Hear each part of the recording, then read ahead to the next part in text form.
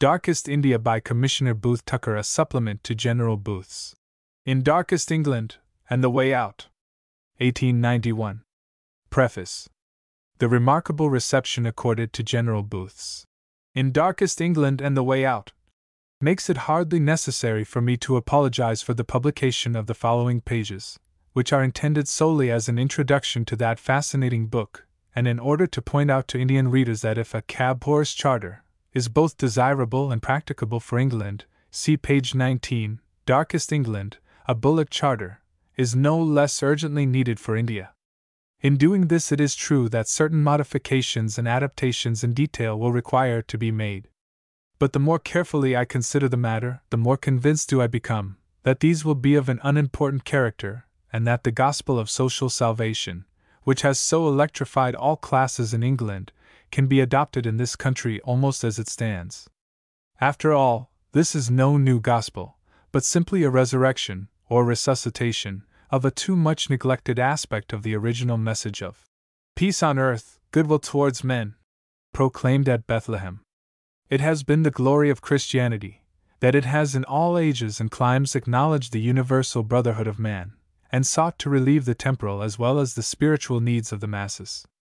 Of late years that glory has in some degree departed, or at least been tarnished, not because the efforts put forth are less than those in any previous generation, but because the need is so far greater that what would have been amply sufficient a few centuries ago is altogether inadequate when compared to the present great necessity.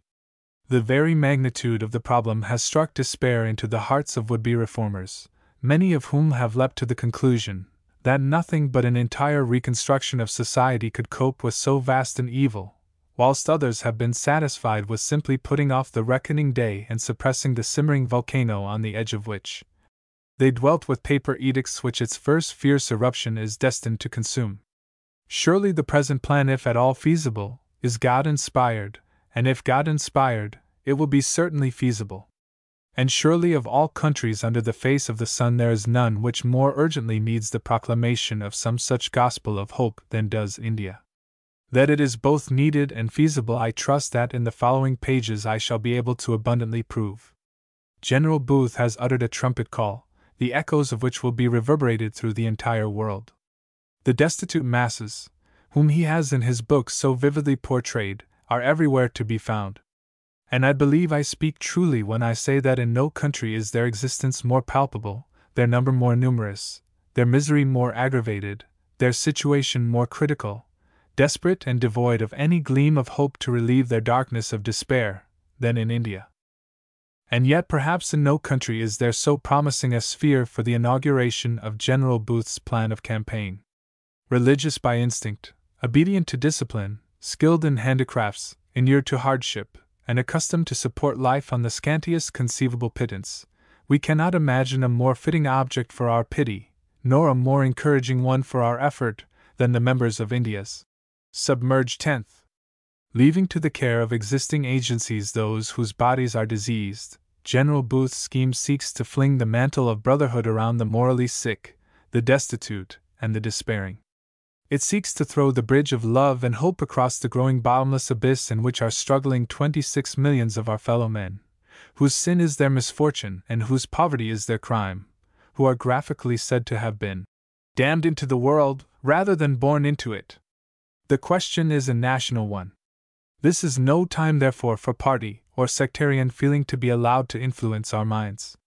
True, for ourselves we still believe as fully as ever that the salvation of Jesus Christ is the one great panacea for all the sins and miseries of mankind.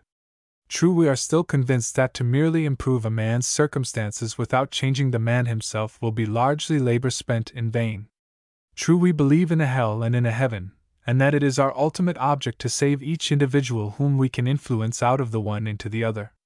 True, that among the readers of the following pages will be those whose religious creed differs from ours as widely as does the North Pole from the South. But about these matters let us agree for the present to differ. Let us unite with hand and heart to launch forth with the social lifeboat, and let us commit it to the waves, which are every moment engulfing the human wrecks with which our shores are lined. When the tempest has ceased to rage, and when the last dripping mariner has been safely landed, we can, if we wish, with a peaceful conscience, dissolve our partnership and renew the discussion of the minor differences, which divide, distract, and weaken the human race, but not till then. Part 1. In Darkest India. Why? Darkest India? 2. Who are not the submerged tenth? 3. The minimum standard of existence. 4. Who are the submerged tenth? The beggars. 6. The out of works. 7. The homeless poor. 8. The land of debt. 9. The land of famine. X. The land of pestilence. 11. The white ants of Indian society. A. The drunkard. B. The opium slave. C. The prostitute. 12. The criminals. 13. On the borderland. 14. Elements of hope.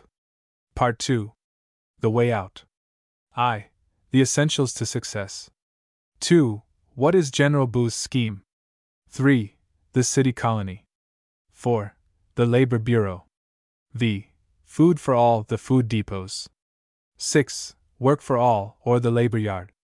7. Shelter for all, or the housing of the destitute. 8. The beggars' brigade. 9. The prison gate brigade. X. The drunkards' brigade. 11. The rescue homes for the fallen. 12. The country colony, waste ward ho. 13. The suburban farm. The dairy. The market garden. 14. The industrial village.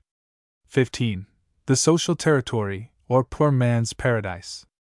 16. The social city of refuge. 17.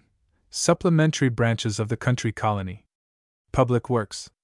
Off to the tea gardens. Land along the railways. Improved methods of agriculture. 18. The oversea colony. 19. Miscellaneous agencies. The intelligence department. The poor man's lawyer. The inquiry office for missing friends. The matrimonial bureau. The emigration bureau. Periodical melas. XX. How much will it cost? 21. A practical conclusion. Part 1. In Darkest India. Chapter 1. Why? Darkest India? It is unnecessary for me to recapitulate the parallel drawn by General Booth between the somber, impenetrable, and never-ending forest, discovered by Stanley in the heart of Africa, and the more fearfully tangled mass of human corruption to be found in England. Neither the existence, nor the extent, of the latter have been called in question, and in reckoning the submerged at 1/10 of the entire population, it is generally admitted that their numbers have been understated rather than otherwise. Supposing that a similar percentage be allowed for India, we are face to face with the awful fact that the submerged tenth consists of no less than 26 millions of human beings, who are in a state of destitution bordering upon absolute starvation. No less an authority than Sir William Hunter has estimated their numbers at 50 millions, and practically his testimony remains unimpeached. Indeed, I have heard it confidently stated by those who are in a good position to form a judgment, that at least 100 millions of the population of India scarcely ever know from year's end to year's end what it is to have a satisfying meal, and that it is the rule and not the exception for them to retire to rest night after night hungry and faint for want of sufficient and suitable food. I am not going, however, to argue in favor of so enormous a percentage of destitution. I would rather believe, at any rate for the time being, that such an estimate is considerably exaggerated. Yet do what we will, it is impossible for any one who has lived in such close and constant contact with the poor, as we have been doing for the last 8 or 9 years, to blink the fact that destitution of a most painful character exists, to a very serious extent, even when harvests are favorable and the country is not desolated by the scourge of famine. Nor do I think that there would be much difficulty in proving that this submerged mass constitutes at least 1/10 of the entire population. No effort has hitherto been made to gauge their numbers, so that it is impossible to speak with accuracy, and the best that we can do is to form the nearest feasible estimate from the various facts which lie to hand and which are universally admitted. Let any one who is tempted to doubt the literal truth of what I say, or to think that the picture is overdrawn, but place himself at our disposal for a few days, or weeks, and we will undertake to show him, and that in districts which are as the very paradise of India, thousands of cases of chronic destitution, especially at certain seasons in the year, such as ought to be sufficient to melt even a heart of stone. Chapter 2. Who are not the submerged tenth? Before passing on to consider of whom the destitute classes actually consist, it will be well in a country like India to make a few preliminary remarks regarding the numbers and position of their more fortunate countrymen who have employment of some sort, and are therefore excluded from the category. The entire population of British India, including Ceylon, Burma, and the native states amounts according to the census of 1881 to about 264 millions. These I would divide into 5 classes. First, the wealth and aristocracy of the country, consisting of those who enjoy a monthly income of 100 rupees and upwards per family.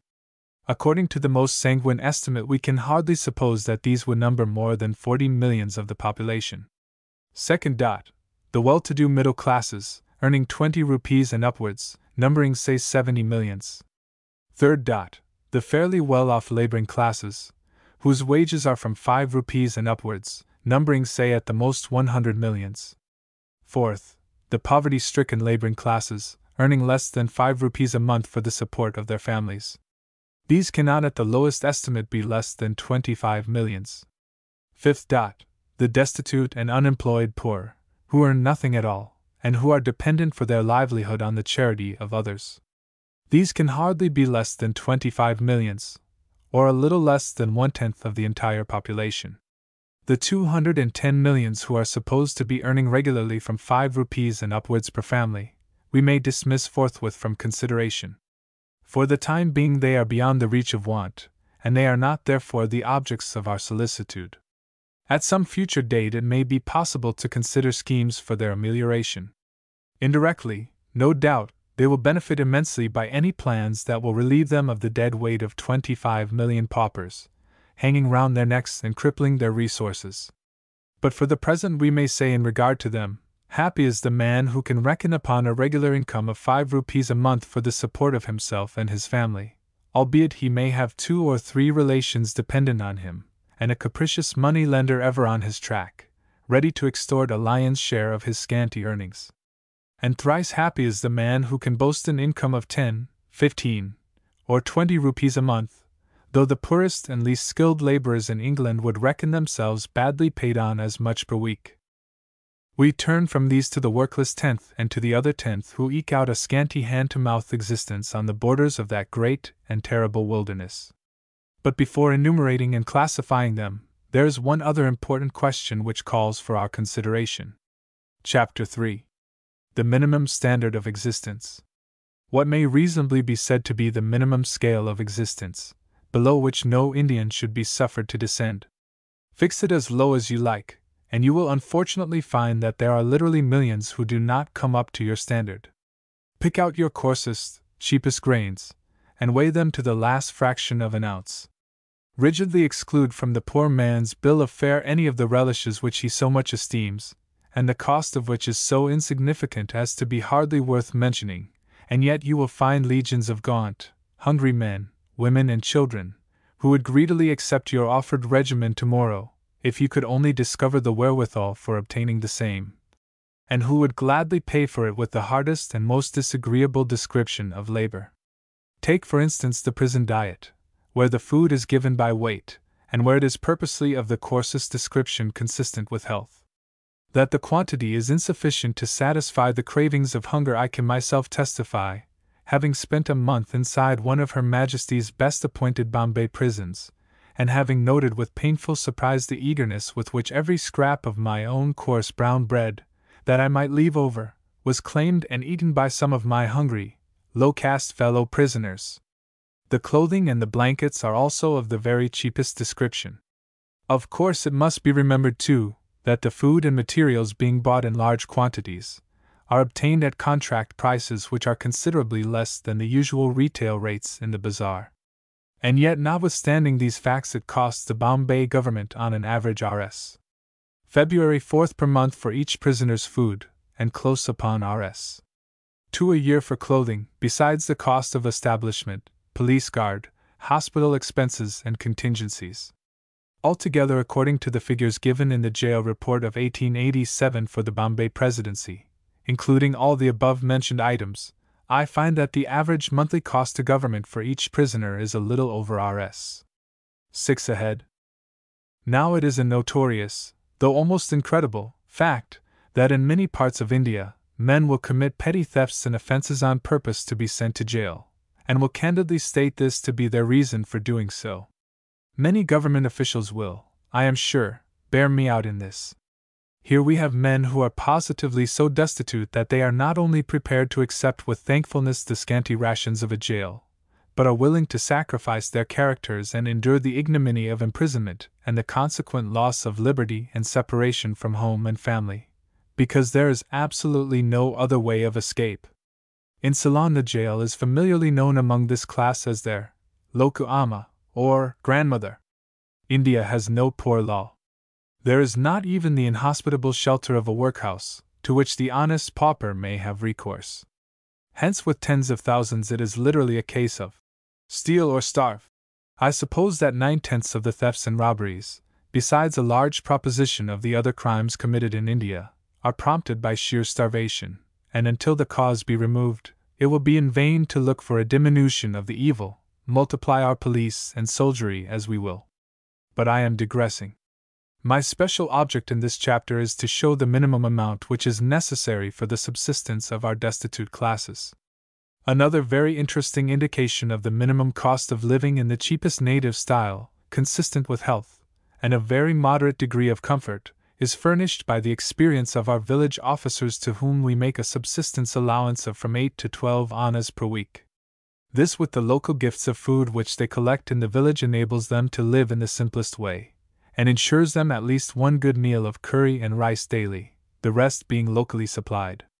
Here is the account of one of our native captains as to how he used to manage with his allowance of 8 annas a week. I have taken it down myself from his own lips. When in charge of a village corps, I received with others my weekly allowance.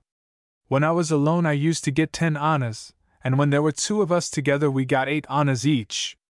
This was sufficient to give us one good meal of khichdi, rice and dal, every day, with a little over for extras, such as firewood, vegetables, oil and ghee. We had 2 regular cooked meals daily, one about noon and the other in the evening. Besides this, we also had a piece of bajari bread left over from the previous day, when we got up in the morning. For the morning meal, we used to beg once a week uncooked food from the villagers. They gave us about 8 or 9 seers, enough to last us for the week.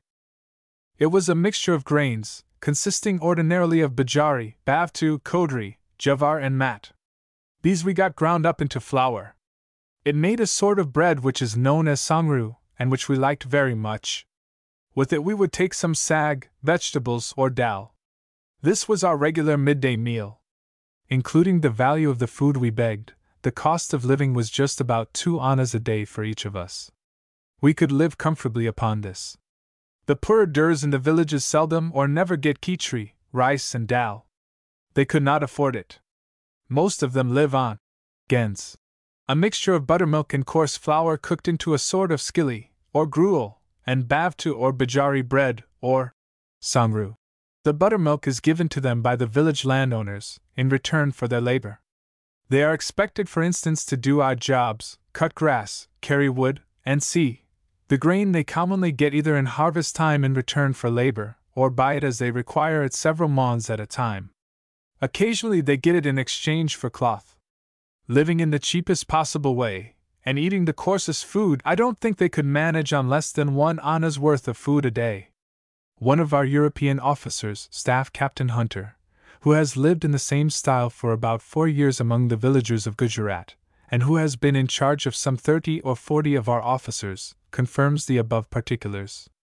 He says that on 2 annas a day it is possible to live comfortably, but that 1 anna is the minimum below which it is impossible to go in order to support life even on the coarsest sorts of food.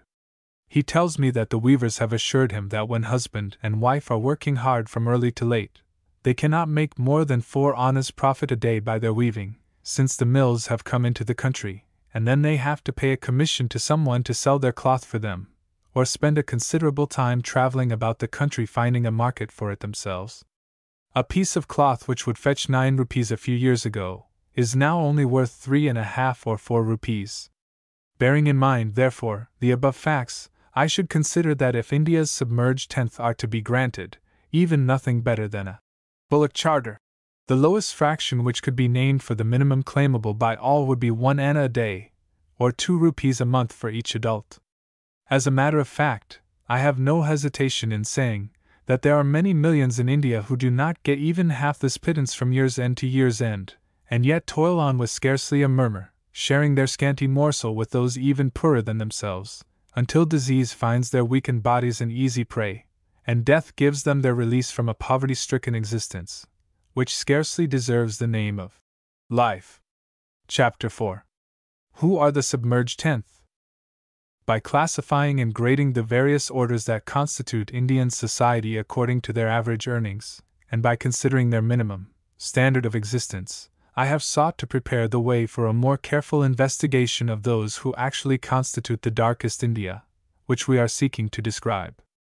I have narrowed down our inquiry to the 50 millions, or whatever may be their number, who are either absolutely destitute, or so closely on the borderland of starvation as to need our immediate sympathy and assistance. Strictly speaking, it is with the former alone, the absolutely destitute, numbering as I have supposed some 25 millions, that we are at present concerned. I have, however, found it impossible to exclude some reference to the poverty-stricken laboring classes, earning less than 5 rupees a month for the support of each family, inasmuch as they are probably far more numerous than I have supposed, and their miseries are but 1 degree removed from those of the utterly destitute. Indeed, we scarcely know which is the most to be pitied, the beggar who, if he has nothing, has perhaps at least the comfort that nobody is dependent on him, or the poor coolie who with his 3 or 4 rupees a month has from 5 to 8, or more, mouths to fill. Filled, did I say? They are never filled. The most that can be done in such cases is to prolong life and to keep actual starvation at bay, and that only it may be for a time. Nevertheless, I have restricted the term, submerged tenth, to the absolutely destitute, whom I now proceed to still further analyze. In doing so, I have been obliged to include several important classes who happily do not exist in England, or who are at any rate so few in number, or so well provided for, as not to merit special attention. I mean the beggars, the destitute debtors, and the victims of opium, famine, and pestilence, without whom our catalogue would certainly be incomplete. Including the above, we may say that the Indian submerged tenth consists of the following classes. I. The beggars, excluding religious mendicants. 2. The out-of-works, the destitute, but honest poor, who are willing and anxious for employment, but unable to obtain it. 3. The houseless poor. 4. The destitute debtors. V. The victims of famine and scarcity. 6. The victims of pestilence. 7.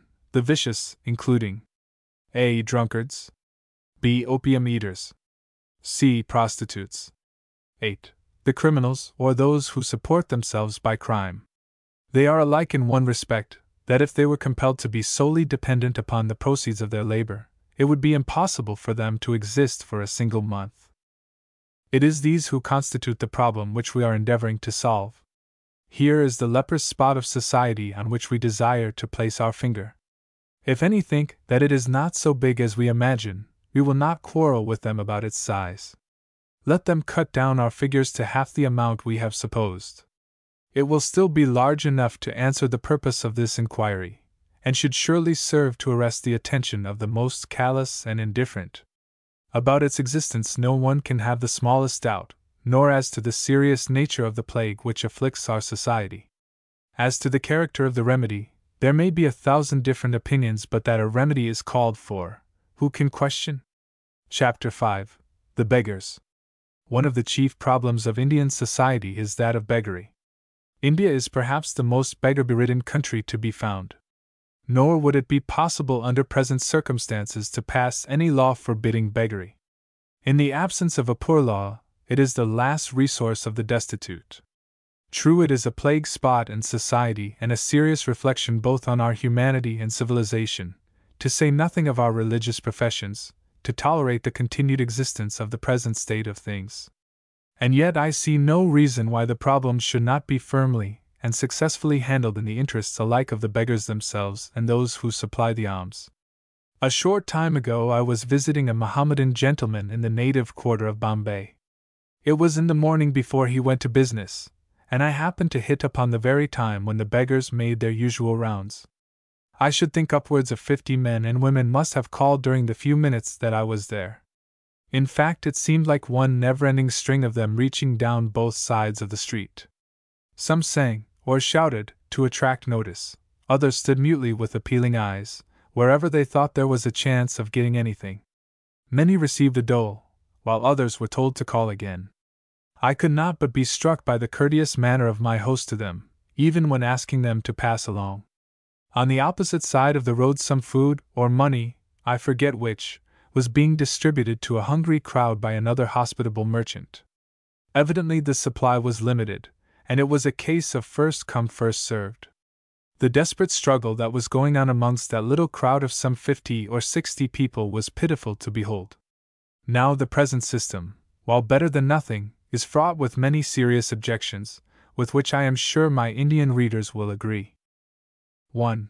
The weakest must inevitably go to the wall. It is the strong, able-bodied, lusty beggar who is bound to get the best of it in struggles such as I have above described, although he is just the one who could and ought to work and who least needs the charity. He is able also to cover more ground than the weak and sickly. To the latter the struggle for existence is necessarily very severe, and while needing and deserving help the most they get the least. 2. This unsystematic haphazard mode of helping the poor is bound to be attended with serious inequalities. While some get more than is either good or necessary, others get too little, and for the majority, even supposing that on 2 or 3 days of the week they succeeded in getting a sufficiency, the chances are that on 4 or 5 they would not get nearly enough. It would be interesting to know the total amount of food thus distributed, and the number of mouths that claim a share. 3. Of course, in the case of any rise in the price of grains, the position of the beggar is specially painful, as it is upon him that the weight of the scarcity first falls. 4. Again, the present system is a distinct encouragement to fraud. It is impossible for the givers of charity to know anything about the characters of those to whom they give. Thus much of their generosity is misapplied, and the most pitiable cases escape notice, either because they have not so plausible a tale, or because they have not the requisite cheek for pushing their claims. 5. While the generous are severely taxed, the less liberal get off scot-free. They cannot give to all, and therefore they will give to nobody. Some beggars are frauds, therefore they will help none. They have been taken in once, therefore they do not mean to be taken in again. 6. Finally, the Indian army of beggars is continually increasing, and will sooner or later have to be dealt with. Private charity will soon be unable to cope with its demands, and humanity forbids that we should leave them to starve. I return therefore to the question, can we not seize this opportunity, in the common interests of both beggars and be begged, for dealing vigorously with the difficulty, and for mitigating it, if we cannot at one stroke entirely remove it? I am very hopeful that this can be done, and that now certain classes of beggars. But in any case I think we may fairly view the problem in a spirit of hopefulness. Roughly speaking, the beggars may be divided into 4 classes. A. The blind and the infirm. B. Those who take them about and share the proceeds of their begging. C. The able-bodied out of works, and D. The religious mendicants. Passing over the last of these for obvious reasons, I would confine myself to the first 3 classes. But I must not anticipate. The scheme for their deliverance is fully described in a later portion of this book, and for the present I would only say that they constitute a very important section of India's submerged tenth, and no plan would be perfect that did not take them fully into account. It is true that this does not form a part of General Booth's original scheme. But the reason for this is patent. In England vagrancy is forbidden. There is a poor law in operation and there are workhouses provided by the state. In India there is nothing of the kind, save a law for the compulsory emigration of European vagrants, who are deported by government and not allowed to return. For natives there is no choice save the grim one between beggary, starvation, and the jail. To obtain the shelter of the last of these they must leave their family, sacrifice their liberty, and commit some offense. Therefore, the honest out-of-works are driven by tens of thousands to lives of beggary, which too often pave the way for lives of imposture and crime. That the problem is capable of being successfully solved, if wisely handled, has been proved by the Bavarian experiment of Count Rumford quoted by General Booth in an appendix to his book. True that in that case the government lent their authority, their influence, and the public purse to the carrying out of the Count's plan of campaign. This we do not think that public opinion would permit of in India, even if government should be willing to undertake so onerous a responsibility. Nor do I believe that there is any necessity for it. The circumstances are a good deal different to those in Bavaria, and will be better met by the proposals which I have elsewhere drawn up. Anyhow, it is high time that something should be done, and that on an extensive scale and of such a drastic nature as to deal effectually with the question. I can easily imagine that some may fear lest in dealing with the system we should wound the religious susceptibilities of the people. Begging has come to be such a national institution, and is so much a part and parcel of the Indian's life and religion, that any proposal to extinguish the fraternity may cause in some minds positive regret. To such I would say that we do not propose to extinguish but to reform, and with this one hint I must beg them, before making up their minds, to study carefully the proposals detailed in Chapter 7 of Part 2. Chapter 6. The Out-of-Works. I should question whether there is a single town or country district in India which does not present the sad spectacle of a large number of men, willing and anxious to work, but unable to find employment. Moreover, as is well known, they have almost without exception families dependent upon them for their support, who are necessarily the sharers of their misfortunes and sufferings. There is one district in Ceylon, where deaths from starvation have been personally known to our officers, and yet the country appears to be a very Garden of Eden for beauty and fertility. In the early years of our work I remember begging food from a house, and learning afterwards that what they had given us was positively the last they had for their own use. Needless to say that it was hastily returned. During the same visit a cry of "Thief! Thief!" was raised in the night. We learned next morning that the robbery had been committed by a man whose wife and child were starving. It consisted of rice, and the thief was discovered partly by the disappearance of the suspected person, and partly by the fact that in his house was found the exact quantity which had been stolen, whereas it was known that on the previous day he had absolutely nothing whatever in his house. He had left it all for his starving wife and child, and had himself fled to another part of the country, probably going to swell the number of criminals or mendicants in some adjoining city. I quote these instances as serving to show the impossibility of judging merely from outside appearances in regard to the existence, or non-existence of destitution of the most painful character, which it is often to the interest of the local landlords to whitewash and conceal. It is only on looking under the surface that such can in many cases be discovered. It has been the actual living among the people that has made it possible for us to obtain glimpses of their home life, such as could not otherwise have been the case.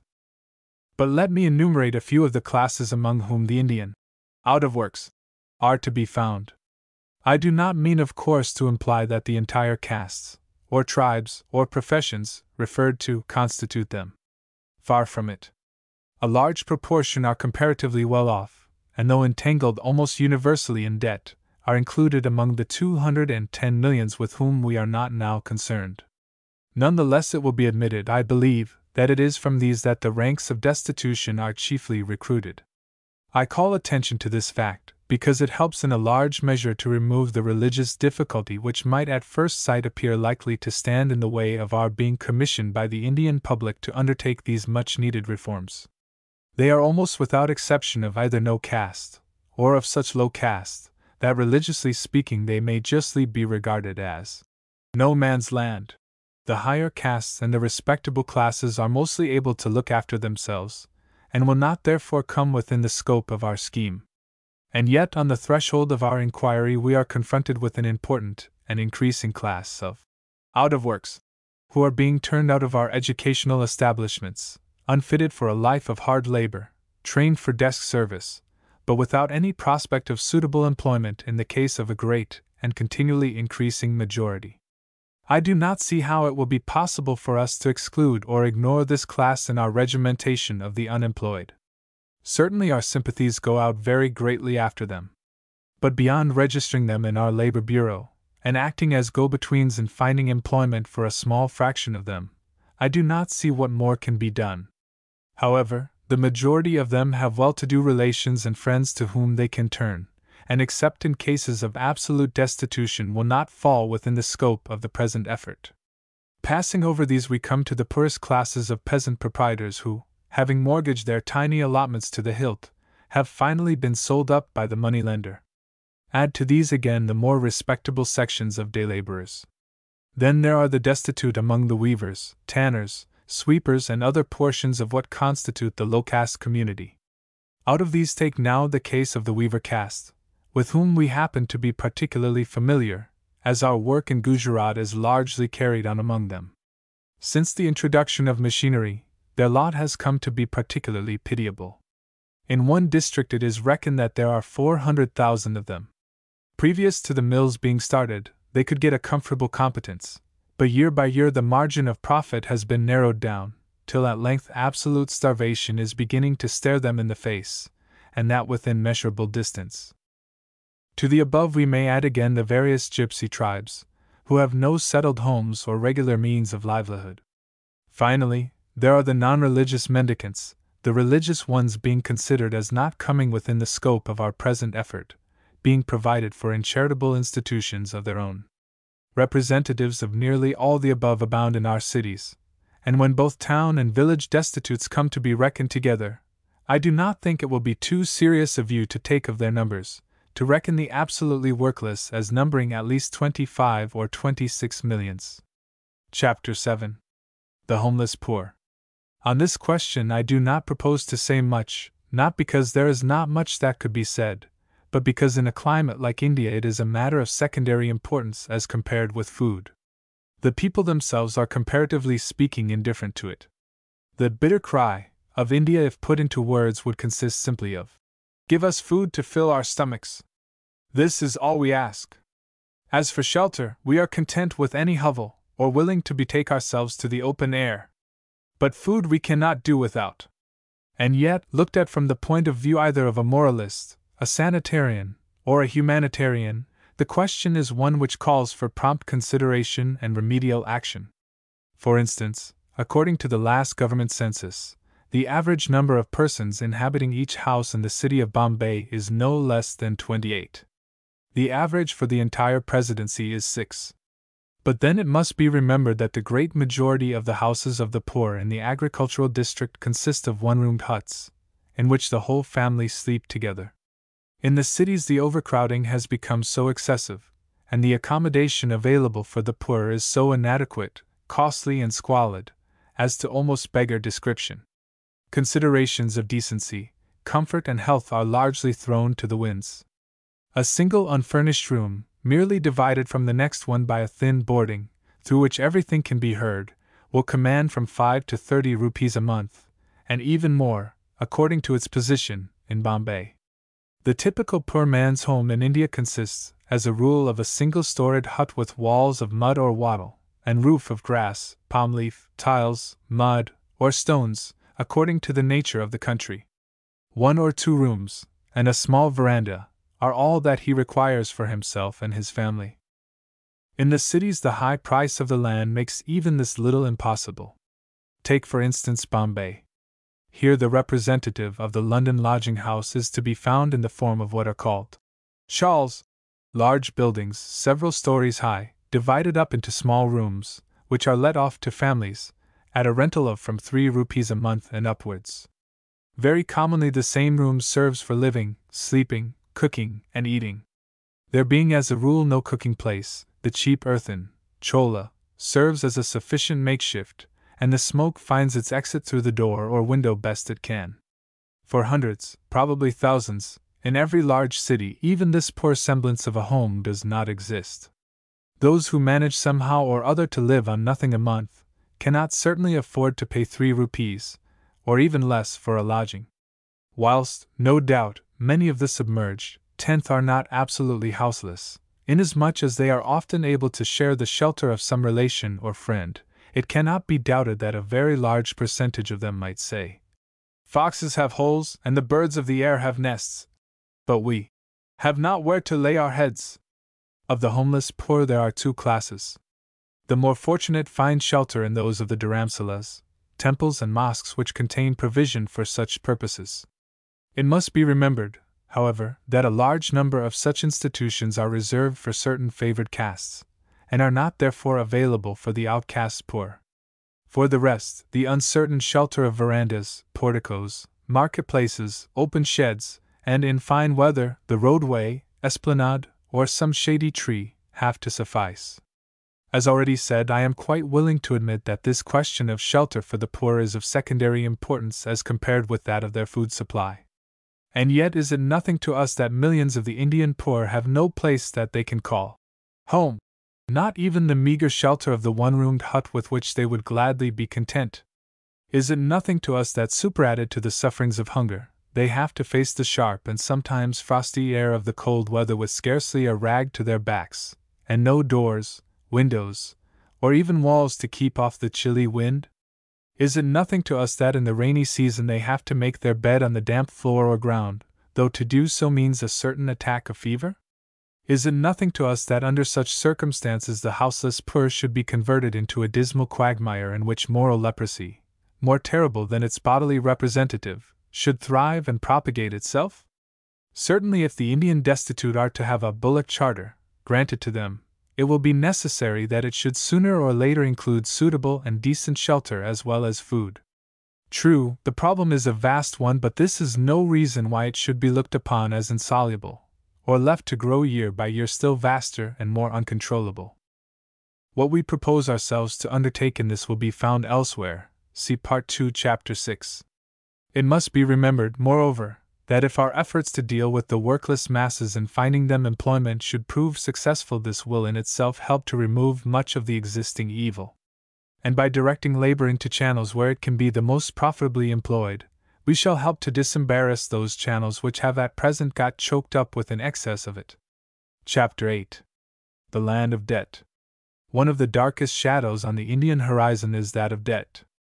A drowning man will snatch at a straw, and it would surely be inhuman for us to find much fault with the unhappy creatures who constitute the submerged tenth for borrowing their pittance at even the most exorbitant rates of interest in the effort to keep their heads above water. I have no desire here to draw a gloomy picture of the Indian Shylock. In some respects I believe him to be a decided improvement on his European and Jewish representative. It was only a short time ago that I read a blood-curdling description of the London moneylender, which put any Indian I have ever come across altogether into the shade. Nevertheless, Shylock flourishes in India as perhaps in no other country under the sun. His name is legion. He is ubiquitous. He has the usual abnormal appetite of his fraternity for rupees. But strange to say, he fattens upon poverty and grows rich upon the destitute. Whereas in other regions he usually concentrates his attention upon the rich and well-to-do classes, here he specially marks out for his prey those who, if not absolutely destitute, live upon the borderland of that desolate desert, and makes up by their numbers for what they may lack in quality. He gives loans for the smallest amount from a rupee and upwards, charging at the rate of half an anna per month interest for each rupee, which amounts to nearly 38% per annum. As for payment, he is willing to wait. Every 3 years, a fresh bond is drawn up including principal and interest. Finally, when the amount has been sufficiently run up, whatever land, house, buffalo, or other petty possessions may belong to the debtor are sold up, usually far below their real value. I remember one case, which came before me when I was in government service, where the facts were practically undisputed, in which a cultivator was sued for 900 rupees, principal and interest, the original debt being only 10 rupees worth of grain borrowed a few years previously. Ultimately it was compromised for about 100 rupees. This is by no means an exceptional case. Of course it may be said in favor of the moneylender that he is obliged to charge these high rates, to cover the extra risk, and that as a rule, he is generally prepared to forego half his legal claim when the time for payment comes. I am aware also that the subject has long occupied the earnest attention of government, and that in some parts of the country enactments have been introduced for the relief of poor debtors. But these are only local and the evil is universal.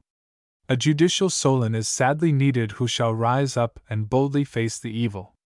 The extortions of usurers have led to revolutions before now, and it seems high time for an enlightened government to do something on a large scale for the abatement of the evil, if only by an absolute refusal to enforce any such usurious contracts.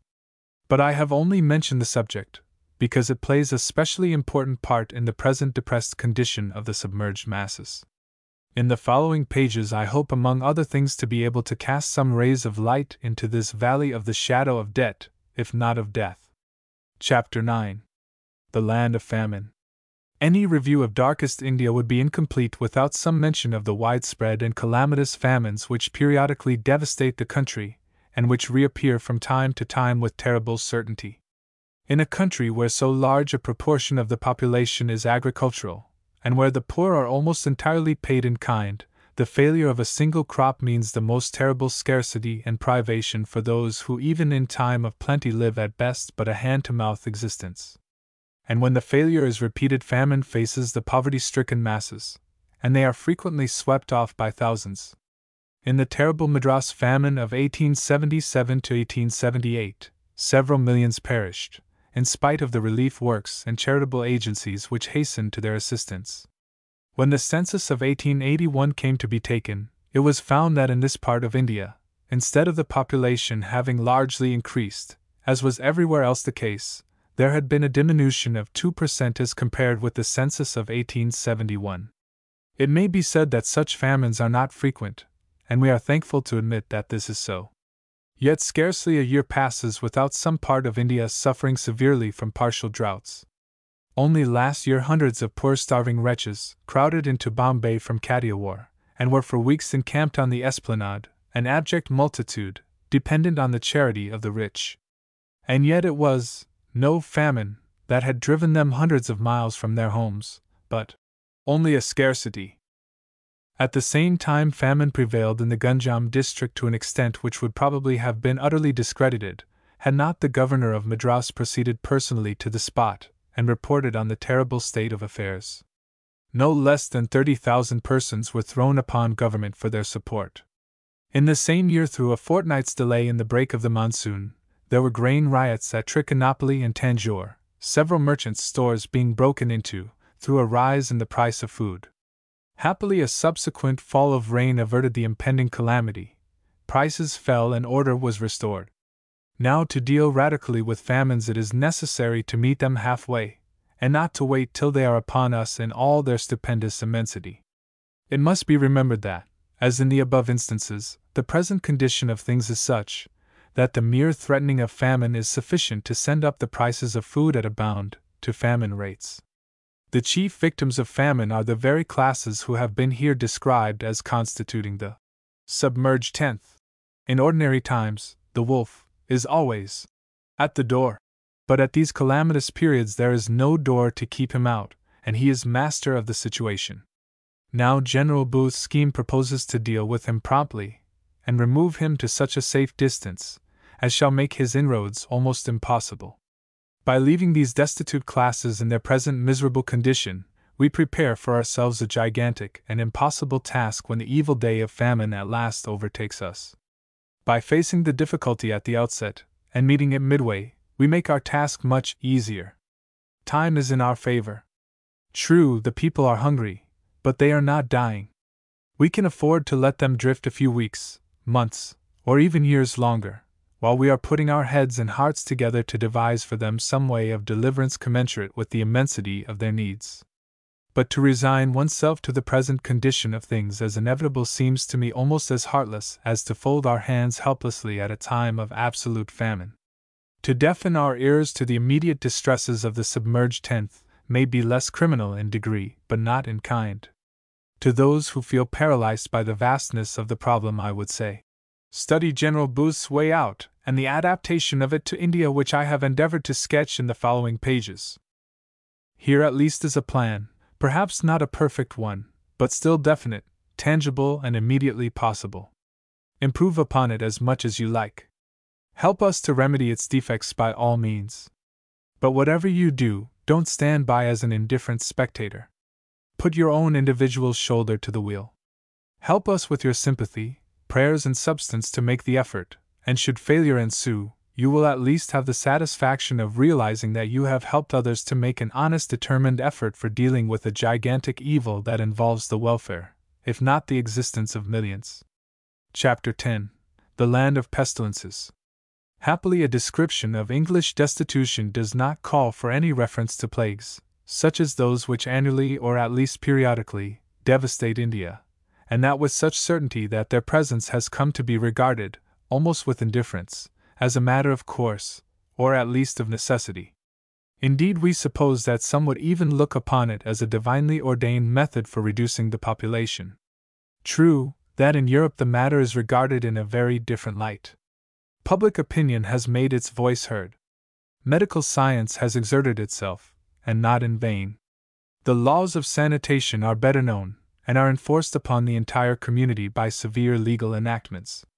And above all, Christianity has taught the rich to say of the poor, "He is my brother," and to provide for him the medical care and attention that would otherwise not be within his reach. What is possible in Europe is no doubt possible in India. Much has already been done, and our government is fully awake to the importance of the subject, and will be able, year by year, to institute further improvements in this respect. With this, however, we are not directly concerned. My object in referring to the subject is to point out 1. That it is almost invariably from among the submerged tenth, with whom we propose to deal, that these fearful plagues usually have their origin. Pestilence may indeed be said to take up its abode among them. Destitution is as it were the egg from which pestilence is hatched. There are brooding seasons when it may for a time disappear from sight. But it is there all the same, and we know it. If we are to eradicate the evil, we must deal effectually with its cause. And this is the special object of General Booth's scheme. True, it may be possible to keep this deadly enemy at bay by multiplying our hospital fortresses and putting into the field medical legions armed with the latest discoveries of science.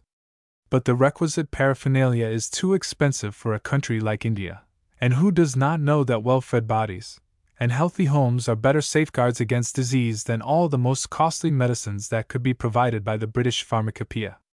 If therefore we are able to deal radically with destitution, we shall at the same time strike an effective blow at the pestilences which are at present such a scourge to India. 2. Again, I would like to remind my readers of another fact, and in this aspect of the question, all classes of the community are bound to be interested. If pestilence begins its deadly work among the destitute, it can never be reckoned on to stop there. Indeed, pestilence may be regarded as nature's revenge on society for the neglect of the poor. Once the cholera fiend has broken loose, it is impossible to tell whom he is going to select for his victims. The rich, the fair, the learned, the young, the strong, are often the first objects of his attention. He manifests a reckless disregard of social position. The distinctions of caste and rank, of beauty or learning, are not for him. And even as I write, he may be preparing his invisible hordes of bacilli for fresh invasions, more terrible than those that have ever swept down from the mountains of Afghanistan.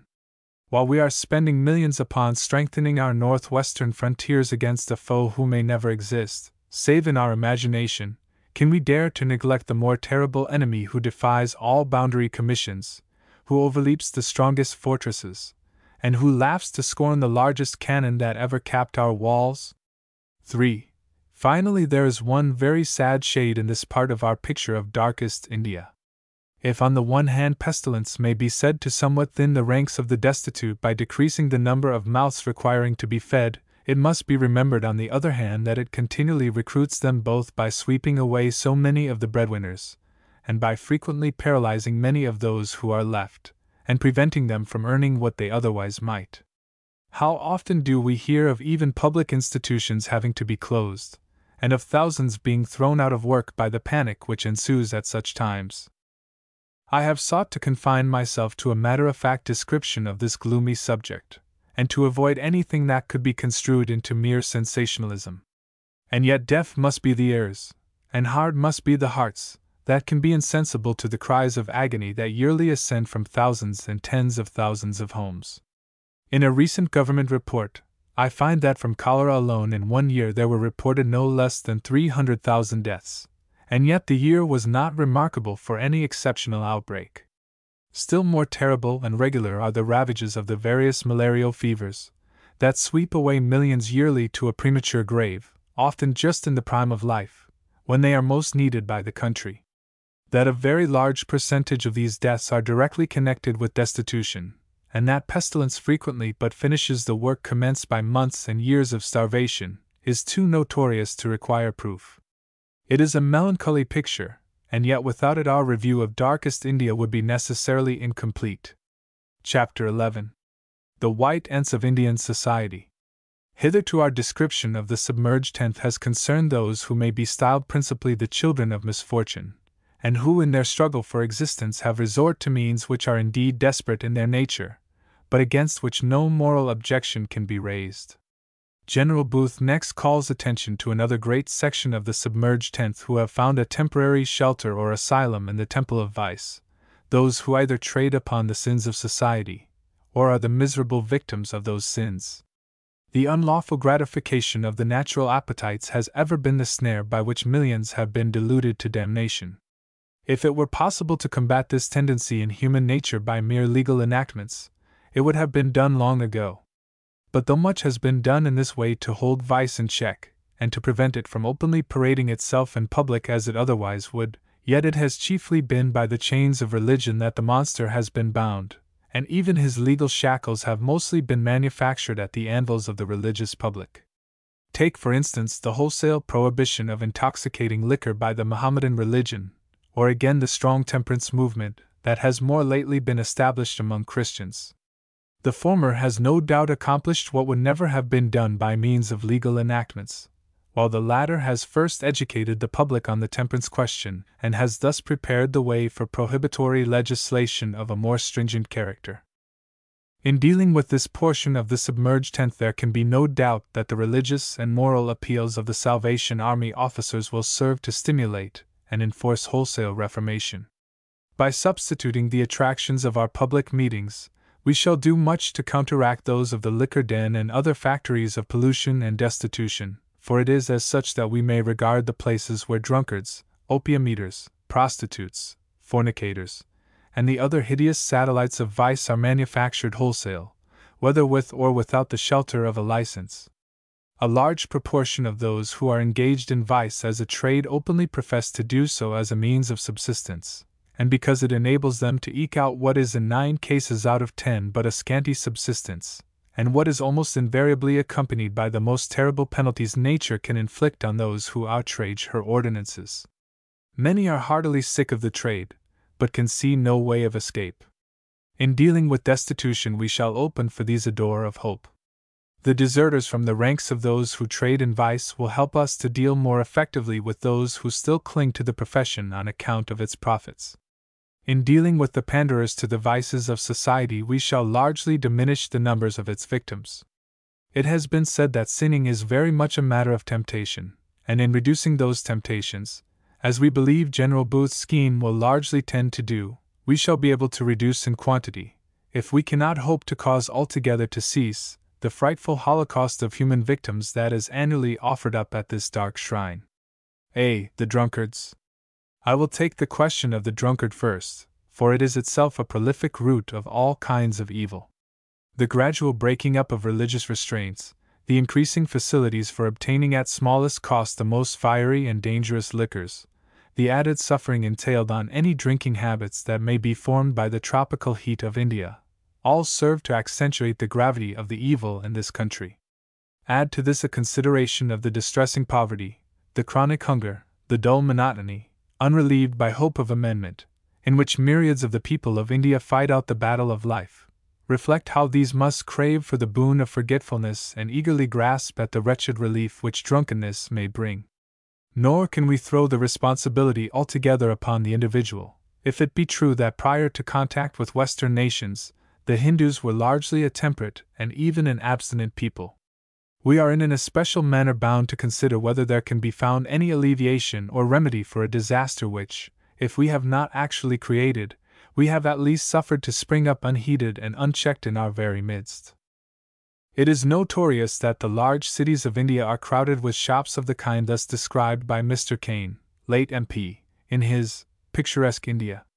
The wide and spacious shops in front of which are strewn broken potsherds, and whose contents are 2 or 3 kegs and a pile of little pots, are the liquor dealers' establishments. The groups of noisy men seated on the floor are drinking ardent spirits of the worst description absolutely forbidden to the British soldiers, but sold retail to natives at 3 farthings a gill.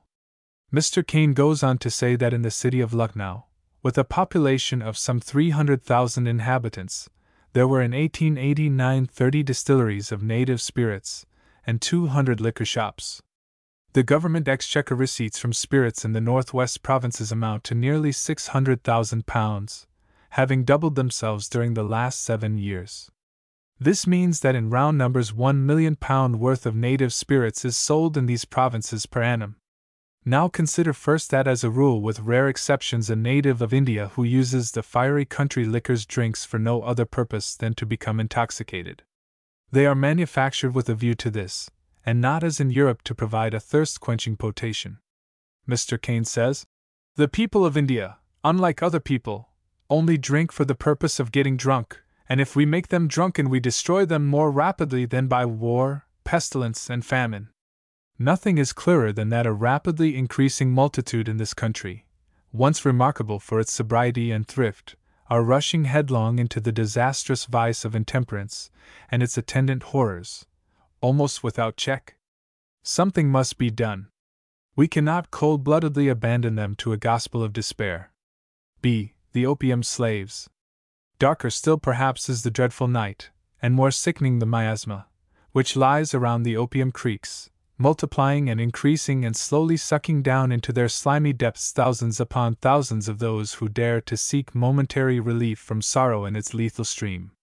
Mr. Kane thus describes an opium den in Lucknow. Enter one of the side rooms. It has no windows and is very dark, but in the center is a small charcoal fire whose lurid glow lights up the faces of 9 or 10 human beings, men and women, lying on the floor. A young girl some 15 years of age has charge of each room, fans the fire, lights the opium pipe, and holds it in the mouth of the last comer, till the head falls heavily on the body of his or her predecessor. In no East End gin palace, in no lunatic or idiot asylum, will you see such horrible destruction of God's image in the face of man, as appears in the countenances of those in the preliminary stage of opium drunkenness. Here you may see some handsome young married woman, 19 or 20 years of age, sprawling on the ground, her fine brown eyes flattened and dull with coming stupor, and her lips drawn convulsively back from her glittering white teeth. Here is a young girl sitting among a group of newly arrived customers singing some romance. As they hand round the pipes, there is a bonny little lad of 6 or 7 watching his father's changing face with a dreadful indifference. At night these dens are crowded to excess, and it is estimated that there are upwards of 12,000 persons in Lucknow enslaved by this hideous vice. An opium sot is the most hopeless of all drunkards. Once in the clutches of the fiend, everything gives way to his fierce promptings. His victims only work to get more money for opium. Wife, children, home, health, and life itself are sacrificed to this degrading passion. If 12,000 for Lucknow be a fair estimate, can we put the figures for the whole country at less than 100,000? Still there is a deeper depth. In the same city, says Mr. Kane, there are 90 shops for the sale of bhang and churras. Bhang, says the same writer, is the most horrible intoxicant the world has ever produced. In Egypt its importation and sale is absolutely forbidden, and a costly preventive service is maintained to suppress the smuggling of it by Greek adventurers. When an Indian wants to commit some horrible crime such as murder, he prepares himself for it with 2 annas worth of bhang. See prostitution. In the all but impenetrable shades and death-breathing swamps of this social forest, lie and suffer and rot probably not less than 100,000 prostitutes. Multitudes of these are dedicated to such a life in childhood, given over to it, in some cases by their parents, and not unfrequently kept in connection with the temples. Thousands are searched for and persuaded and entrapped by old women, whose main business it is to supply the market. We know of at least one village where beautiful children, who have been decoyed or purchased from their parents by these prostitute hunters, are taken to be reared and trained for the profession. In Bombay, there is actually a caste in which the girls are in early childhood married to the dagger, or, in other words, dedicated to a life of prostitution. In some of the cities, old men are employed as touts to secure customers for the women, who remain in their haunts, thus seducing and leading into vice crowds of lads and young men who might otherwise have escaped. Such suffering, shame, cruelty, and wreckage belong to this crime that one's heart bleeds to think of the tens of thousands doomed, not by their own choice, but by the wicked greed of unnatural parents, or the crafty cunning of wicked decoys to such a Gehenna, without the least power to extricate themselves from its torment and its shame. With so much pity left upon the earth to weep over human woes, with so much courage still to hack and hew a path through grim forests and morasses of suffering, there must, and shall, be found a way out. Chapter 12. The Criminals. The most recent report of the Indian government informs us that there are now no less than 737 jails in British India, exclusive of native territory, with an average population of 75,922 prisoners. In the course of last year in the Bombay Presidency alone, no less than 76,000 criminals were convicted, while 152,879 were placed on trial before the various courts. In the whole of India, the number of annual convictions amount to upwards of 1 million, while the number who appear before the court are at least twice as numerous. Again, there are also immense numbers of offences committed yearly, in which the police are unable to get any clue, the offenders having succeeded in eluding altogether the vigilance of the law. For instance, a celebrated outlaw has only recently been apprehended in central India after several years of successful and daring robbery, arson, mutilation, and murder. Indeed, in many parts of India there are predatory tribes and communities of thieves who have to be perpetually under police surveillance, and who are brought up from their infancy to thieving as a profession. We desire to plead the cause of the voiceless multitude who occupy our Indian jails. The fact that they are voiceless, that they have no means of voicing their claims, their wrongs and their rights, for they, too, have rights, only adds to their danger. How can a criminal hope for redress? What chance has he of being heard? Who will listen? What advocate will plead his cause? If he happen to be rich, it is true, he will have many friends. But as a rule the criminal is poor. Often he has to choose between crime and starvation. For himself he might prefer to starve, but the sight of his emaciated wife and aged parents, with whom, criminal though he be, he is as a rule ready to share his last crust, the clamor of his hungry children, all this drives him to desperation and to a life of crime. He can only give voice to his sorrows and his needs by some fresh act of lawlessness. Hence the occasional outbursts of mutiny, and the murders of jail warders, which from time to time reach the newspapers and shock the public ear. And here I would desire to call attention to the fact that though crime must be vigorously dealt with and punished, at the same time the tendency of punishment is not to reform, but to harden. Who does not know that the worst criminals are those who have been longest in jail? Instead of getting better, they grow daily worse, more adept in committing crime and eluding detection, more careless as to its consequences. Equally futile would be the offer of a wholesale pardon. A singular illustration of this occurred in 1887, when in honor of Her Majesty's Jubilee in the Bombay Presidency alone, no less than 2,465 prisoners were released out of a total of 6,087. Yet the government report goes on to show that within a few months of their release the jails were fuller than ever. What, then, is to be done? Punishment hardens the criminal, pardon encourages crime, while the hearts of the offenders remain the same. Here steps in the Salvation Army. Its methods and meetings, however distasteful to the educated and refined, have a special attraction for these dangerous classes. Its officers are accustomed to handle them with superhuman love and patience, as well as with a tact and adroitness such as has often elicited the admiration and praise of those who have no sympathy with our creed or ways of work. We have all over the world fearlessly invaded these criminals in their lowest haunts and dens, in the teeth of the warnings of the police. We have braved their fiercest fury when, urged on by publicans, maddened with drink, misled by all sorts of infamous lies, and winked at or patronized by the police and magistrates, they have wreaked on us the utmost cruelties. We have invariably weathered the storm, though often at the cost of health and even life itself. And in the end, as a rule, the roughs, criminals, and dangerous classes have become our warmest friends and vigorous supporters. From amidst them we have rescued and reformed some of the noblest trophies of divine grace. This has been done all over the world. It has been done in India and Ceylon.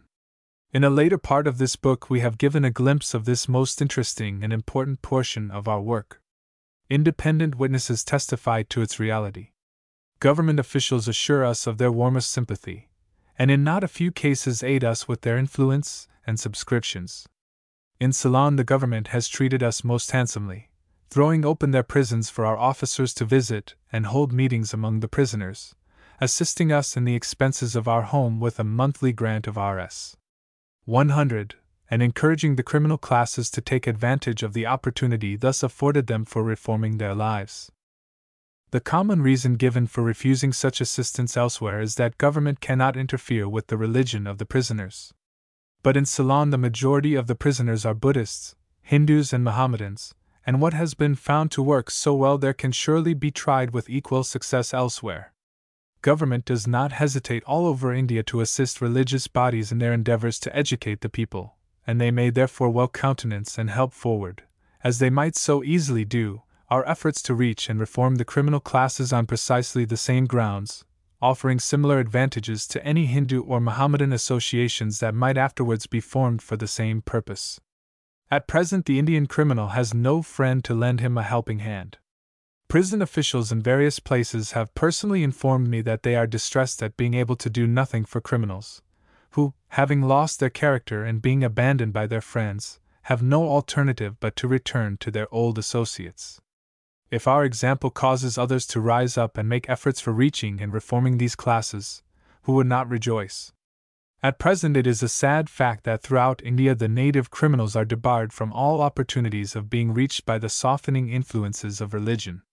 The Europeans have their chaplains, the natives are allowed to have no one to minister to their soul's needs, or to bring to bear upon them those moral influences which might, and we know often would, lead to their reform.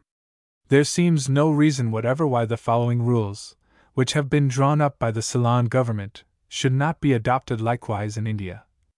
General rules made by His Excellency the Governor, acting under the advice of the Executive Council for the Government of Prisons, for the guidance of the prison officers, under and by authority of Section 26 of the Prisons Ordinance, 1887. 226.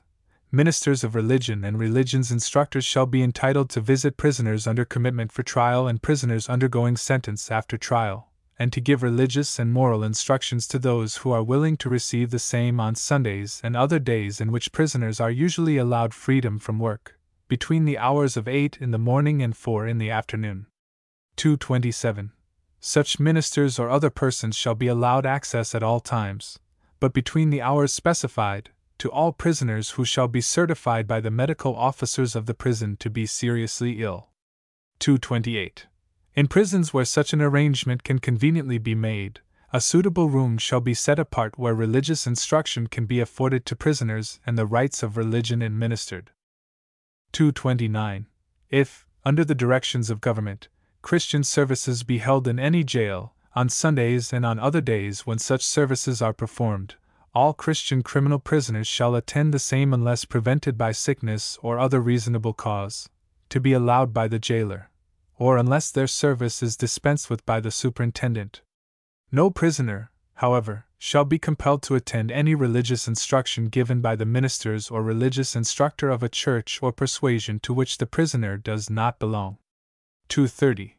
It shall be lawful for the superintendent in charge of any prison to prohibit any particular minister or instructor visiting any prisoner in such prison, if it shall appear to him that such minister or instructor is an improper or indiscreet person, or likely to have improper communication with the prisoner, provided that such superintendent shall without delay communicate his reason for doing so to the Inspector General for report to government.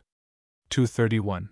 No books or printed papers shall be admitted into any prison for the use of the prisoners, except by permission of the superintendent, and the jailer shall keep a catalogue of all books and printed papers admitted into the prison. 232. It shall be the duty of the minister or instructor admitted to visit any prison, to communicate to the jailer any abuse or impropriety in the prison which may come to his knowledge, on pain of being prohibited from visiting the prison. Chapter 13. On the borderland. Besides the 25 million who constitute the actual destitute and criminal population, we estimate that at a very low computation there are 25 million who are on the borderland, who are scarcely ever in a position to properly obtain for themselves and for their families the barest necessities of existence.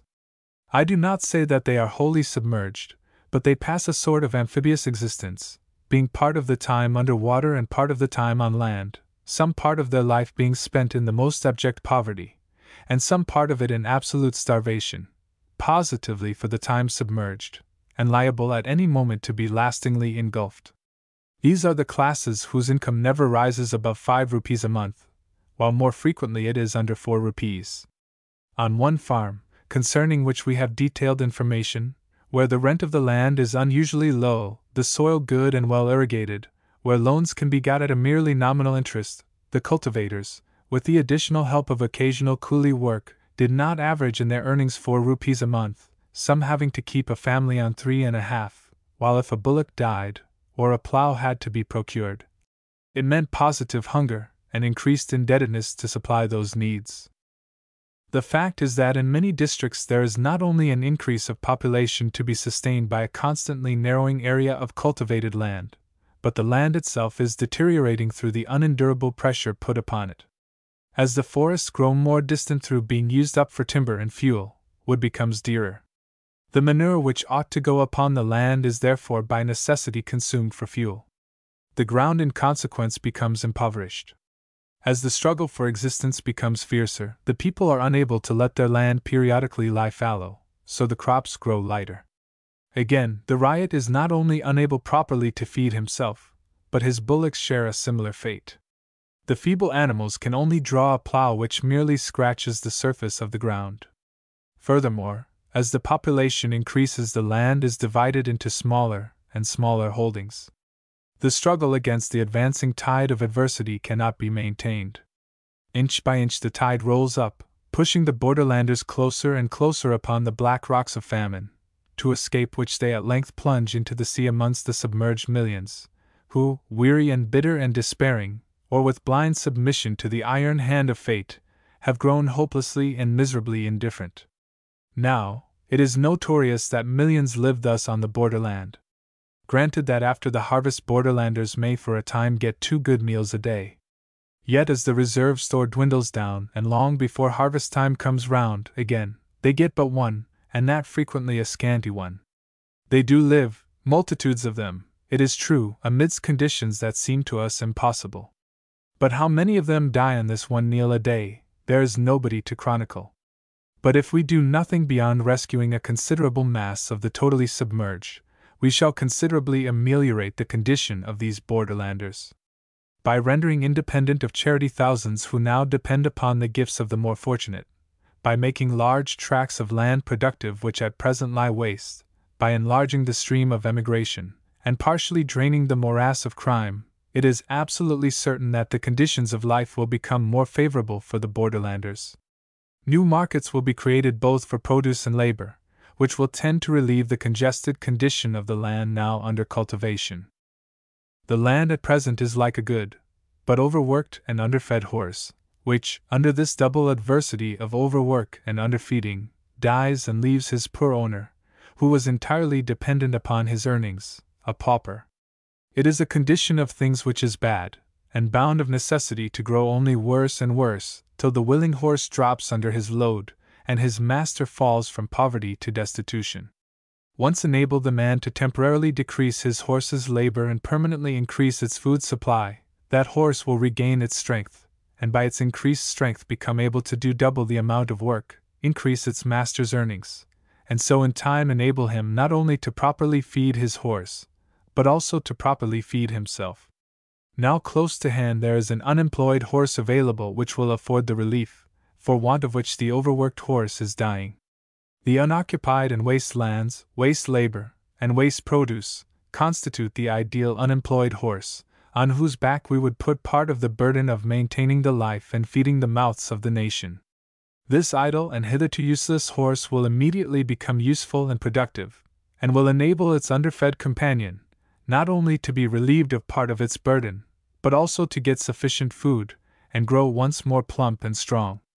Thus the man, or nation, that lived, however miserably yet still lived, on the labor of the one famished overworked horse, will then be able to get a decent living, since there will be two strong well-fed horses to work for them, instead of a single broken-down one.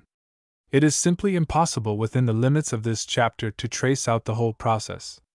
Enough to say that as a rule, to which of course there are exceptions, one man's prosperity means someone else's prosperity. Suppose I am a beggar. I wear practically no clothing. The little I have is what somebody else has cast off. I have no home. I sleep in the street. I get very little food, and that I do not pay for. I produce nothing. My children, if I have any, are wastrels like myself. But I am lifted out of this beggary. I become a productive worker. I get a home, wear clothes, buy food, educate my children. Not only have I improved my own circumstances, but I have helped to improve the circumstances of others. Builders, shopkeepers, food producers, all profit by my redemption.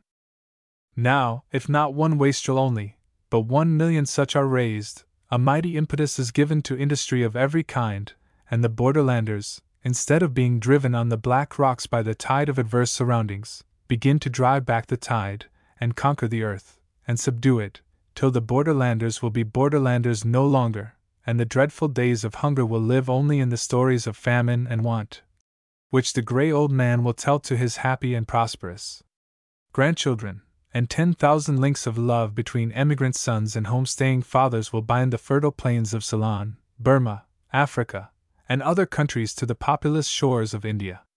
Chapter 14. Elements of Hope.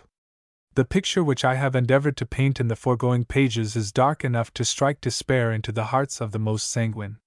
And if there were indeed no way of escape for these victims of sin and misfortune, we might well prefer to draw a veil over the sad scene, and to bury in the ocean of forgetfulness the very recollection of this earthly purgatory. But there are elements of hope in the consideration of this problem, which should prevent us from regarding it despair. 1. In the first place, supposing that we are correct in computing this human wastage at from 25 to 26 million souls, this would represent only some 5 million families. It is true that looked at even in this light the number is vast. But surely it is not impossible for India to make sufficient and suitable provision for them within her own borders, to say nothing of the regions beyond, if reasonable thought and effort were put forth in dealing with the problem. 2. Again, as regards the numbers, it will be found easier to deal with these great national problems in bulk than piecemeal, and their very size will give them an impetus when once they are fairly set in motion. It will be found as easy to dispose of 1,000 people as of 100, and of 50,000 as of 1,000, if they be properly organized. Indeed, for many reasons it is easier. The larger the community, the more work they at once provide for each other. Once let this social ball be set rolling on a large scale, and we may believe that it will soon get to move of its own weight. 3. Again, it is not an indiscriminate system of largely extended charity that we propose to provide. Our object is to find work for these workless multitudes, and such work as shall more than pay for the very humble pittance the Indian destitute requires. He must be a poor specimen of a human being who cannot fairly earn his anna or 2 annas a day, and our brains must be poor addled affairs, if in this great vast world of ours we cannot find that amount of work for him to do. It is all nonsense to talk about overpopulation, when the world is 3 parts empty and waiting to be occupied. 4. While we are piercing the bowels of the earth in search of gold, minerals, and coal, there lies at our very door a mine of wealth which it is simple folly for us to ignore. True, the shaft has become choked with the rubbish of despair, vice, and crime, which will take time, trouble, and untiring patience to dig through. But it needs no prophet to foresee that beneath this rubbish are veins of golden, or which will amply repay our utmost efforts to open up. The old adage that labor is wealth and that a nation's riches consist in its hardy sons and daughters of toil, will yet be proved true. Treat this human muck heap even as you would ordinary sewage or manure, and who does not know that the very same putrefying mass of corruption which, if allowed to remain near our doors, would breed nothing but fever, cholera, and the worst forms of disease and death, when removed to a little distance, will double and treble the ordinary fertility of the soil and produce crops that will increase the wealth of the entire nation? And knowing this, can we be so blind, even to our selfish interests, as to treat this human waste in a manner that we should deem the very height of imprudence and folly in dealing with the other sort? Can we shut our eyes to the fact that there are moral diseases, more terrible in their nature, and more fatal to a nation's life, than the bodily ones, against which we are so anxious to guard, even at the most lavish expenditure of the public purse? And shall we, in dealing with this moral sewage, neglect even the most ordinary precautions that we consider necessary in dealing with the conservancy of our cities? If, on the other hand, the problem be boldly and wisely faced, I am convinced that in India, as in England, General Booth's most sanguine prophecies will be realized, our most pestilential marshes shall be drained, our moral atmosphere purified, prosperity take the place of destitution, and hope that of despair. The millstone that hangs around our national neck, so that we can barely keep our heads above water, even when there is not a ripple upon its surface, and that always threatens to engulf us in perdition at the first symptoms of a storm, this millstone shall be converted into an unsinkable life-buoy, that shall not only support itself upon the crest of the highest waves, but shall help to keep afloat the entire national body. What is now an eyesore shall become an adornment, and what is now a cause of weakness shall be a source of strength, bulwark of protection and mine of wealth to all India. How this can be done we have sought in the following pages to unfold, adhering carefully to the program marked out by General Booth, and suggesting only such additions and alterations as the circumstances of the case appear to necessitate. Part 2. The Way Out. Chapter 1. The Essentials to Success. General Booth prefaces his scheme for the deliverance of the submerged by laying down briefly the essentials to success. I cannot do better than quote from his own words. 1. You must change the man, when it is his character and conduct which constitute the reasons for his failure in the battle of life. No change in circumstances, no revolution in social conditions, can possibly transform the nature of man. Some of the worst men and women in the world, whose names are chronicled by history with a shudder of horror, were who had all the advantages that wealth, education, and station could confer or ambition could obtain. The supreme test of any scheme for benefiting humanity lies in the answer to the question, what does it make of the individual? Does it quicken his conscience? Does it soften his heart? Does it enlighten his mind? Does it, in short, make a true man of him? Because only by such influences can he be enabled to lead a human life. You may clothe the drunkard, fill his purse with gold, establish him in a well-furnished house, and in 3, 6, or 12 months he will once more be on the embankment, haunted by delirium tremens, dirty, squalid, and ragged. 2. The remedy, to be effectual, must change the circumstances, when they are the cause of his wretched condition, and lie beyond his control. 3. Any remedy worthy of consideration must be on a scale commensurate with the evil which it proposes to deal with. It is no use trying to bail out the ocean with a pint pot. There must be no more philanthropic tinkering, as if this vast sea of human misery were contained in the limits of a garden pond. 4.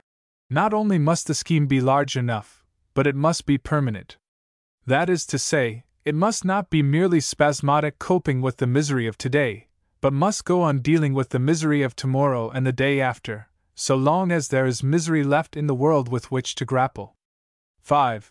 But while it must be permanent, it must also be immediately practicable, and capable of being brought into instant operation with beneficial results. 6. The indirect features of the scheme must not be such as to produce injury to the persons whom we seek to benefit. Mere charity, for instance, while relieving the pinch of hunger, demoralizes the recipient. It is no use conferring 6 penny worth of benefit on a man, if at the same time we do him a shilling's worth of harm. 7. While assisting one class of the community, it must not seriously interfere with the interest of another. These are the conditions by which I ask you to test the scheme I am about to unfold. They are not of my making. They are the laws which govern the work of the philanthropic reformer, just as the laws of gravitation, of wind, and of weather govern the operation of the engineer. It is no use saying we could build a bridge across the Tay if the wind did not blow.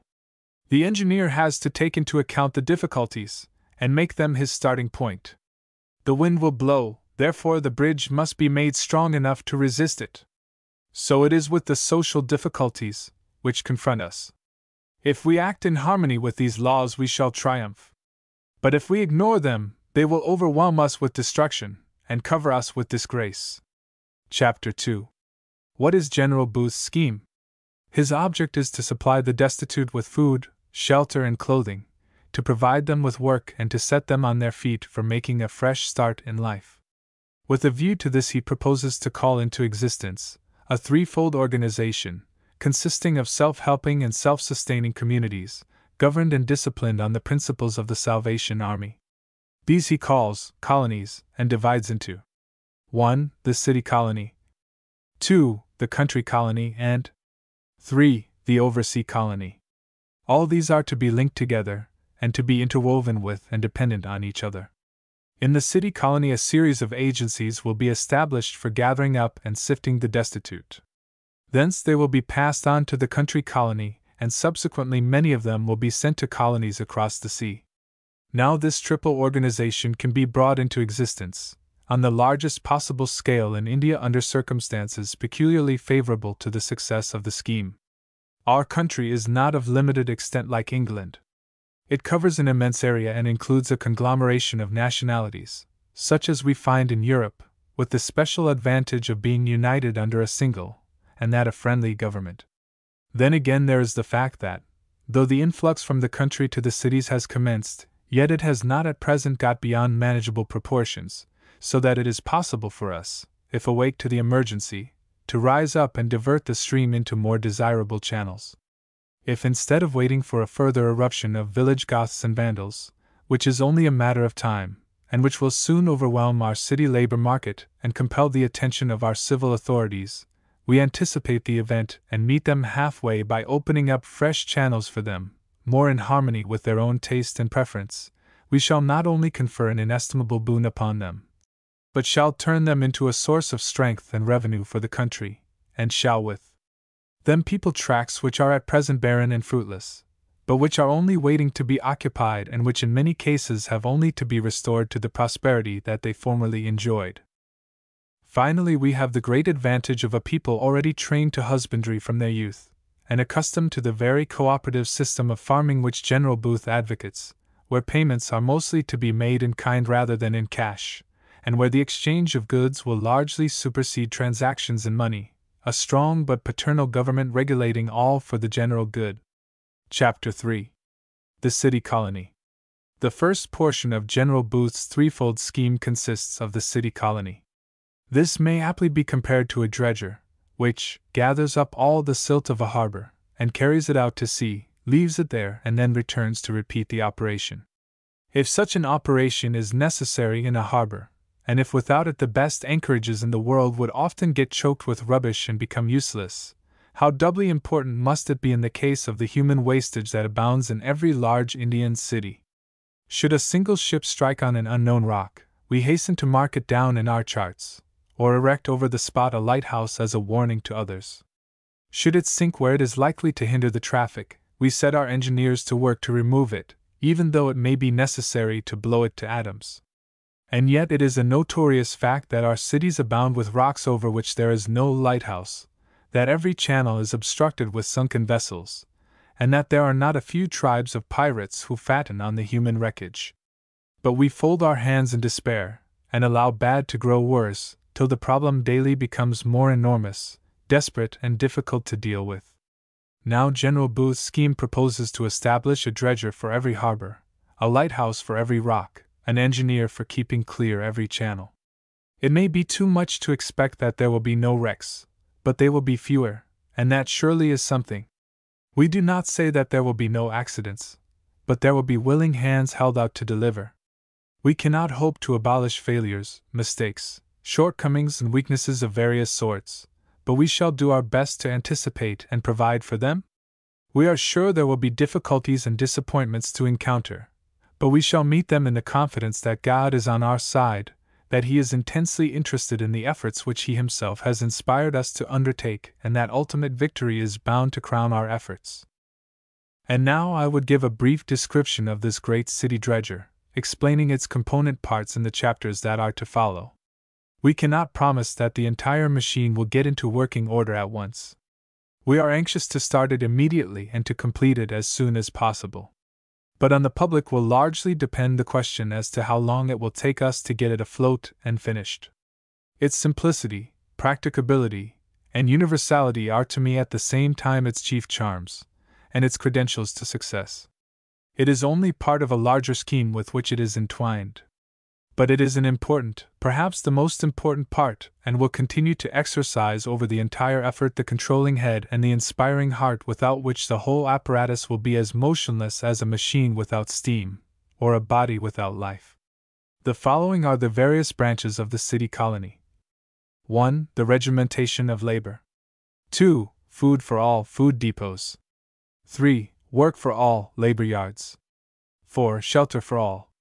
5. The Household Salvage Corps. 6. The Prison Gate Brigade. 7. The Drunkard's Home. 8. The Rescue Home for Fallen Women. 9. The Poor Man's Metropole. 10. The Emigration Bureau. To these no doubt will in course of time be added many other branches. In the meantime, this is in itself a sufficiently extensive program for some years to come.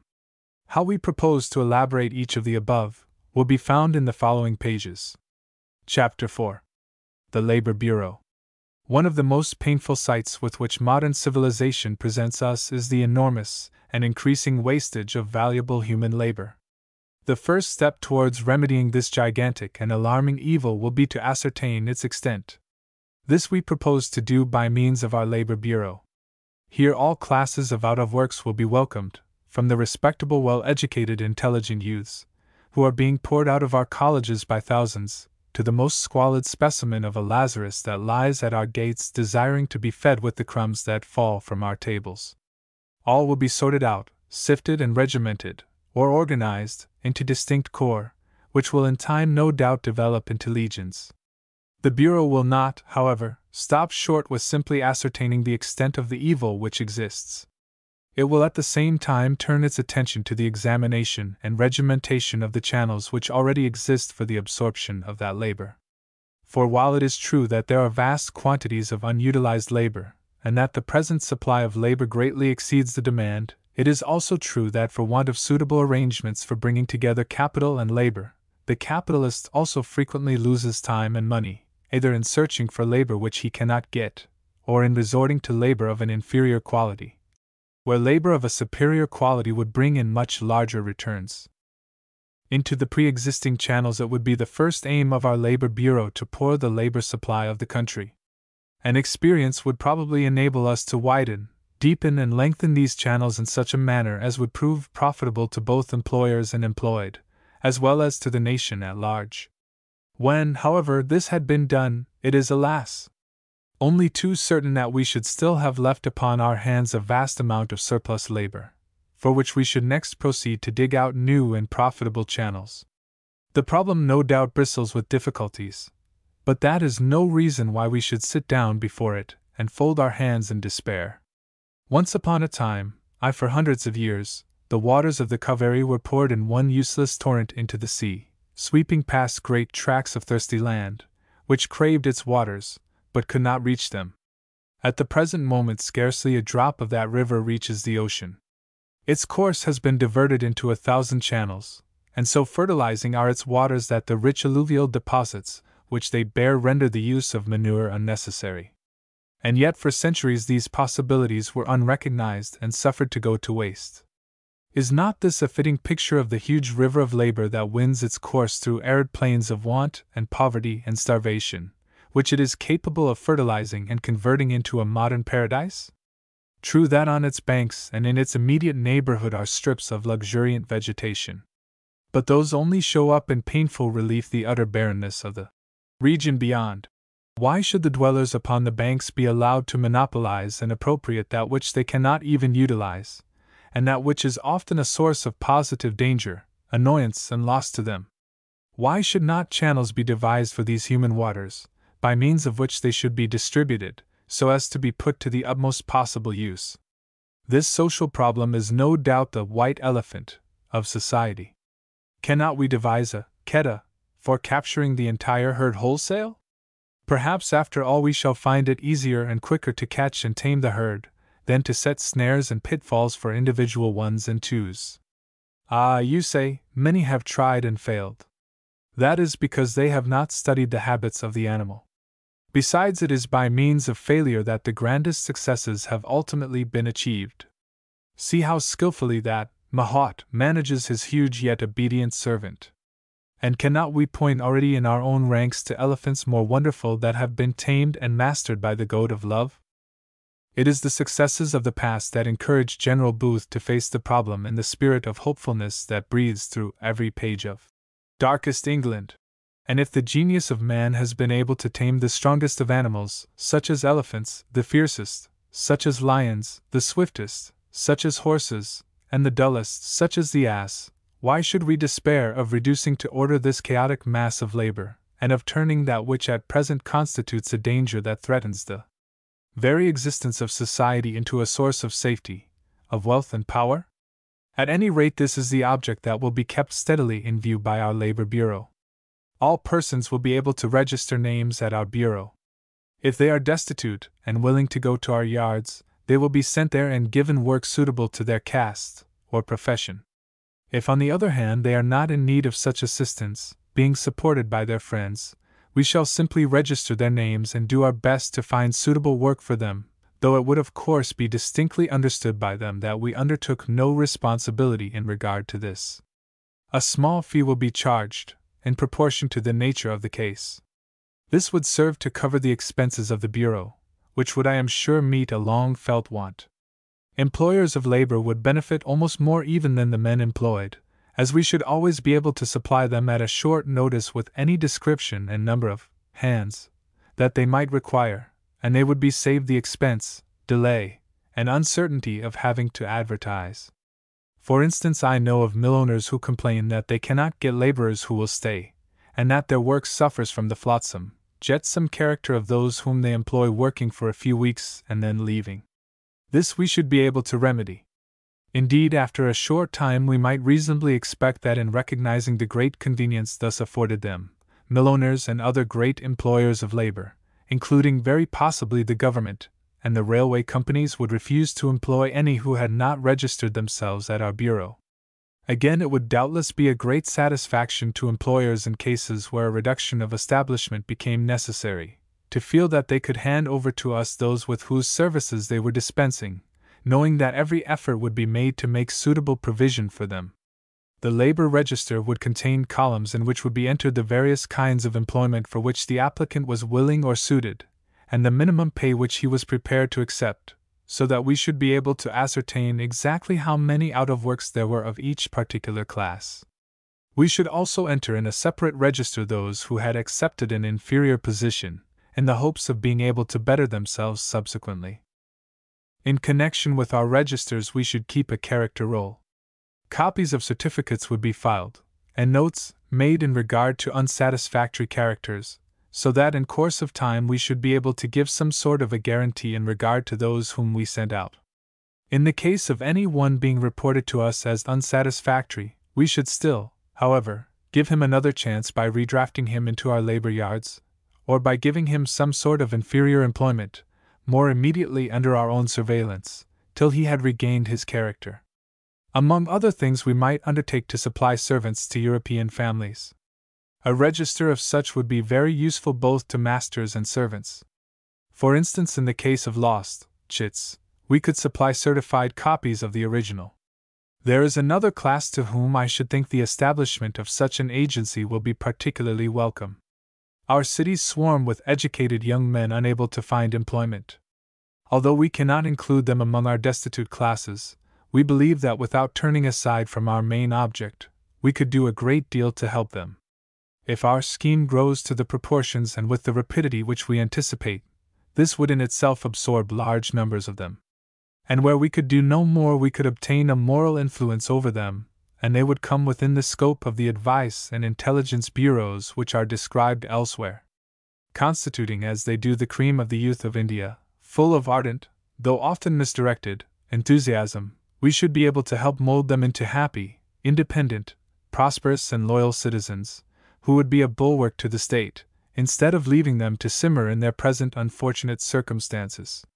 To dig, they don't know, and to beg, they are ashamed. They would in their turn, I believe, give an important impetus to our scheme and might constitute themselves its fervent apostles, helping it to sweep from end to end of India in less time than it is possible for us to conceive. Chapter 5. Food for All, the Food Depots. In England, owing to the severity and uncertainty of the weather, the food and shelter questions go hand in hand. This is not the case in India, where the shelter is not so important as the food, and there is no such urgency in dealing with the former as with the latter. For instance, during 9 months out of 12 it is not such a very great hardship to sleep in the open air in most parts of India. I have myself done it frequently, and so have many of our officers. It is true that we should not like it as a regular thing, and still less perhaps, if driven to it by absolute want. Still, I am perfectly prepared to admit that the circumstances are totally different to that of England, and that the question of shelter is of secondary importance as compared with food. The time will come when we shall be obliged to face and deal with it. If our scheme meets with the success that we anticipate, having first satisfied the gnawings of these hunger-bitten stomachs, we shall certainly turn round and think next what we can do to provide them with decent homes for themselves and their families. But we can safely afford to defer the consideration of this question for the present, in order to throw all our time and energy into the solution of the infinitely more urgent and important problem of a regular and sufficient food supply for these destitutes. At present, as I have already pointed out, they are dependent solely on the help of relations and friends and on the doles of the charitable, or on the proceeds of vice and crime. The insufficiency of these to meet the needs of the case I have also, I believe, proved to demonstration. Therefore, one of the first parts of our city program will be the establishment of cheap food depots, at which food of various kinds will be supplied at the lowest possible cost price. These depots will be dovetailed in with other parts of our scheme, which have yet to be described, and the one will help to support the other.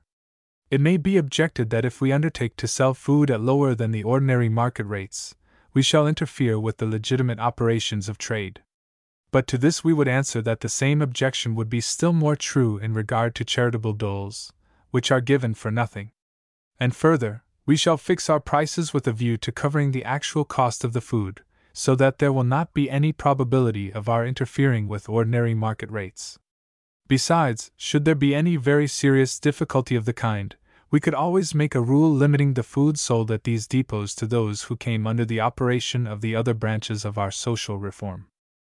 At the outset, it would probably be wisest to avoid all caste complications by confining ourselves entirely to uncooked food, leaving the people to do their own cooking, but it is very probable that before long we should be forced to undertake the preparation of cooked food. We should of course pay due regard in this respect to the customs of the various castes, religions, and nationalities concerned. To a Hindu, for instance, it would be extremely disagreeable to eat out of the same dish as others, while Mohammedans, as one said to me the other day, only enjoy the meal the more when others are sitting round the platter. These, however, are subordinate details which would largely settle themselves as we went along. Food in some shape or form the destitute must have, good in quality and sufficient in quantity, and if they prefer it uncooked this will save us trouble, whereas if cooking becomes necessary we shall have another industry for the employment of many hands. Meanwhile, the fact that nearly every native of the poorer castes, be it man, woman, or even child, knows how to cook their own food, is likely to be of no little help in settling the question of the food supply. Chapter 6. Work for All, or the Labor Yard. But it may next be asked, what we shall do in the case of those who have no money with which to buy their food, even at the reduced rates we would propose? To this we would reply that such will be expected to perform a reasonable amount of work, in return for which they will be given tickets entitling them to obtain food from the depots just referred to. In order to do this, we shall establish labor yards, where we shall provide work of a suitable character for the destitute. This will involve very little expense, as sheds of a cheap description will answer our purpose, there being no necessity for providing against the inclement weather which adds so greatly to the expense and difficulty of carrying on such operations in England. Whatever may be the produce of this cheap labor, we shall be careful to sell it rather above than below the ordinary market rates, so as to avoid competing with other labor. Moreover, we shall direct our attention from the first to manufacturing chiefly those articles which are likely to be of service to us in other branches of our scheme, so that the labor of the destitute will go chiefly towards supplying their own wants, and those of the persons who are engaged in prosecuting the work. For instance, supposing that a number of the destitute were employed in making coarse cloth, baskets, mats, or cow dung fuel, these could be retailed at a nominal figure to those who presented our labor tickets at our food depots. The most encouraging feature in the establishment of labor yards is that nearly every Indian has been brought up from childhood to some trade. You can rarely meet the most ignorant and uneducated native without finding that he is thoroughly expert at some kind of handicraft. In brigading the poor, we should be careful to make the best use of this knowledge by putting each as much as possible to the trade with which he was most familiar. The following industries, the majority of them directly connected with various branches of our work, could be started at once, and would need scarcely any outlay to begin with. 1. The Potter's Brigade would furnish us with the earthenware, for which we should from the first have a very large demand. The Household Salvage Brigade would require some thousands of pots to start with, and in connection with our food depots we should be able to dispose of thousands more. 2. The Weaver's Brigade. This would give employment for a large number of skilled hands. Their first object would be to supply the kinds of clothes, blankets, &c., which would be most suitable for the use of the submerged tenth. In catering for their wants we should avoid, however, anything prisony, or workhousey, or charity institutiony in appearance. As our numbers increased we should find plenty of work for our weavers, at any rate for many years to come, without entering into any sort of competition either with the market or the mills. 3. The Basket Brigade would supply us with all sorts of cheap baskets, for which we should have a constant demand. 4. The Mat-Making Brigade would find employment for many more hands in supplying us with mats for sleeping and household purposes. 5. The Fuel Brigade. Here we have an industry which requires no skill. There would be two branches of it, the woodchoppers and the upala makers. For the latter, women and children could be largely employed both in the collection of the cow dung and in the preparation of it for use as fuel. 6. The Tinner's Brigade will be kept busy making receptacles and badges for the Salvage Brigade, and also probably emblems for the Labor Bureau. 7. The Ropemaker's Brigade will furnish employment to a number more, and the results of their labor will find an ample market in our various colonies. 8. The Tanner's Brigade will supply all our departments with such leather as may be required for various purposes, and among other things will be attached to. 9. The Shoemaker's Brigade, who will be employed in patching up the old shoes collected by our Household Salvage Brigade and in making new ones for our consumption. 10. The Tailor's Brigade will supply uniform and clothing of all kinds. For these we have already a very considerable demand, which would increase year by year. 11. The Carpenter's Brigade would have plenty to do in providing seats for our barracks, office essentials, boxes, and household furniture for our colonies. They would be linked with 12. The Building Brigade, for whom we shall find ample employment in the erection of our labor sheds, shelters, and farms. 13. The Mason's Brigade would also be attached to the previous one, and would become an important feature in our labor department. 14. The Brick Maker's Brigade would supply us with all the bricks and tiles that we might require. Here again it is easy to see that, without trenching in the least on the outside public, we should create and support an important industry which would soon absorb hundreds if not thousands of hands. 15. The Painter's Brigade would undertake the painting and whitewashing of our buildings, carts, tinware, &c. 16. The Dyer's Brigade would find employment in dyeing our cloth, or the various sorts of thread we might require for the use of our weavers. 17. The Dobies Brigade. Although among our community we should encourage every one to be his own Dobie, yet from the first we should have plenty of washing to employ a considerable number of hands. 18. The Umbrella Makers Brigade would find considerable scope in repairing the old frames collected by our Household Salvage Brigade, while the Sewing Brigade would work the covers. 19.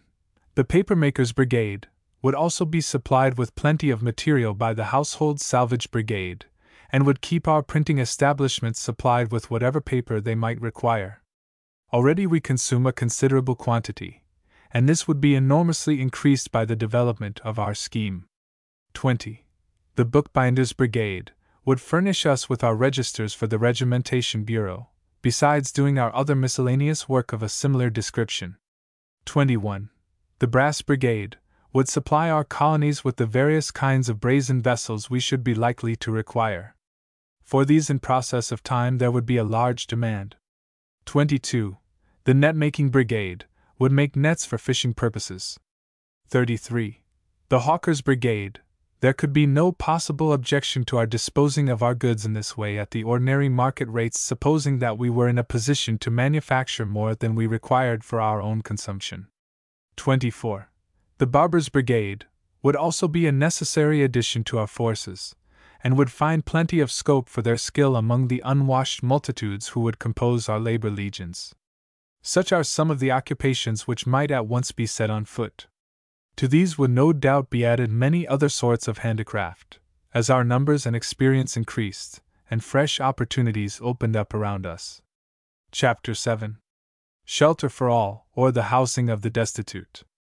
A considerable portion of General Booth's book is devoted to the description of shelters, improved lodgings, and suburban villages for the poor. As elsewhere remarked, this question is not of such vital importance for India as for England, though the dealing with it is simply a question of time. We would therefore simply refer our readers to the admirable proposals embodied in General Booth's book. It is possible that there may be some who will desire that immediate steps should be taken for the preparation of similar quarters for the poor in our terribly overcrowded Indian cities.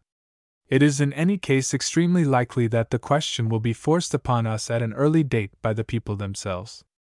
But I have thought it best to narrow down the scheme as much as possible to those things which seem of the most absolute and immediate urgency, and I have therefore divested it as much as possible of all that could reasonably be dispensed with. Still, I see no reason why each city should not have its per man's metropole, as well as its model dwellings and suburban villages, for the working classes. I would have these, moreover, as purely Oriental as possible, with a careful avoidance of anything that might be European in their appearance and arrangements. There should be tanks for bathing and washing purposes, gardens, recreation grounds for the children, proper conveniences for cooking, and quarters in which they would not be herded together like cattle, but given the decencies of life, so necessary and helpful to the encouragement of cleanliness and morality. Another point would be the absolute absence of anything in the shape of mere charity about any of the buildings. Everybody would be made to feel happy and at home, and their self-respect would be cultivated by arranging for suitable charges to be made, payment being taken either in cash or labor. However, these are only hints that are thrown out to show that we are fully awake to the importance of this subject, and in order that friends who are interested in the question may feel free to communicate their wishes and give us their advice. Chapter 8. The Beggars' Brigade. I now come to a special element of both hope and difficulty in the solution of our Indian social problem, the beggars. Here we have the lowest stratum of the submerged tenth, excluding from them the religious mendicants with whom we are not now concerned. I have classified them as follows. 1. The blind and infirm. 2. Those who help them and share the proceeds of their begging. 3. Able-bodied out of works. Now I propose to deal with them in a way which will not call for legislation.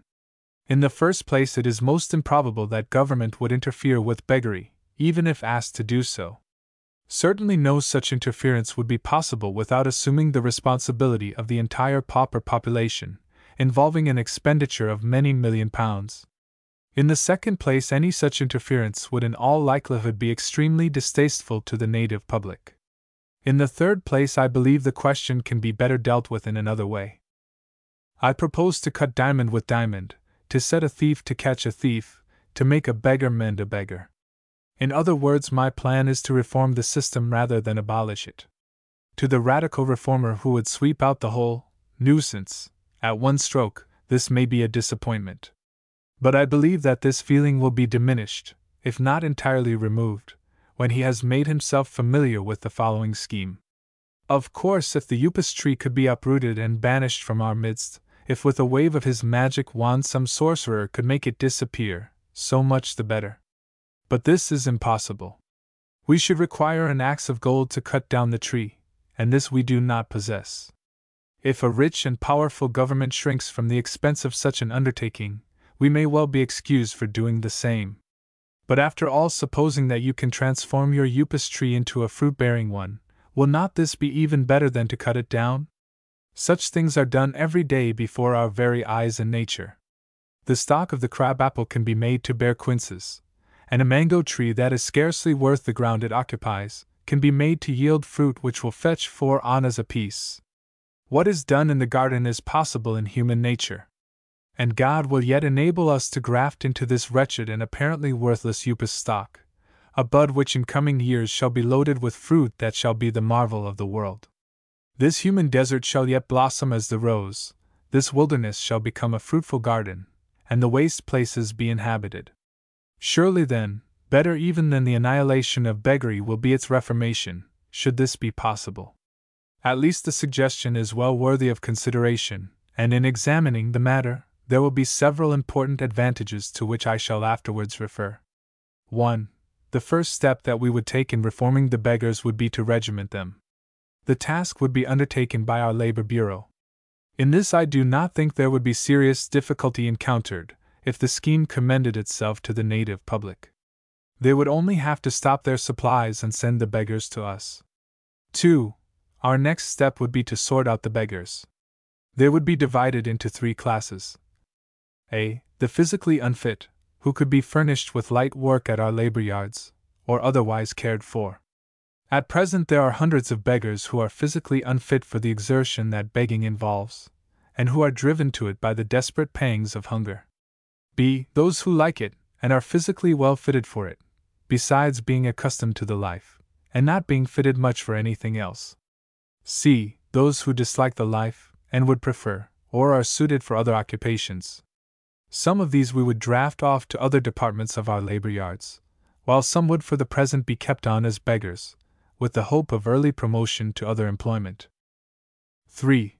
We should brigade the beggars under the name of the Household Salvage Brigade, or some similar title, dividing them into small companies and appointing over them sergeants from among themselves, and providing each with a badge or number. 4. We should, with the advice and consent of the leading members of the native community, map out the city into wards, and assign each company their respective streets, allotting as far as possible the Mohammedan beggars to the Mohammedan quarters, and the Hindus to the Hindu. In this we should also take the advice of experienced beggars, from whom we should expect to learn many useful hints.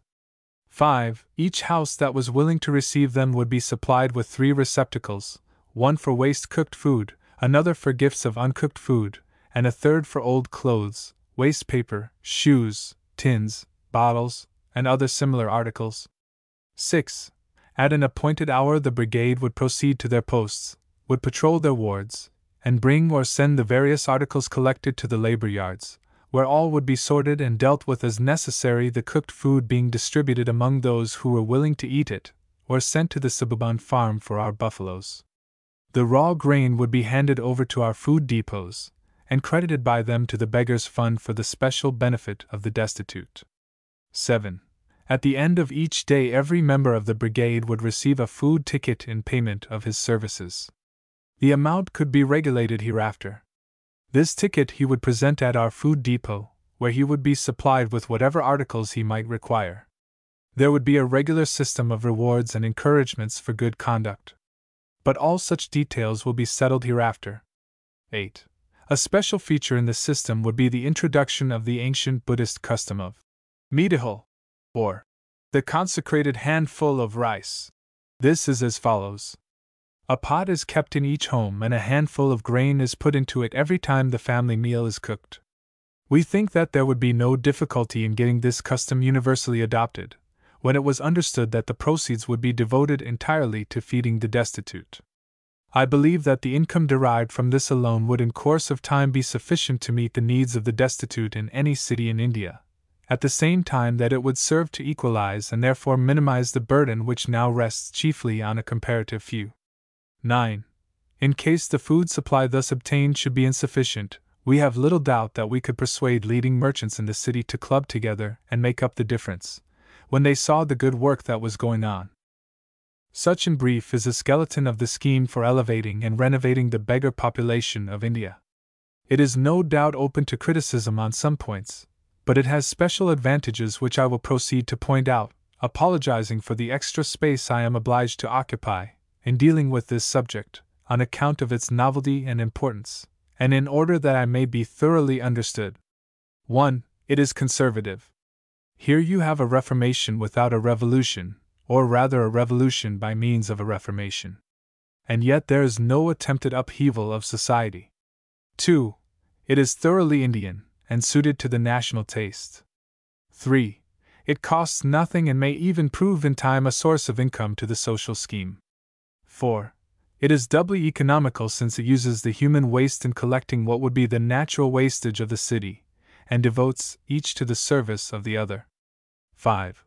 It is systematic and therefore bound to be as immensely superior to the present haphazard mode, as a regular army is to an undisciplined mob. 6. It unites the advantages of moral suasion with those of the most perfect religious equality and toleration. 7.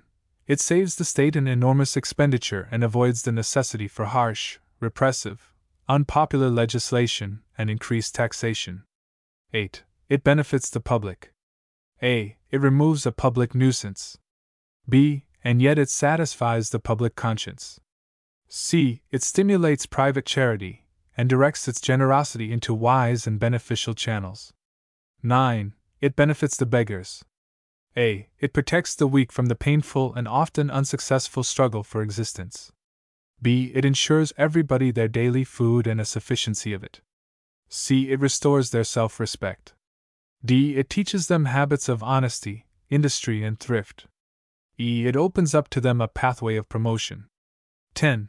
Finally, it will furnish honest and honorable employment right away for hundreds of thousands all over the land, and create an entirely novel industry out of what is at present an absolute wreckage. But I am well aware that certain objections are likely to be raised. These I would seek to remove, though if we are to wait for a plan which is free from all liability to criticism, we may wait forever, and wait in vain. There is a famous answer given by John Wesley to a lady who was objecting to something about his work. "Madam, if there were a perfect organization in the world, it would cease to be so the day that you and I entered into it." Hence it is not simply a question as to whether there are difficulties in the present proposals, but can anything better be suggested.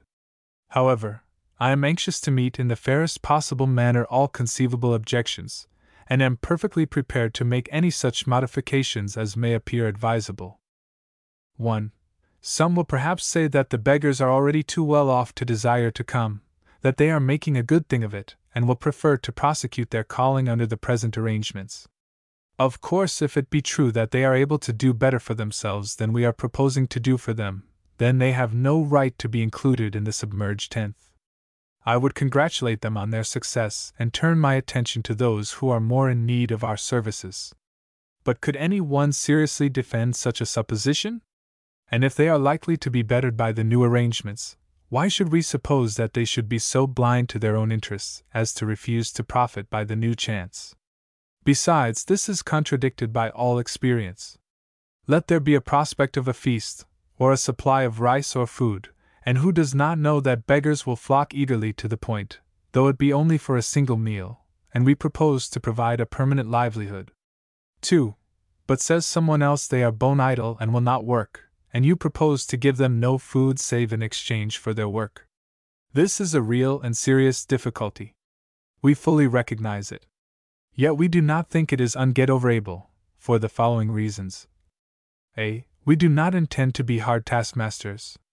The work given will be of a light character, and suited to the strength of each. We are not going in for oakum picking and stone breaking. We shall do our utmost to make everything bright, cheerful, and easy. We have no idea of treating them as criminals. B. It ought not to be difficult to get each one to do 2 annas worth of work, and this will be more than sufficient to cover their expenses. We have no desire to become sweaters. C. Begging is hard work. If you don't believe it, come and try it. I and many of my officers have begged our food as religious mendicants, so that we are able to speak from experience. It is at best a life of sacrifice, hardship, and suffering. And yet we have practiced it under specially favorable circumstances, particularly those of us who are Europeans. But that there can be any sort of rest, or ease, or enjoyment in it to those who are driven to it by the pangs of hunger, unsupported by any spiritual consolations, I cannot conceive. On the contrary, I should say that the task of the beggar is so hard, and disagreeable, not to say shameful, that the majority of them would leap to do the most menial tasks that would deliver them from a bondage so painful. Have you ever solicited help and been refused? Have you known what it is to feel the awful sickenings of heart at hope deferred? Have you known what it is to be regarded with suspicion, with contempt, with dislike, with scorn, or even with pity by your fellow men? If so, you may be able to realize the experiences that every beggar has to go through 100 times a day, many of them with feelings every bit as sensitive as your own. Will he demean himself and work hard at so miserable a calling and yet be unwilling to do some light work, with which he can earn an honest living? I for one cannot believe it, till I see it. D. Our experience further contradicts it in dealing with the more depraved, hardened, and supposed to be idle criminals and prostitutes, whom we receive into our prison gate and rescue homes. When Sir E. Noel Walker was visiting our prisoners' home in Colombo, he was astonished at the alacrity with which the men obeyed orders, and the eagerness with which they worked at their allotted tasks. He asked the officer in charge whether he ever hammered them, and was surprised at finding that the only hammer he ever required was the all-sufficient hammer of love. And yet the gates were always open and they were free to walk out whenever they liked. Moreover, beyond getting their food and a very humble sort of shelter, their labor was entirely unpaid. Finally, by means of a judicious system of rewards and promotions, we should educate and encourage them into working, besides teaching them industries which would be useful after they had left us. 3. But someone else will say, they are thievish and will rob you. They are roguish and will deceive you. You don't know whom you have to deal with. Well, if we don't know them, we should think nobody does. I would answer. A. Granted that some of them cheat us. All will not. And why should the honest suffer with the rogues?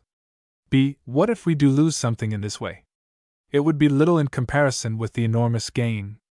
I feel sure it would in no case exceed 10 or 20% on the collections made, and that would be a mere trifle. C. Our system of regimentation would largely guard against any such danger and would be an encouragement to honesty. D. It is notorious that there is honor among thieves. They would watch over one another. Among them, nimakarami, or faithlessness to their salt, would soon come to be regarded as a crime of the first water. The inducement for thieving would be largely gone. Very few steal for the sake of stealing. A man usually steals to fill his own stomach, or someone else's, whom he loves. But here all would be provided for. Besides, he would feel that all he could earn was for the common good, and was not going to make any individual rich at his expense. G. Our experience in the prison gate homes contradicts it. True, we have had some thefts, especially at the beginning, but when I was last visiting our Colombo home, the officers in charge assured me that they were now of the rarest occurrence, while the gentleman who owned the tempting coconuts that were hanging overhead told me that he had never had such good crops from his trees, as since our colony of thieves and criminals had been settled there. 4. Someone else may perhaps object that we shall have thrown upon our hands a swarm of helpless, useless, cripples and infirm. Well, and what if we do? Are they not our fellow human beings, and ought not someone to care for them? We shall look upon it as a precious responsibility, and I speak fearlessly on behalf of our devoted officers when I say that they would rather spend and be spent for such than for the richest in the land. If, as I have already shown, the effort can be made self-supporting and self-propagating, the mere fact of their misery or poverty only impels us to love them the more and to strive the more earnestly for their emancipation. Chapter 9. The Prison Gate Brigade. This has already been in operation for 2 years in the cities of Bombay and Colombo, and a branch has been recently established in Madras. Now that it will be connected with other branches of our social reform, we may look for a rapid increase of this useful though difficult work. The establishment of our labor yards will greatly help us in finding work for this class, without branding them with the perpetual stigma of their crime. The chief difficulty in the working of these homes consists in the almost insuperable objection of the men to be known as criminals after their release from jail. This is, of course, perfectly natural. Besides, it is important that we should hold out before them hopes of bettering themselves by their good conduct, and earning an independent and honest livelihood at no distant date. When once our labor yards and farm colonies are in active operation, we shall be able to do this for our rescued criminals, continuing at the same time the fatherly supervision and help which they so very much need. The following quotations from our last annual report will serve to explain this branch of our work, and to give a glimpse of the encouraging success with which we have already met in our efforts to reach and reform the criminal classes. Colombo Prison Gate Home. Picturesquely situated among palm trees in one of the most beautiful suburbs of Colombo, within easy reach of the principal city jail, is our Sinhalese prisoners' home. Cinnamon Gardens, as the district is called, forms one of the attractions of Colombo, which every passing visitor is bound to go and see. The beauty of the surroundings must be a pleasant contrast to those dull prison walls from which the inmates have just escaped. Still more blessed and cheering must be the change from the warder's stern commands to the affectionate welcome and kindly attentions of the red-jacketed Salvationists, who have the management of the home. A bright lad who is on duty in the guardroom opens the gates and introduces you to the grounds in which the quarters are situated. There are groups of huts with mud walls and palm leaf thatching, which have a thoroughly Indian and yet home-like appearance. The first few of these are occupied as workshops or carpentry for the manufacture of tea boxes, and here from early to late the men may be seen busily employed, sawing, planing, measuring, beveling, hammering and working with such a will that you might imagine their very lives depended on it, or at least that they must be making their fortunes out of it, whereas they are not being paid at all. And all the profits of the manufactory go towards the support of the home. "What I admire about your work," observed Sir Arthur Gordon, the late governor of Ceylon, "is the way in which your officers identify themselves with these convicts, and live among them on terms of perfect equality."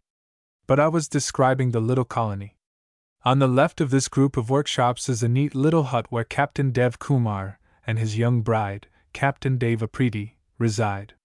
What a change for them from the English homes to which they have been accustomed, to this little jungle hut, surrounded as they are continually by a band of ex-convicts and criminals.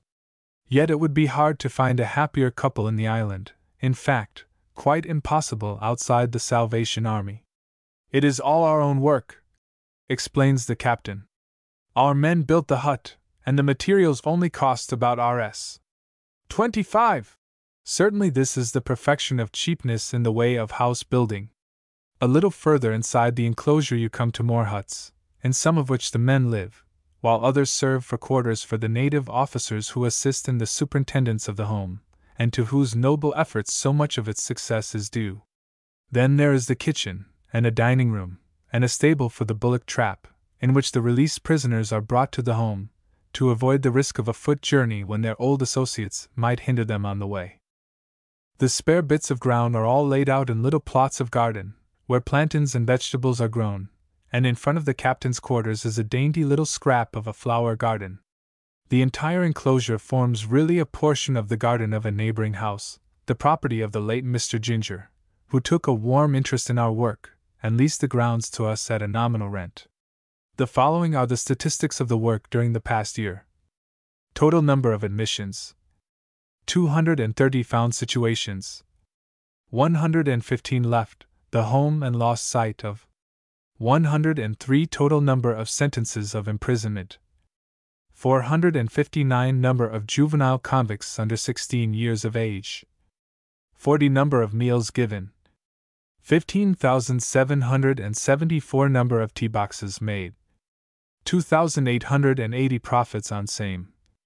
Rs. 350.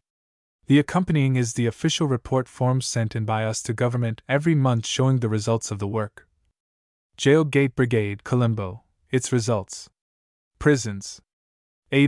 This return for the preceding month shall be forwarded on 1st or 2nd of each month, by the officer commanding Salvation Army, through the superintendent of the convict establishment to the Inspector General of Prisons, with columns 1, 6, 7, and 8 duly filled in. B. The superintendent convict establishment shall fill in columns 2, 3, 4, and 5, and send on the return to the Inspector General. 1. Name and age of prisoner. 2. Nationality and religion. 3. Name of offense. 4. Length of imprisonment in months. 5. General character in jail. 6. Number of days maintained by the Salvation Army. 7. How employed now, or going to be employed. 8.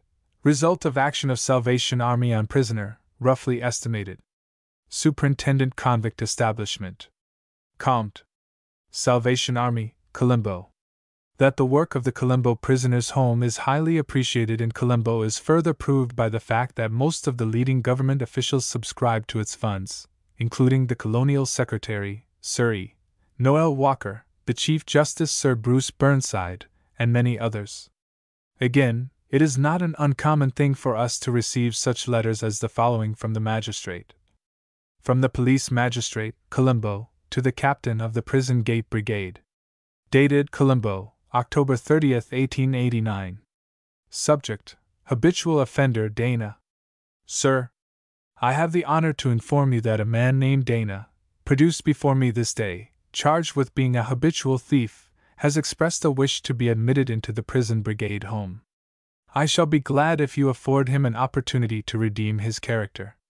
I am, sir, your obedient servant, E.W.M., Police Magistrate.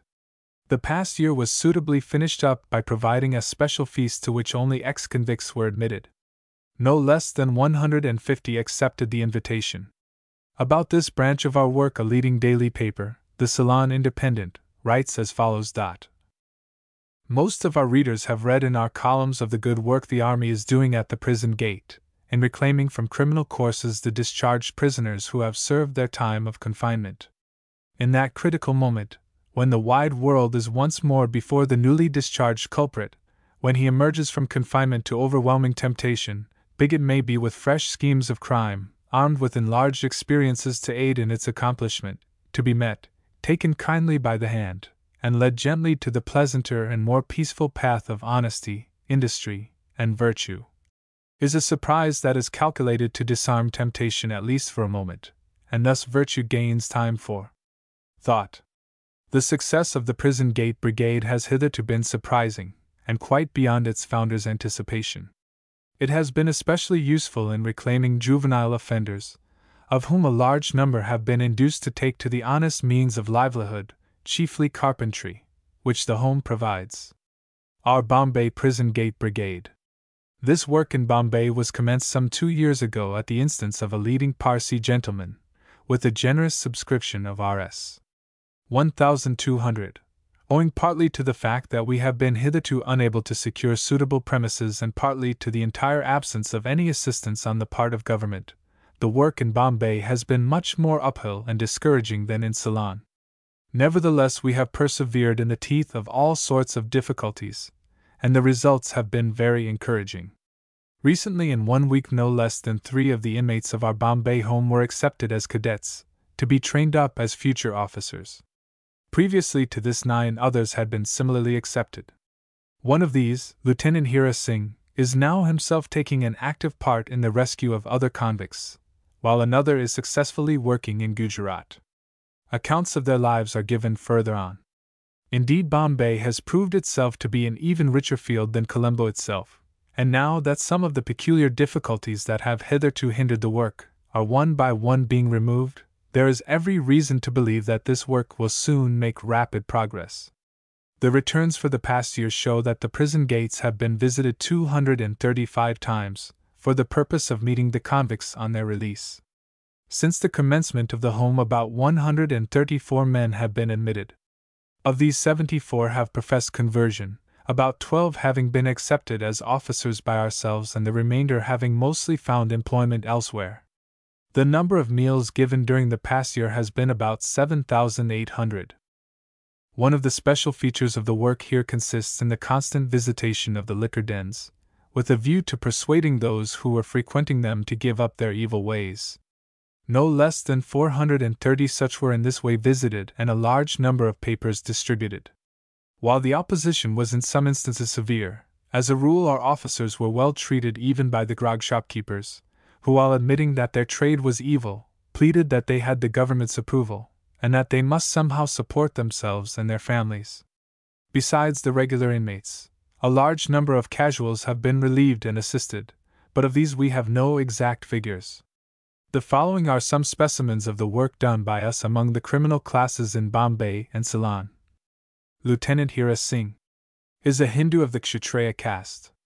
He comes of a soldier race and family, his father having served in the East India Company's army before him, and he having from his youth followed the same profession for the past 18 years, serving successively as private, lance corporal, corporal, and sergeant in a native regiment.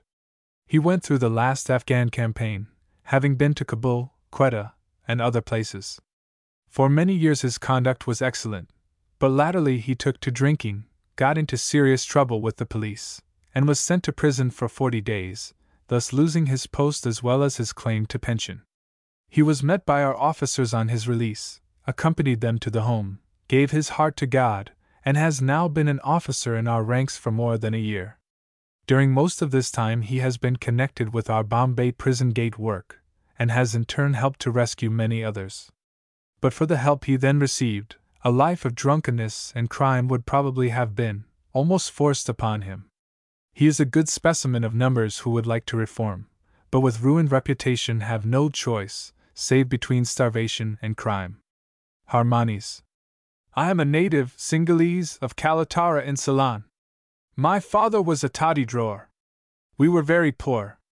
Sometimes my uncles would give me a cent or two for mounting guard to give them warning about anybody's approach while they were slaughtering stolen cattle in the jungles. Once, being very hungry, I climbed up a palm tree to steal coconuts, but was caught by the owner and handed over to the police. The magistrate sent me to jail for 3 weeks. After my release I came to Colombo, and falling in with the Salvation Army, I went to their home for prisoners, and now, thank God, I am saved. Patti Singha. This is only one of the many aliases by which he is known. He has been one of the worst thieves and bad characters to be met with even in Colombo, where there is a pretty good assortment of the scum of slumdom. Adopted as an infant by a pious Mohammedan, he was trained up in that religion. But in spite of every effort that was made for his reformation, he rapidly went from bad to worse, till at length he found himself in the hands of the police. His first sentence was 12 months for throwing sand in a Sinhalese man's eyes and then robbing him of his comb. When released he fell in with other criminals, from whom he learnt many new tricks of the trade. Once he was stealing some clothes from a line when the lady of the house saw him. A hue and cry was raised, and he soon found himself surrounded with coolies and dogs. Seeing that there was no chance of escape, he began to jump and scream and go through all sorts of antics. The lady, thinking he was mad, and having pity on him, let him go. He has seen the inside of nearly all the Colombo jails, but without being made any better. Finally, he was received into our home. At first he was rather troublesome, but after a short time he gave his heart to God, and has been doing well. He cannot read or write, says the captain in charge, but he prays like a divine, and I am believing to see him become an officer some day. Janus was brought from his village by a Sinhalese gentleman when quite a little boy, but leaving his master thought he would start life on his own account. He soon became a practiced thief. I always managed to escape, he says, till one day with some of my companions I robbed a Buddhist temple. I managed to get a silver patera plate, which we sold for Rs. 24, but was caught and sent to jail. But you were yourself a Buddhist, said the captain. How came you to rob your own temple? What of that? I thought nothing of sin in those days. But it is all so different now. I am saved, and mean to spend all my life in saving others. I am just now practicing a song to sing in the meeting tonight. The captain asked him whether he did not think it a great disgrace to go to jail. Oh, no! I thought everybody in Colombo had been there some time or other. All the people with whom I mixed had been. Well, how did you like it? Oh, it was not such a bad place. The food was fairly good, and I had not to work very hard, but I wish I had known about salvation sooner. Even then I used to wish that I could find something which would make me good, but all my efforts were in vain till I came to the home, and got saved. In conclusion, I feel sure that a few brief particulars regarding this branch of our work in Australia will be read with interest, and will serve to prove the usefulness of this portion of our social reform scheme. Some 6 or 7 prisoners' homes have been established in Australasia. The Victorian government give an annual grant of £1,000 to assist us in this branch of our work. Special facilities are afforded to our officers in visiting the prisoners, and in some of the jails printed notices are posted up by the authorities to the effect that any prisoner, previous to discharge, may communicate with the officers in charge of our home, with a view to making a fresh start in life.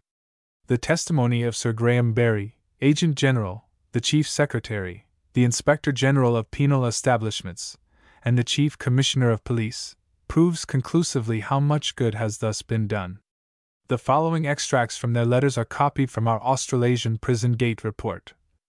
H.E. Sir H.B. Locke, KCB, GCMG, writes through his private secretary to express his approval and appreciation of the work done by the Salvation Army in connection with the prison gate brigades and rescued sisters' homes, and has great pleasure in expressing his belief in the good which has resulted from the philanthropic endeavors of the Salvation Army to rescue and afford material assistance to those in whose interests these organizations have been formed.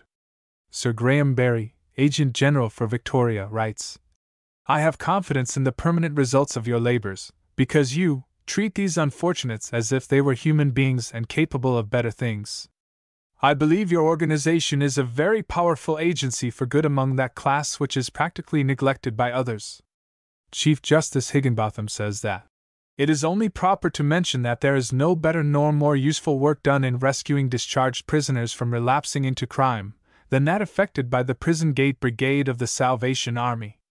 Similar letters have also been received from the following gentlemen: the Hon. Alfred Deakin, MLA, Chief Secretary. The Hon. James Balfour, MLC. The Hon. M.H. Davies, MLA, Speaker of the Legislative Assembly. The Hon. F.F. Derham, MLA, Postmaster General. The Hon. H.T. Rickson, MLA, Attorney General. The Hon. W.F. Walker, MLA, Commissioner of Customs. Mr. Justice Kerford. The Bishop of Melbourne. W.G. Brett, Esq., Inspector General, Penal Department. H.M. Chomley, Esq., Chief Commissioner of Police. A. Shields, Esq., MP, Medical Officer, Melbourne Jail. Chapter 10. The Drunkards Brigade. Hundreds of habitual drunkards have been soundly converted and reformed in connection with our ordinary spiritual work in India.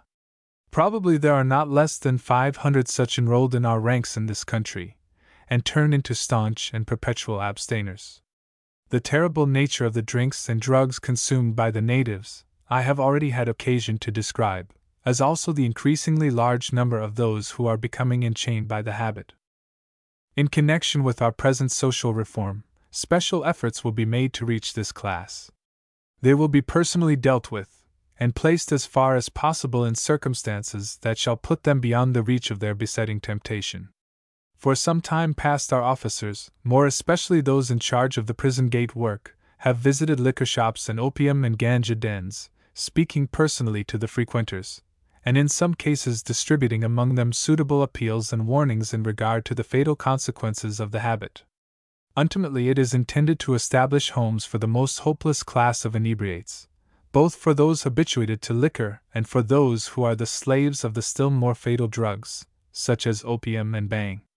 Chapter 11. the rescue homes for the fallen. Here again we have made a beginning.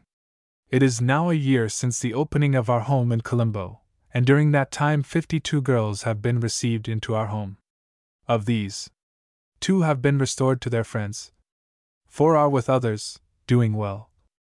23 have turned out unsatisfactory, and 23 are with us in the home, almost without exception giving evidence of being truly reformed. Heartrending are the tales which have reached our ears as to the way in which many of them have been decoyed from their homes, and as to the miserable existence which they have since been dragging out. Every Indian city teems with a too fast increasing number of similar unfortunates, for whom at present nothing has been attempted. We propose, therefore, very largely to extend our homes at all the large centers of population. Connected as will be this department with the network of other agencies that we have already established, and increased as will be our facilities for reaching this class, we are confident that we shall be able to carry out this much-needed reform on a scale commensurate with the evil, besides warning the youths of our cities against the terrible contamination to which they are at present exposed. All the weight of our increasing influence will be thrown into the scale for cutting off both the supply and demand of this infamous traffic in human souls. Chapter 12. The Country Colony, Wasteward Ho! As has been already explained in the first part of this book, the congested state of the labor market in the agricultural districts is leading to an enormous and increasing immigration of the country population towards the towns, not as a matter of preference, or of choice, but of dire necessity. The object of the country colony, as applied to India, will be twofold. 1. It will seek to divert into more profitable channels the steadily increasing torrent of immigration from the villages to the towns. 2. It will redirect and redistribute the masses of the submerged tenth who already exist in every large city. Like his English representative, the Indian village bumpkin has a natural aversion to town life. Peculiarities in his dialect, dress, and manners make him the laughing-stock of the clever Cockney townsman. His simplicity and ignorance of the world cause him to be easily victimized by the city sharper, for whom he is no match in the struggle of life. He sighs for his green fields, and longs to get away from the bustle that everywhere surrounds and bewilders him. He surrenders these preferences only because starvation is staring him in the face, and he has better chances of working, begging, or stealing in the city than in his village. And yet within a few miles of his birthplace there are frequently tracts of waste land amply sufficient to support him and thousands more. He could reduce it to cultivation if he had the chance. He would infinitely prefer eking out the scantiest existence in this manner to flinging himself into the turbulent whirlpool of town life. Strangely enough, the Circar government, to whom these tracts belong, is equally anxious that the land in question should be cultivated. It would yield in the course of a few years as rich a revenue as the acres of exactly similar soil that have been brought under cultivation in the neighborhood. But the difficulties in the way are well nigh insuperable. 1. The congested labor consists almost entirely of those castes which are looked upon as inferior. The very idea of their emancipation is distasteful to the higher castes, who enjoy in most parts of India an almost exclusive monopoly of the land. Hence any effort to obtain a grant of waste land is met with strong and often bitter opposition, and it is next door to impossible for any one in the position of the submerged tenth to fight the battle through. 2. Of course, under the British government these caste distinctions are not officially recognized. But as a matter of fact they still carry great weight. Anybody can, it is true, petition the government for a grant of this land, but to secure favorable consideration is almost impossible. During the last 4 or 5 years I have personally interested myself in several petitions, with a view to assisting the petitioners, whom I knew to be thoroughly deserving of success. And yet after going through a weary tissue of formalities, seldom lasting less than a year, I have not known of a single favorable answer, nor have these advances met with the least sort of encouragement. The government officials to whom these vast estates are entrusted are mostly so preoccupied with other work that it is impossible for them to give to the subject the personal attention that it requires, and they are guided by the reports of interested and sometimes bribed subordinates.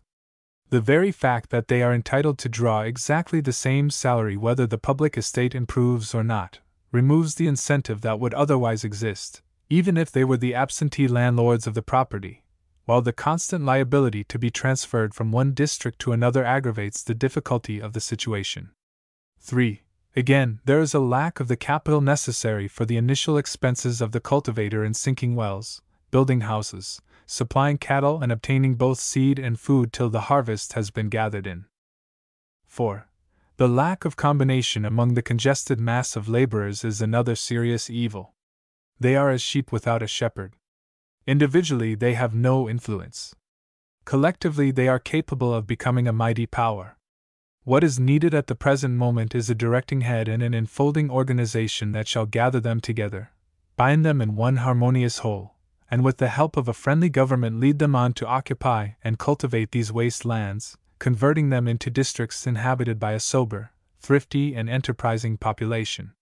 Without such a combination, the efforts that are made by private enterprise will continue to be carried out on such a petty scale as will utterly fail to cope with or remove the existing evil, and will merely serve to give relief in a few isolated cases. For instance, I have in mind one district where to my personal knowledge the amount of congested labor cannot amount on the most moderate calculation to less than 500,000 people. There is in their immediate neighborhood abundance of waste land capable of supporting them. The government is anxious for that land to be occupied. The people are eager to obtain and capable of cultivating every piece of waste that can be placed at their disposal. If, instead of leaving it to individual caprice and effort to carry on in the present haphazard and red-tape fashion, we are able on the one hand to combine this mass of labor, and to obtain on the other hand from government the particulars of the land they are desirous of having cultivated, and the most favorable terms on which it can be granted to us, we shall be in a position with but a very moderate amount of capital at our command to solve the double problem of the waste land and waste labor, and that within a very short period. 5. The religious influences which we should bring to bear on the colonists would be invaluable, especially in the early days of these colonies. The example of our officers, their self-sacrificing devotion to the interests of the people, the knowledge that they would gain nothing by the success of the enterprise and that they were actuated solely by the highest motives, the facts that they were sharing the homes of the people, enduring the same hardships and eating the same food. All this would act as an inspiration to the colonists when the early days of trial and difficulty came upon them. No less an authority than Mr. John Morley, M.P., remarked when he first heard of General Booth's scheme, that he considered that its combination of religion with the other details of the plan of campaign was its most hopeful feature, and would be most likely to ensure its success. This seems to apply especially to that portion of the scheme now under consideration.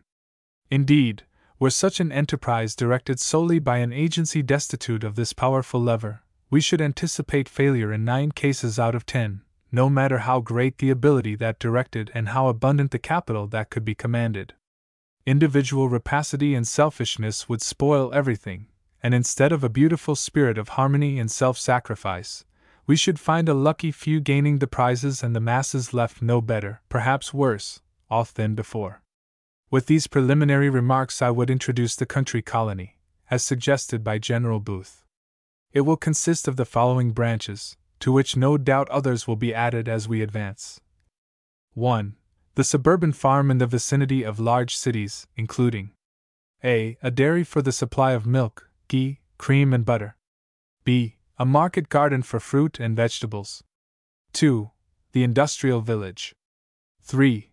The social territory or poor man's paradise. 4. The city of refuge. 5. Miscellaneous. A. Gangs for public works, such as tanks, railways, roads, and c. b. Gangs for tea gardens. c. Land along the railways. Chapter 13. The suburban farm. The connecting link between the city colony and the country colony will be the suburban farm. Situated conveniently near to the largest cities, it will serve many important purposes. 1. It will form the channel, or outlet, by which the agricultural portion of the labor overflow in the cities will make its way back to the country. In fact, it will constitute a sort of sluice which will in time act with the same regularity and ease as those which are attached to any reservoir of water, directing to the most needy places, and distributing without waste, those very waters which if uncontrolled would sweep everything before them as a devastating flood. 2. It will at the same time find a ready market in the city, not only for its own produce, but for that of the other branches of the country colony, with which it would be in constant and close communication. 3. It will supply the city with wholesome and unadulterated dairy produce, together with the best fruits and vegetables, at the ordinary market rates. These could be disposed of either wholesale to city merchants, or by moans of stalls in the various markets, or we could undertake to retail them in connection with our household salvage brigade. The suburban farm would consist of, say, from 50 to 500 acres of land in the immediate neighborhood of a city. It would combine 3 or more separate departments. 1. The dairy. Buffaloes and cows would be given us by friends, besides being purchased and reared by us, in large numbers. To tend them, milk them, prepare the ghee, cream and butter, and to convey it all to town, would find employment for a large number of the submerged tenth. 2. The market garden would employ a still larger number. Bananas grow quickly in all parts of India, and with them we could make an immediate beginning, introducing from different districts the best species. Sugar cane and other popular native products would receive special attention, and where the European population in the neighborhood was sufficiently numerous we could include the cultivation of such fruits and vegetables as would be liked by them. In the case of seaport towns we should no doubt do a large business with the steamers in the harbor, as for instance, in Bombay, Colombo, or Calcutta. 3. We should probably at an early period transfer some of the industrial brigades enumerated in Chapter 6 to our suburban farm. In doing this there would be several obvious advantages. A. We should have more elbow room for them on the farm than in the labor yards, where land would be so expensive that we should be obliged to crowd everything into the smallest possible compass, both in regard to work sheds and sleeping accommodation. B. In removing them from the contaminating influences of city life, we should be able to exercise a more personal and powerful influence upon these members of the submerged tenth and should stand a far better chance of effectively carrying out that spiritual and moral regeneration, without which we reckon that any mere temporal reformation would be ineffective and evanescent. C. We should prevent our labor yards from getting gorged, and would keep them within manageable dimensions. At the same time that we should cope more effectively with all existing distress. D. The suburban farm being closely connected with other portions of our country colony, we should be able to use the latter to relieve it in case of its becoming in turn overcrowded by the influx from the city. It would thus form a natural stepping stone to the industrial village, which we have next to describe. Chapter 14. The Industrial Village. For the industrial village we have already before our very eyes an admirable object lesson in the existing organization and subdivision of an ordinary Indian village. Indeed, it is singular how precisely India has anticipated just what General Booth now proposes to introduce in civilized Europe. The village community so familiar to all who have resided in India consists of an independent or rather interdependent, cooperative association which constitutes a miniature world of its own, producing its own food and manufacturing its own clothes, shoes, earthenware, pots, and with its own petty government to decide all matters affecting the general welfare of the little commonwealth. Very wisely the British rulers of India have left this interesting relic of ancient times untouched, so that the institution can be seen in complete working order at the present day all over India. The onward march of civilization has somewhat shaken the fabric and has threatened the existence of several of the village industries. But at present there has not been any radical alteration. The village may still be seen divided up into its various quarters. Take for instance a village in Gujarat. Those substantial houses in the center belong to the well-to-do landowners. The cultivators or tenants have their quarters close alongside. The group of huts belonging to the weavers is easily distinguishable by the rude looms and apparatus for the manufacture of the common country cloth. The tanner's quarter is equally well marked, and yonder the groups at work with mud and wheel and surrounded with earthenware vessels of various shapes and sizes, remind you that you are among the potters. On inquiring into the interior economy of the village, a system of payment in kind and exchange of goods for labor and grain is found to prevail exactly similar to that suggested by General Booth. Only here we have the immense advantage that instead of having to explain and institute a radical reform in the existing system, we have to deal with millions of people who are thoroughly imbued with these principles from their infancy. For instance, one of the staple articles of food in the village consists of buttermilk, which is distributed by the high caste among the low caste from year's end to year's end in return for petty services. One of the usual ways in which the high caste will punish the low for any course of conduct to which they object is by the terrible threat of stopping their supply of chas, which means usually nothing short of starvation. Here then is our model in good working order, and in exact accordance with the ideals sketched out by General Booth. We cannot do better than adhere to it as closely as possible. Probably the first industrial settlement which we shall establish, in addition to the labor yards and suburban farms already referred to, will consist of a colony of weavers in Gujarat. For this we shall have special facilities, as we have now 150 officers at work in that part of the country, as well as more than 2,000 enrolled adults, a large proportion of whom have been in our ranks for several years. From amongst these we shall be able to select thoroughly reliable superintendents, both European and native, and shall be able to take full advantage of their local experience.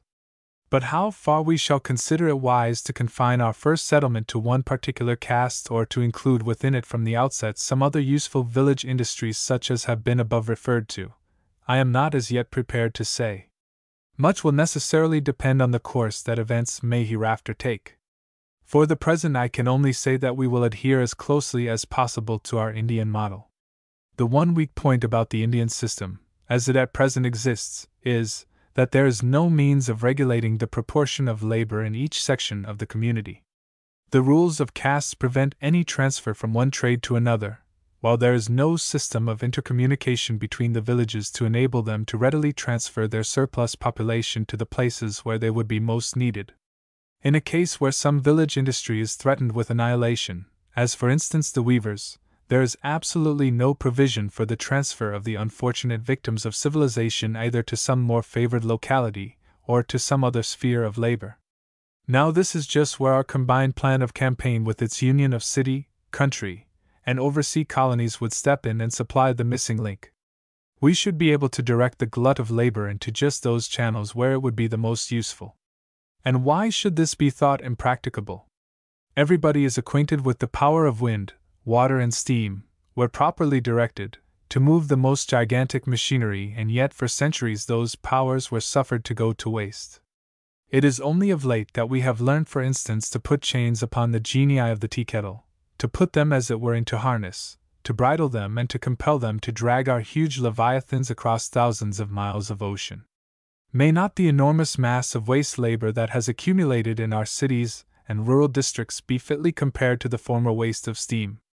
The best that we have been able to do for it so far has been to provide for it the safety valves of beggary, destitution, famine, pestilence, crime, imprisonment, and the gallows.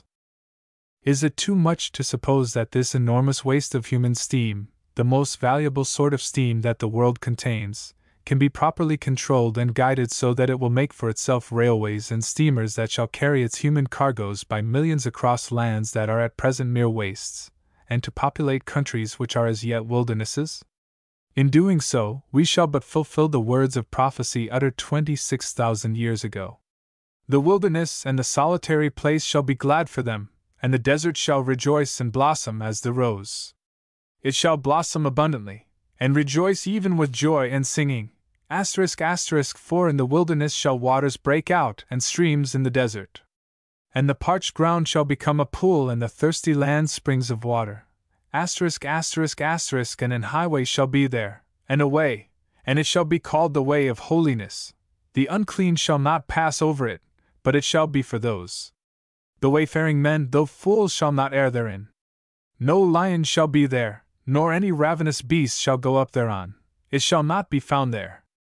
But the redeemed shall walk there, and the ransomed of the Lord shall return and come to Shion with songs and everlasting joy upon their heads.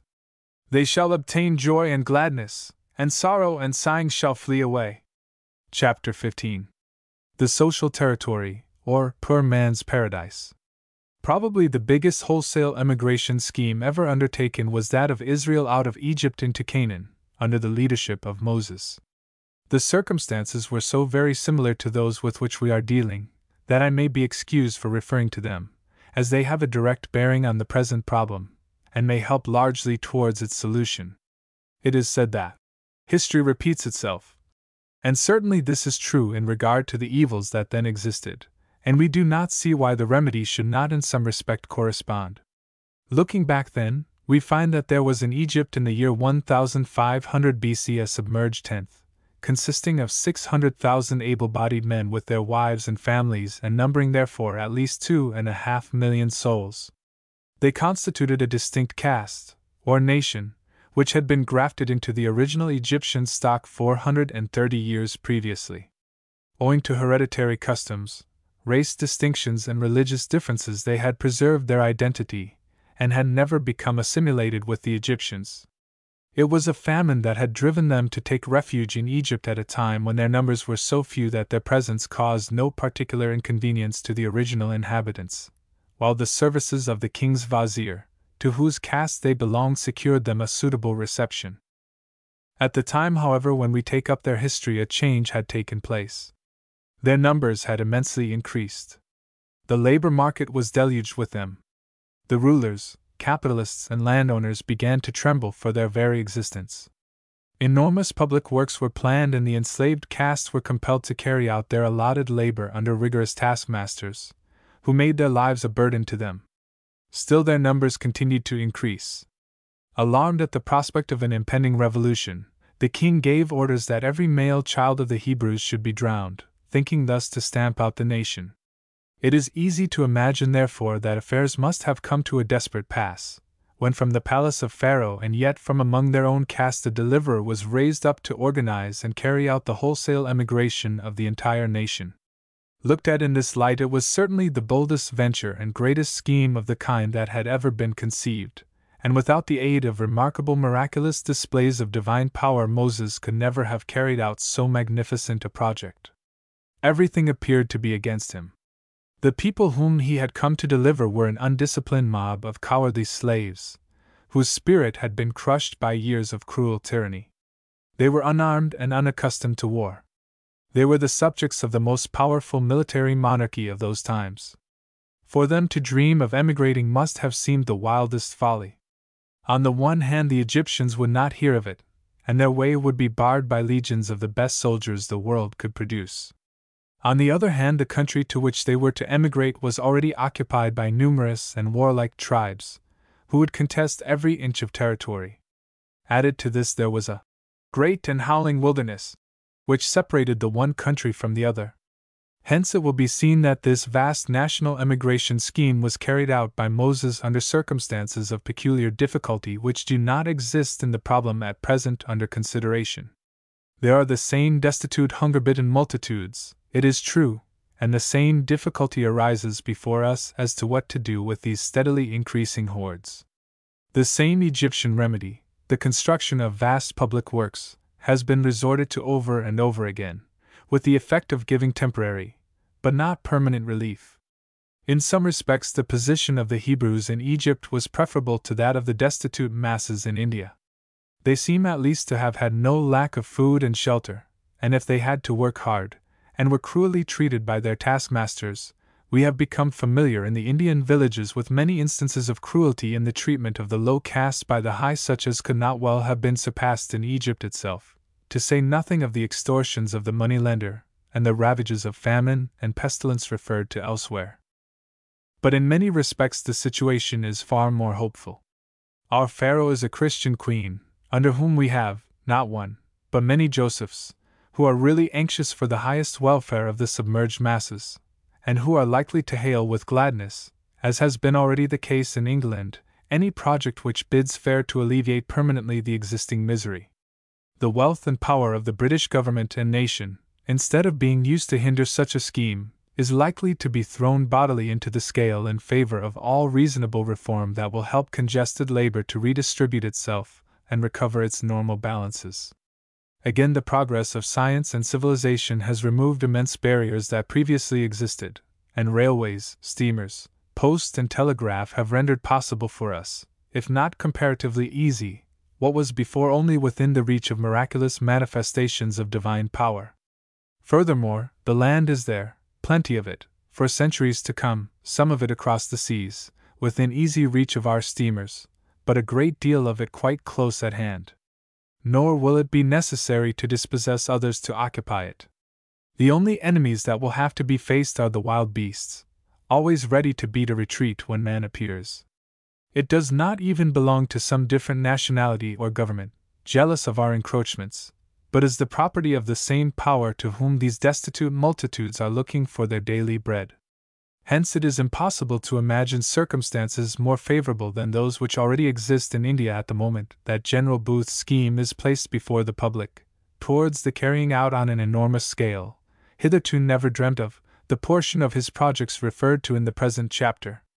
What I would propose is that a considerable section of waste territory should be assigned to us and placed at our disposal in some suitable part of India, upon which we could plant colonies of the destitute, similar in many respects to those already described, save that we should here carry out on a wholesale scale what elsewhere we should be doing by retail. Into this central lake or reservoir all our scattered streams would empty themselves, till it was so far full that we should require to repeat the process elsewhere. Beginning with a single social reservation in some specially selected district, we should easily be able to repeat the experiment elsewhere on an even larger scale, profiting as we went along by our accumulated experience. From the first, however, I should suppose that it would be preferable to carry out the maneuver on as large a scale as possible, for the reason that this is just one of those things which will be found easier to do wholesale than retail. We have many illustrations of this in business. The merchant who amasses a colossal fortune will perhaps scarcely spend an hour a day in superintending the working of an establishment that covers half an acre, while the poor retail shopkeeper over the way toils from early morning to late at night, and is scarcely able then to earn a bare subsistence for the support of his family. Compare again the labor and profits of a boatman in Bombay harbor, with those of the owner of an ocean-going steamer. The former toils day and night at the peril of his life and earns but little, while the latter rests comfortably at home and enjoys a handsome income. Or again let the village handloom weaver be pitted against the Bombay mill owner, and we see at a glance that under certain circumstances it pays infinitely better to do things on a large than on a small scale, and that in so doing the amount of labor and risk are also economized. Now this applies to the proposal contained in this chapter. Given a people who are well acquainted with Indian agriculture and who are willing to be moved, given a leader and an organization in which they have confidence, given those religious and moral influences which will so help them in overcoming the initial difficulties of the enterprise, and given a suitable tract of country which, without displacing existing population, they can occupy, and I would say with confidence that it will be found easier to accomplish the transfer on a large than on a small scale, by wholesale rather than by retail. In the present case all the above conditions are satisfied. The entire congested labor of the rural districts is thoroughly versed from childhood in the arts of Indian agriculture. They are willing in many parts of the country to emigrate by thousands even across the Kalapani, to which they have such an intense and religious aversion, or to enlist by thousands in our merchant marine and military forces. Much more than will they be willing to emigrate in far larger numbers to districts close at hand. A leader to inspire, an organization to enfold, and a plan of campaign to guide, have in the most marvelous manner almost dropped from the skies since the publication of General Booth's book. The religious and moral restraints and incentives, so important for guarding against the abuses of selfishness and for inspiring with a spirit of cheerful self-sacrifice, are provided, and that in a purely native garb, and yet with all the advantages of European leadership and enthusiasm. And finally there is land in abundance which government desires to see colonized, and which is being slowly retailed out bit by bit in a manner altogether unworthy of the urgent necessities of the occasion. What then is there to hinder a big, bold experiment? General Booth will have in England largely to make his agriculturists before he can put them upon the land. Here in India we have millions of skilled destitutes ready to hand, and it will be possible within a very short period with a few bold strokes to relieve the congested labor market from one end of India to the other in a manner that can hardly now be conceived. Is not this plan infinitely superior to the spasmodic Egyptian expedient of occasional public works, which cost the state enormous sums and only increase the local difficulty as soon as they are completed? Should we not here be erecting a satisfactory and permanent bulwark against the future inroads of famine? Shall we not rather be increasing the public revenue for future years by millions of pounds, and that without adding a single new tax, or relying upon sources so uncertain and detrimental to the public welfare as those founded upon the consumption of drugs and liquors that destroy the health of the people? Shall we not again be increasing the stability and glory of the empire and caring for its destitute masses, and in turning what is now a danger to the state into a peaceful, prosperous, and contented community? And finally, will not our poor man's paradise be infinitely superior from every point of view to the miserable regulation workhouse that is in other countries offered by the state, or again to the system of charitable doles and wholesale beggary that at present exists? To me it seems that there is indeed no comparison between the two, and General Booth's book has opened out a vista of happiness to the poor, such as we should hardly have conceived possible save in connection with a Christian millennium, or a Hindu Kal-yug. But it may be objected by some that in providing those outlets for the destitute, we should in the end only aggravate the difficulty by enormously increasing the population. This reminds one of the gigantic folly of the miser with his hoards of gold. An amusing Eastern anecdote is told of one who, having gone 2 or 3 miles to say his prayers to a mosque, suddenly remembered that he had forgotten to put out an oil lamp before leaving home. He at once retraced his steps, and on reaching his house called out to the servant girl to be sure and put out the light. She replied that she had already done so, and that it was a pity he had wasted his shoe leather in walking back so far to remind her. To this he answered that he had already thought of this, and had therefore taken off his shoes and carried them under his arms so as not to wear them out.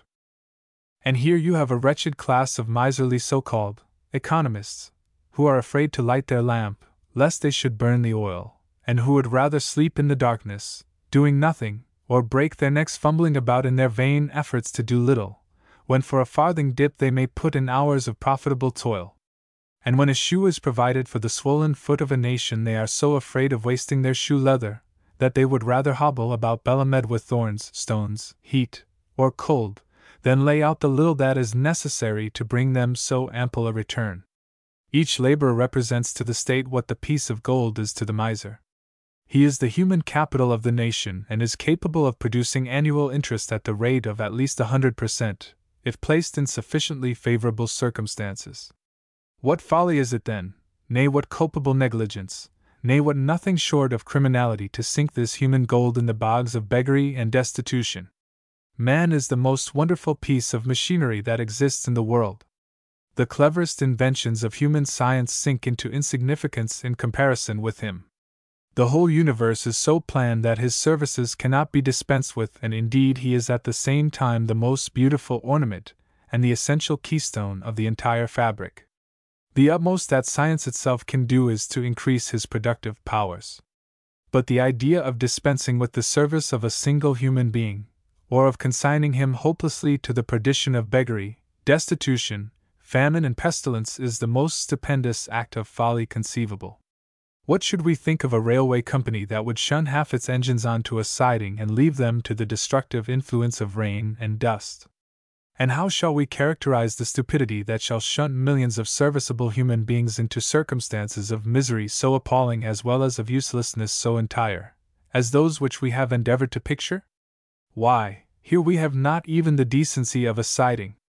These wonderfully made semi-divine human engines are suffered to obstruct the very main lines on which our expresses run, not only wreck themselves, but the fruitful cause of wreckage to millions more. But I have said enough, I trust, to show that the problem is not a hopeless one, and that the portion of General Booth's scheme to which this chapter refers is particularly applicable to India and capable of being successfully put into operation on a scale commensurate with the necessities of the hour. Having obtained our territory, we should proceed to mark it out, and to direct into the most advantageous channels the inflowing tide of immigration. There would be a threefold division into agricultural districts which would furnish food for the incoming population, a pastoral district for the cattle, and a central market, which would furnish the pivot on which all the rest would work.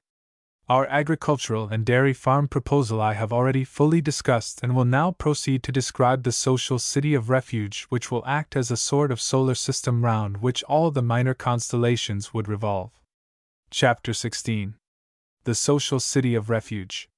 I am tempted again to turn to Hebrew history to find a parallel for what would, I believe, be easily accomplished at an early period in connection with our poor man's paradise. I refer to what was styled the city of refuge. The object of this institution was to provide a temporary shelter for those who had unintentionally killed anyone, so that they might escape from the avenger of blood. If on inquiry it could be proved that the death was purely accidental, the fugitive was entitled to claim protection until by the death of the high priest, the blood should have been expiated when he would be free to return to his home and people. If, on the other hand, it were a case of premeditated murder, the city authorities were bound to hand over the fugitive to justice. The careful provision made by the Hebrew law for the occasional manslayer surely casts a severe reflection on the millions who, many of them through no fault of their own, represent the submerged tenth. Let us leave for the time being the willful criminals who are the open enemies of society to be dealt with as severely as you like by the arm of the law. Turn for a moment a pitying gaze towards those hungry, destitute multitudes, who cannot, it may be, plead their own cause, but whose woes surely speak with an eloquence that no mere words could ever match. Why should we not provide them with a city of refuge, where they will have a chance of regaining their feet? If it be urged that their numbers preclude such a possibility, we would reply that it has already been proved in the previous chapter, that this will really make our task the more easy. The impetus and enthusiasm created by a movement in mass tends largely to ensure its success. If on the other hand it be urged that our object is to divert the flow of population from cities to villages, it must be remembered that this does not preclude the creation of new towns and cities, which shall furnish convenient centers and markets for the surrounding villages. It is not a part of General Booth's scheme to abolish cities, but rather to dispose suitably of their superfluous population. And no doubt in course of time the world will be covered not only with suburban farms and industrial villages, but with cities which for commercial importance and in other respects will rival any that now exist. I am the more encouraged to believe that this will be particularly practicable in India for the following reasons. 1. We have an enormous population close at hand. If at a distance of 12,000 to 14,000 miles, England can build its Melbournes, Sydneys, and Adelaides, surely it does not require a very great stretch of imagination to suppose that here in our very midst, with millions upon millions of people at disposal, we shall be able to repeat what has already been elsewhere accomplished under circumstances so specially disadvantageous. 2. Again, let it be remembered that in this case we should have the special advantage of carrying out the work on a carefully organized plan and in connection with a scheme possessing immense ramifications all over India and the world. 3. Once more, India supplies labor at the cheapest conceivable rate, so that the cost would be infinitesimal as compared with the other countries just mentioned. 4. Another important fact is that the laborers are accustomed to be paid in kind, and to carry on a system of exchange of goods which will further minimize the cost of the undertaking. 5.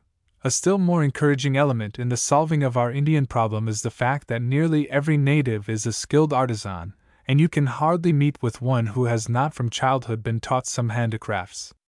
Indeed, the majority both of men and women are acquainted with 2 or 3 different trades, besides being accustomed from childhood to draw their own water, wash their clothes, and do their cooking. Hence it is impossible to find a more self-helpful race in the world. 6. Again, this very thing has been already done in India itself, especially by its great Mohammedan rulers, hundreds of years ago, and that under circumstances which made the undertaking infinitely more difficult than would now be the case. What was possible to them then is equally possible to us now. 7. Finally, in the midst of some of the very waste tracts of which we have spoken may be found cities which were once the flourishing centers of as large and enterprising a population as can anywhere be seen.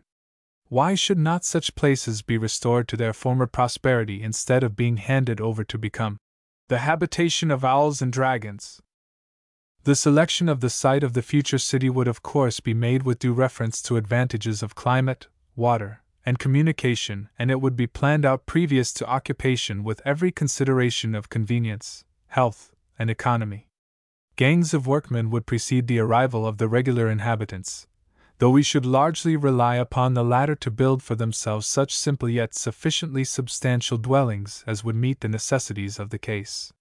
We might reasonably anticipate, moreover, that the influx of population would attract of its own accord a certain proportion of well-to-do capitalists, for whom a special quarter of the town could be reserved and to whom special facilities could be granted for their encouragement, consistent with the general well-being of the community.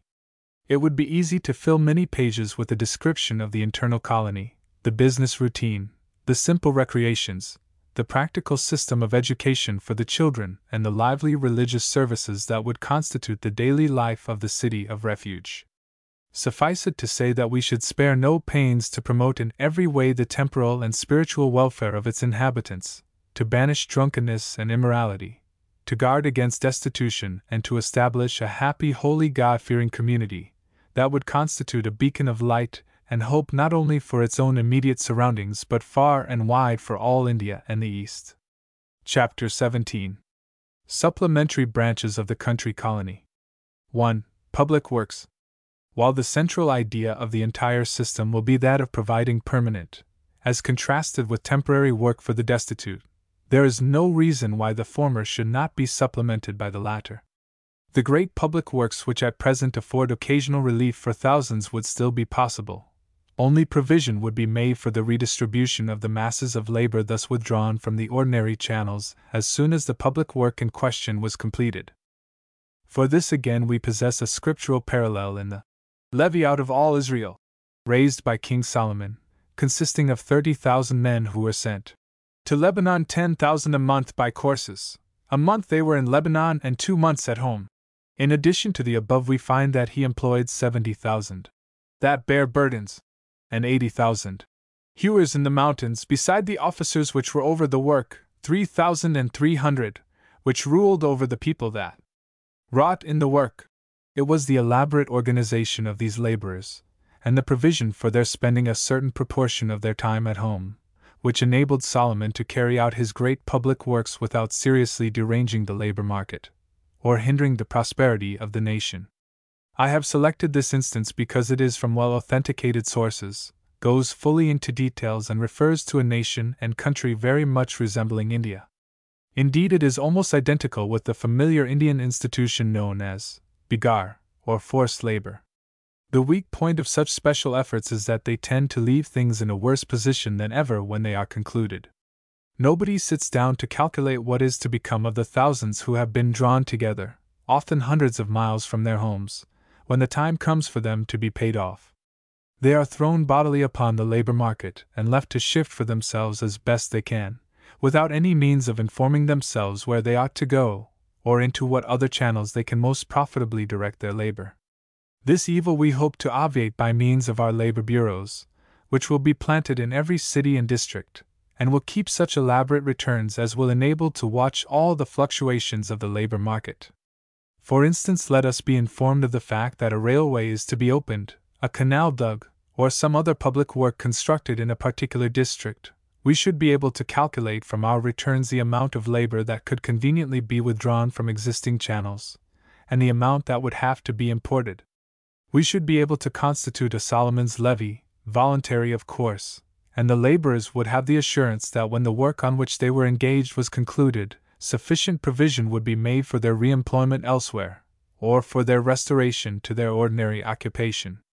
Our labor bureau would thus do for the laborer what is at present impossible for him to do for himself, and would economize his time to the utmost.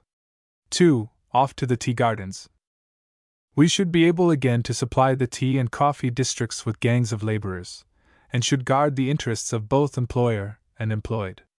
The former would be supplied with picked laborers at the ordinary market rate, without the worry, delay, and expense of having to procure them for themselves. The latter would be kept in communication with their families, and could be worked in courses on Solomon's plan. 3. Land along the railways. Among other proposals, General Booth suggests that the land along the railway lines might well be utilized for the purpose of spade husbandry. There seems no reason why these extensive strips of often fertile soil should be left to go to waste, conveniently situated as they are on borders of the main arteries of commerce and in close vicinity to stations. 4. Improved methods of agriculture. This is a subject which deserves a chapter to itself in a country like India. If it be true that there are millions of acres of waste land that are only waiting to be cultivated to yield a rich return, it is equally notorious that by improved methods of agriculture the present produce of the soil may be doubled and trebled. To this subject we intend to pay the full attention that it deserves, making the best possible use of native experience and European science. We shall be in a peculiarly favorable situation for experiments on a large scale. But this is a subject on which we cannot at present do more than touch, reserving for a future period the elaboration of schemes which will doubtless have an enormous reflexive effect upon the whole of India, and thus materially increase the wealth of the entire country and the revenue of the government. Chapter 18. The Oversea Colony. As in England, so in India, the establishment of a colony over the sea will in the end prove the necessary completion of our scheme for supplying work to the workless.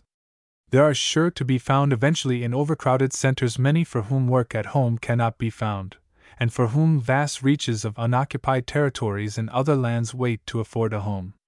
Happily, this will not be an immediate necessity in India.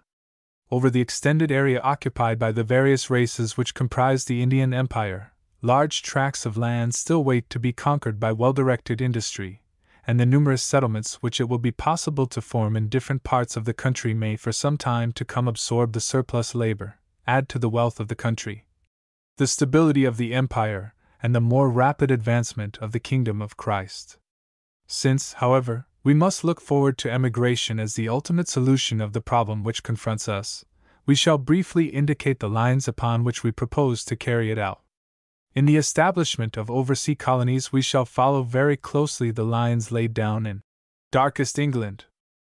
At present the continuous stream of emigrant labor flowing into existing colonies already overstocked with labor is creating serious difficulties, and we have no idea of relieving a congested labor market in one country by overstocking another. This would be, not to heal the disorder, but only to shift the locality. It may not be generally known how extensively emigration is already resorted to by the people of India.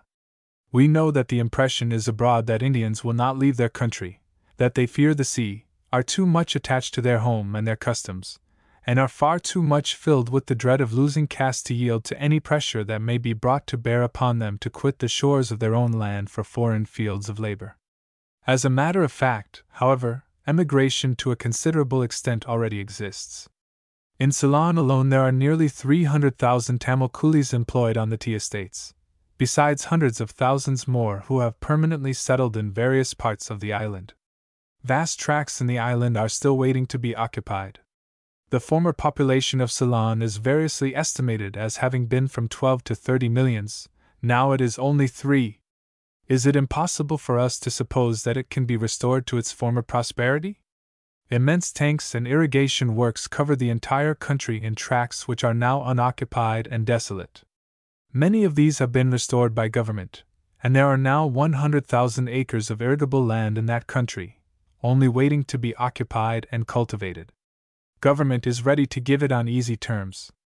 Here, then, alone is a wide and hopeful field for Indian emigration, only requiring to be skillfully directed in order to find a home and living for millions of India's destitute. Now what we propose to do is not to check the stream of emigration, nor yet to help it to flow on in its present channel until it overflows its banks and engulfs and ruins the colonies it might have enriched, but rather to dig out new channels, founding entirely new colonies in districts yet unoccupied, on the plan laid down in Darkest England.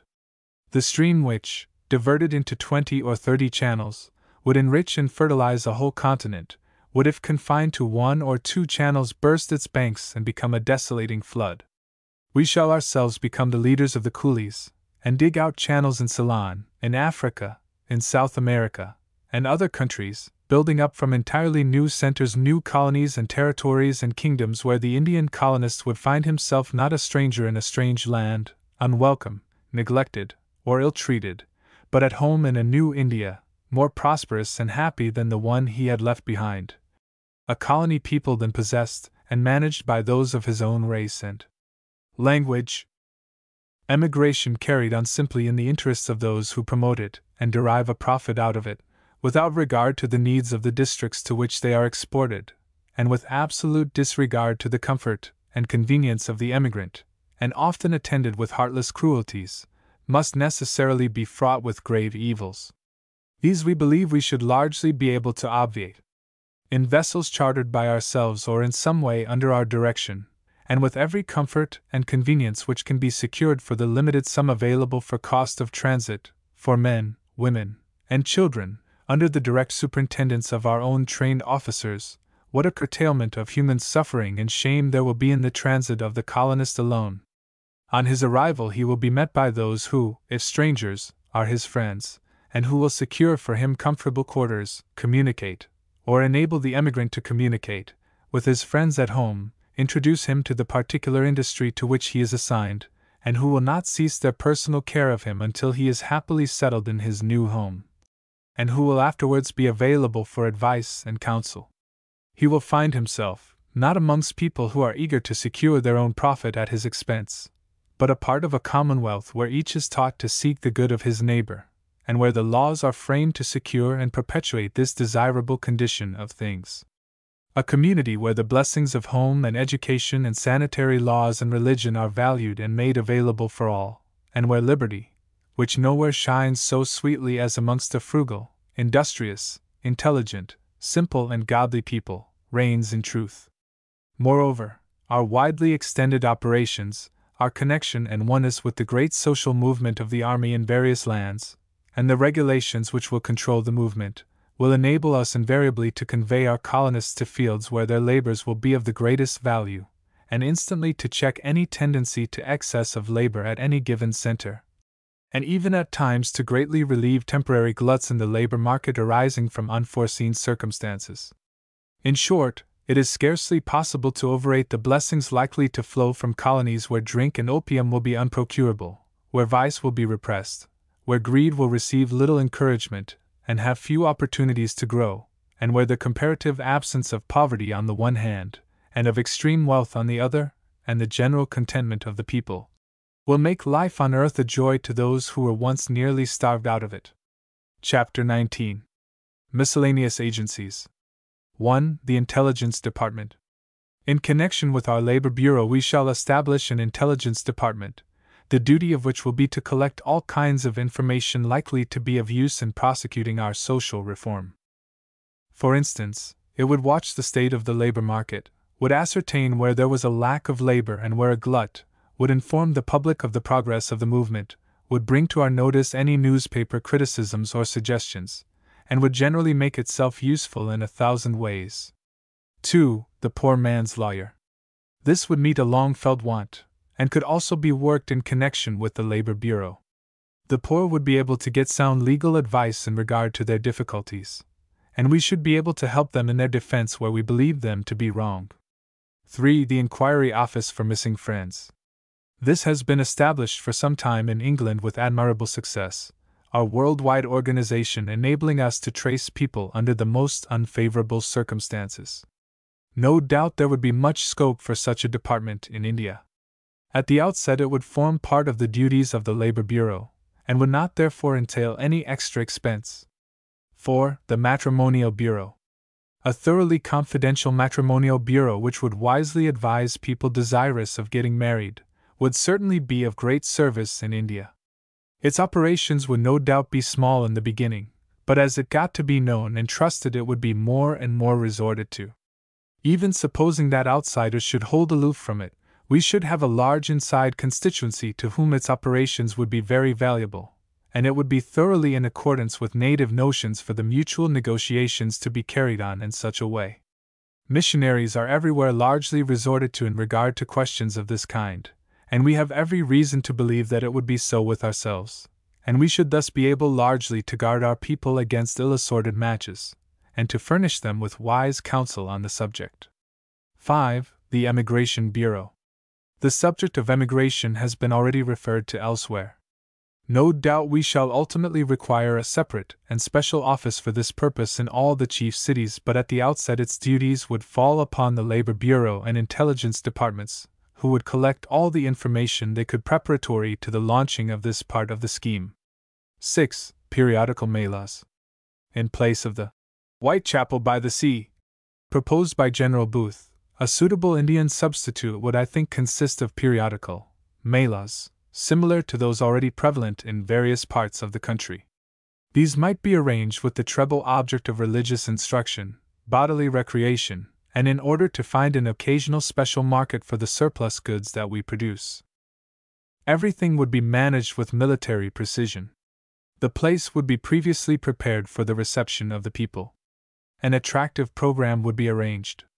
Everybody would be made to feel comfortable and at home. And no effort would be spared to make the occasion morally and spiritually profitable, as well as valuable for the relaxation it afforded to the bodies of those who attended, and financially profitable for the purpose of our social reform work. Chapter 20. How much will it cost? In order to put the whole of the foregoing machinery into motion on an extensive scale, there can be no doubt that, economize as we may, a considerable outlay will be unavoidable. True, we are able to supply skilled leadership under devoted and self-sacrificing men and women for a merely nominal cost. True, we have Europeans willing to live on the cheap native diet, and to assimilate themselves in dress, houses, and other manners to the people amongst whom they live. True that we have raised up around us an equally devoted band of natives, in whose integrity we have the fullest confidence, and whose ability and knowledge of the country will prove of valuable service to us in the carrying out of our scheme. True that around our 450 European and native officers, we have enlisted and drilled a force of several thousands of earnest soldiers of the cross, who are pledged abstainers from all intoxicating liquors and drugs, who have renounced all forms of impurity and sin, who have promised to devote their lives to the social, moral, and spiritual regeneration of their fellow countrymen, who are accustomed to pray and preach in their leisure hours, without being paid a cower for doing so, and who not only support themselves and their families by their labor, but contribute for the support of their officers. Nevertheless, while it is a fact that this cheap and efficient agency exists for the carrying out of the reforms that have been sketched in the foregoing pages, it cannot be denied that a considerable sum of money will be needed for the successful launching of the scheme. Once fairly started, we have every reason to believe that the plans here laid down will not only prove strictly self-supporting, but will yield such a margin of profit as will ultimately enable us to set on foot wholesale extensions of the scheme. No doubt there will be local disappointments and individual failures. We are dealing with human nature, and must anticipate that this will be the case. But the proportion of success will far outweigh the fraction of failure, and when the profits and losses of the scheme came to be balanced year by year, we have no doubt that socially, physically, morally, and financially we shall be able to show so enormous a gain that the most unreasonable of our critics will be silenced.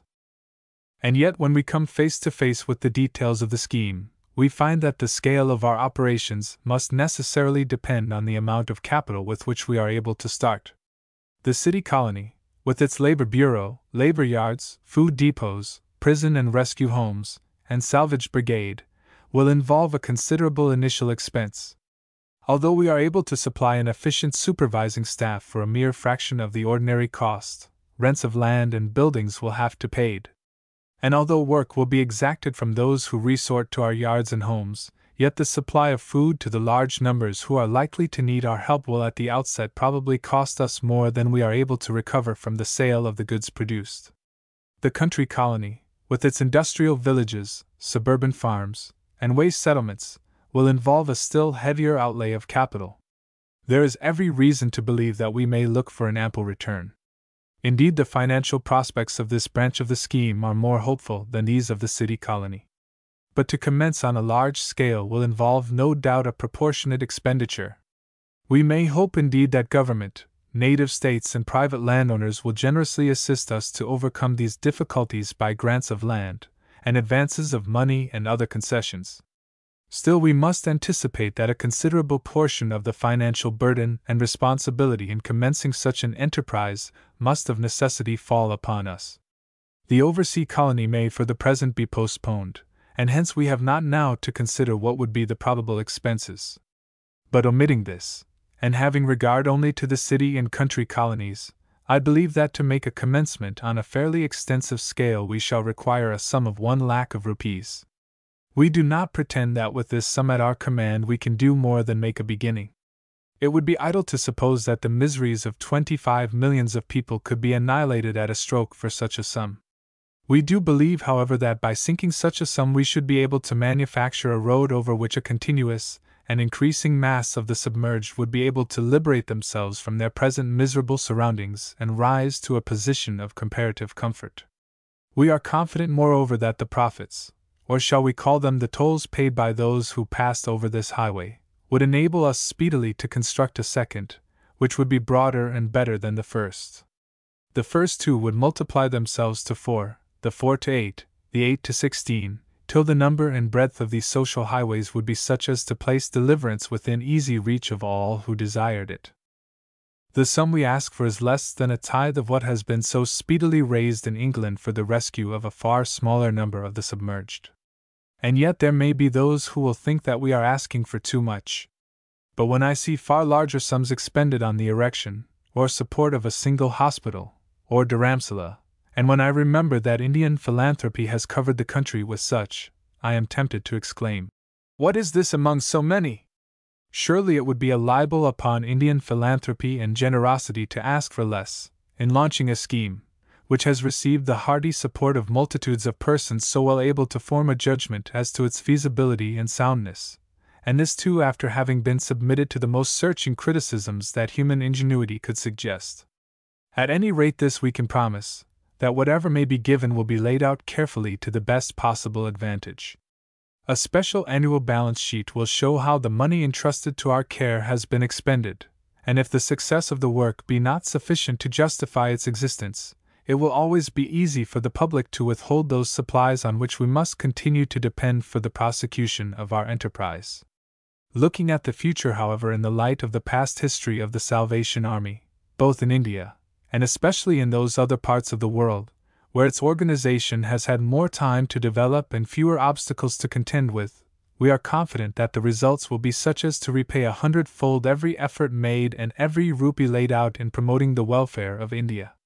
And even supposing that comparative failure should result, we should have the satisfaction of knowing that 'tis better to have tried and failed than never to have tried at all.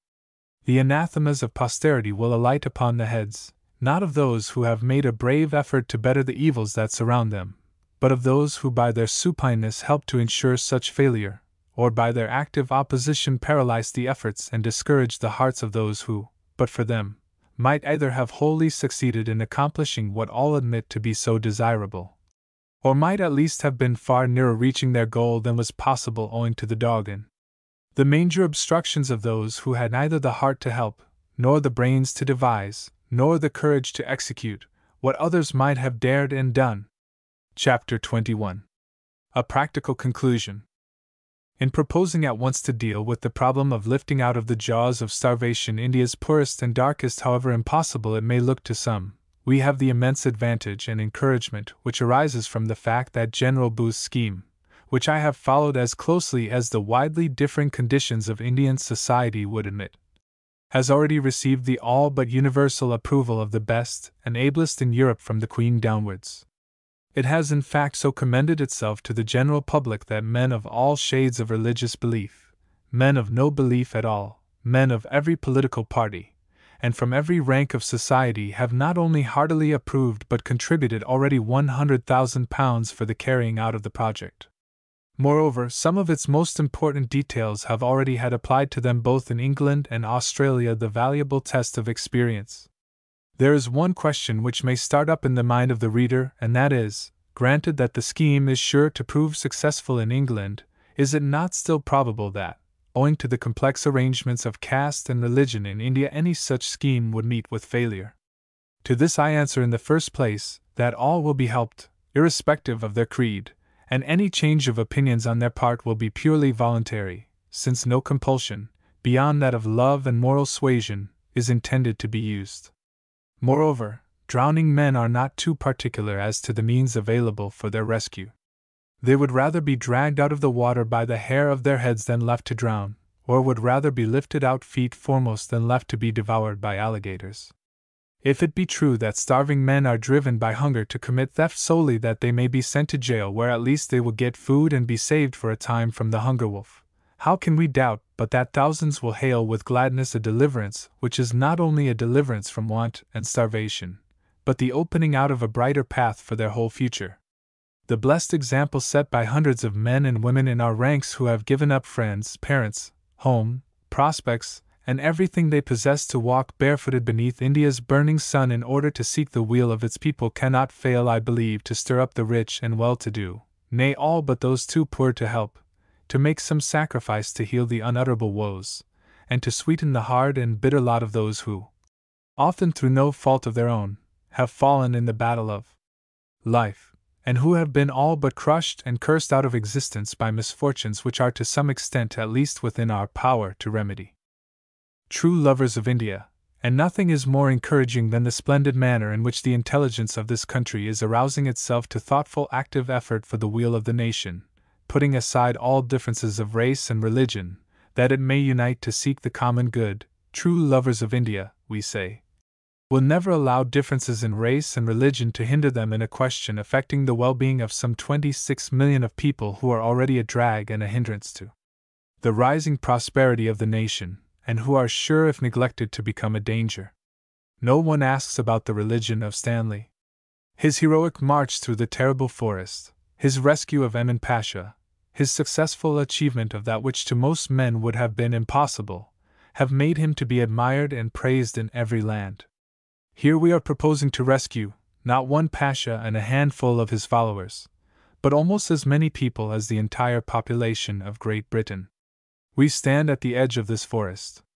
We know something of it before we enter. We are not dismayed. We only ask you to meet the cost of the expedition. Great armies of beggars and workless, and drunkards and opium eaters and harlots and criminals are going to be dragged out of these morasses, to bless the land which gave them birth with the wealth of their labor, and to build new Indian empires across the sea. A bold and daring expedition has been planned into this dark social forest, with its dismal swamps, its pestilential vapors, its seemingly endless night, to rescue and bring to the light of hope, to green industrial pastures and healthy heavenly breezes, its imprisoned victims.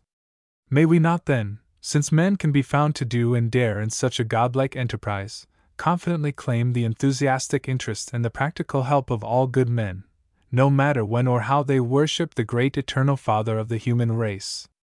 If any one should object that is an impossible enterprise, we answer, who can tell?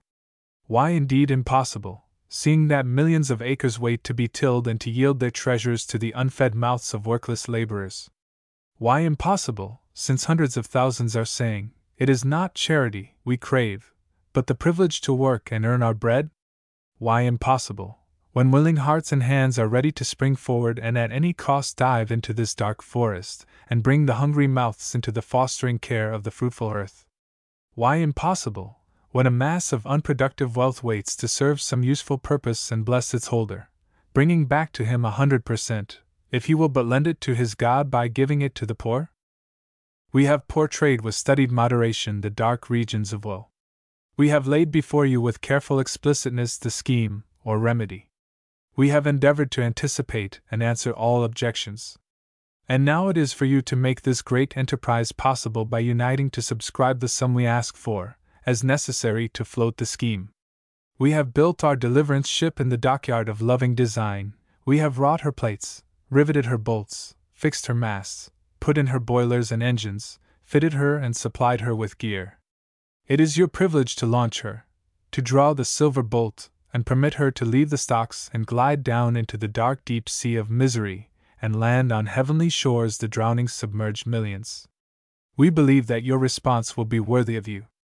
Coming generations will thank you, and the blessings of them that were ready to perish will rest upon you, and the God of the fatherless and the widow will remember you for good. Public opinion on General Booth's social scheme. Her Majesty the Queen Empress cordially sympathizes. Her Majesty says, "The Queen cannot of course express any opinion on the details of the scheme, but understanding that your object is to alleviate misery and suffering, Her Majesty cordially wishes you success in the undertaking you have originated." His Royal Highness, the Prince of Wales. writes to express his hearty interest in the scheme and is seen earnestly studying the book and making notes upon it. The Empress Frederick reads the book with interest. The Empress Frederick's Palace, Berlin. November 1, 1890.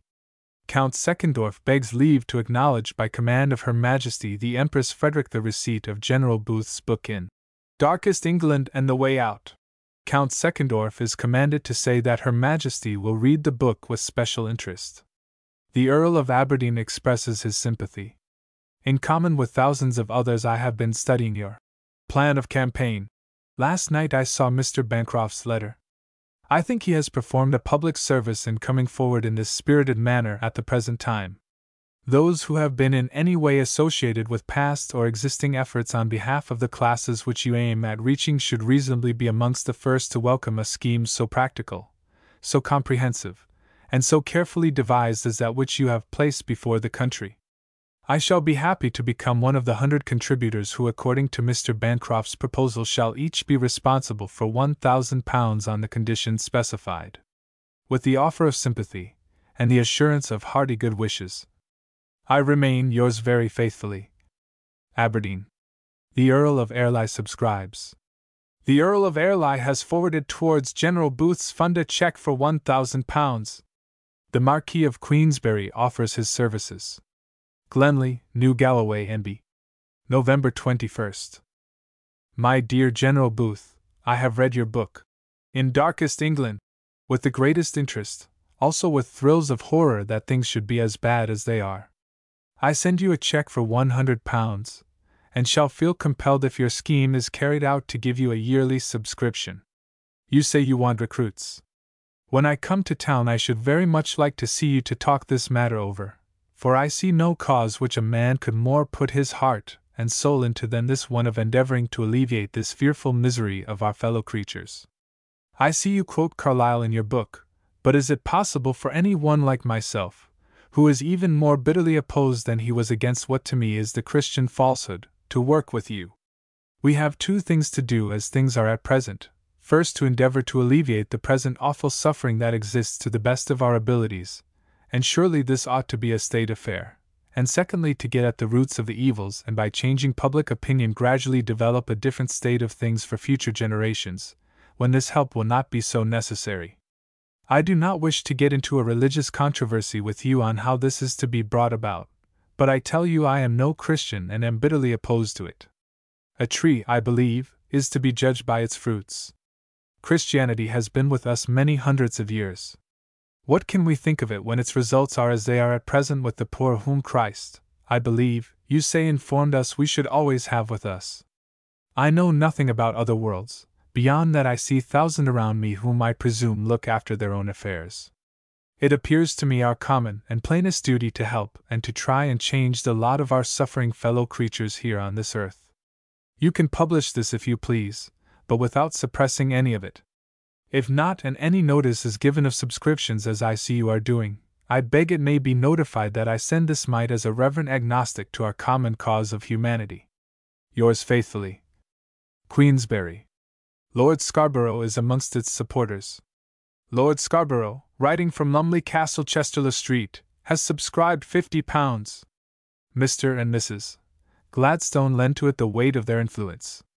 Mr. Gladstone has already expressed his interest in the scheme, and now Mr. and Mrs. Gladstone, with a like kindly expression, forward £50 towards it. Mr. Pickersgill, MP, looks upon it with increasing favour. At the new debating society, Haverstick Hill, Mr. Pickersgill, MP, said when he first began to read the book he did not approach it with any particularly favourable feelings towards the Salvation Army. He thought that the scheme was the most plausible ever devised.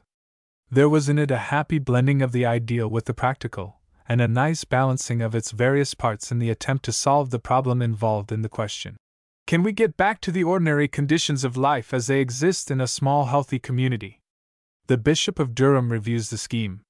Speaking on Thursday night at the closing meeting of the General Church Mission at Sunderland, the Bishop of Durham said that just now men were talking on all sides of a great scheme which had been set forth for dealing with some of the social sorrows of our age.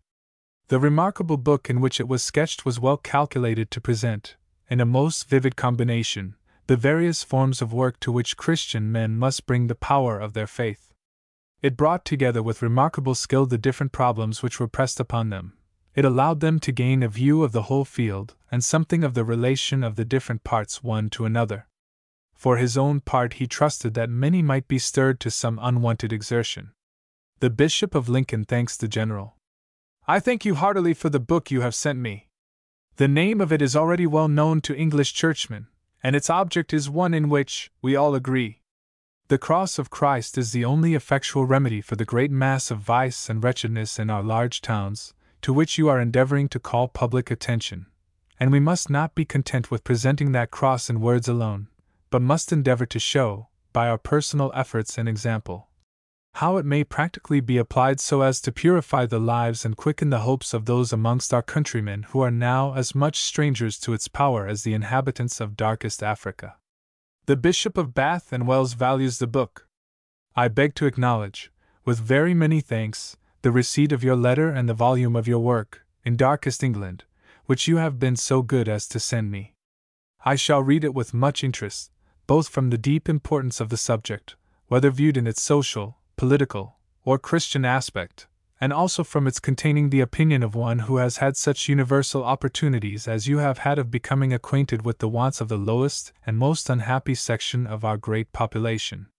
The Bishop of Rochester is glad to possess the book. The Bishop of Rochester writes that he hastens to thank Mr. Booth for sending him his book, and he is glad to possess it, and hopes it may be productive of much good. He takes the opportunity of expressing his profound sympathy with him in Mrs. Booth's death. The Bishop of Wakefield, Dr. Walsham Howe, studies the scheme with deepest interest. I have just received your book, which you have so kindly sent me. I have already bought a copy, which I shall give away. I am studying your scheme with the deepest interest, and I trust and pray it may bring blessing and hope to many. May I venture to express my sympathy with you in your recent heavy bereavement? You do not sorrow as those that have no hope. Canon Farrar, preaching at Westminster Abbey, says we are bound to help the scheme or find a better one. It was not difficult to see, as early as 1:30 on Sunday afternoon last, that something was about to take place in Westminster Abbey. A friendly policeman informed me that the service in the fine old pile of buildings did not commence till 3 o'clock, but that as Canon Farrar was announced to preach, and upon such an all-absorbing topic as General Booth's new book, people were bent upon securing a good position by being in time. Some 3/4 of an hour before the service commenced, the gigantic building was crowded, and the trooping multitudes only arrived at the doors to find a crowd waiting for the least opportunity of getting in. It was reported that thousands were turned away. Canon Farrar had announced his subject as social amelioration, and at the outset stated that he alone was responsible for the opinions he proposed to express in connection with General Booth's scheme. In a very masterly and eloquent way he pictured the social evils which disgrace our civilization, the small and ineffectual efforts being put forth for their removal, and the terrible responsibility resting upon us as a nation to do our utmost to forward any scheme which appeared likely to effect an amelioration. He proceeded. Well, here was General Booth's scheme, which he had examined, and with which he had been deeply struck. He pitied the cold heart which could read and not be stirred by Darkest England. In his best judgment he believed the scheme to be full of promise if the necessary funds were provided, and he merely regarded it as his humble duty to render the undertaking such aid as he could. Had any such scheme been proposed by a member of the Church of England, he should have given it every support. He regarded the scheme as supplementing, not interfering with, the work of the Church, as preparing for, not hindering, the Church's work.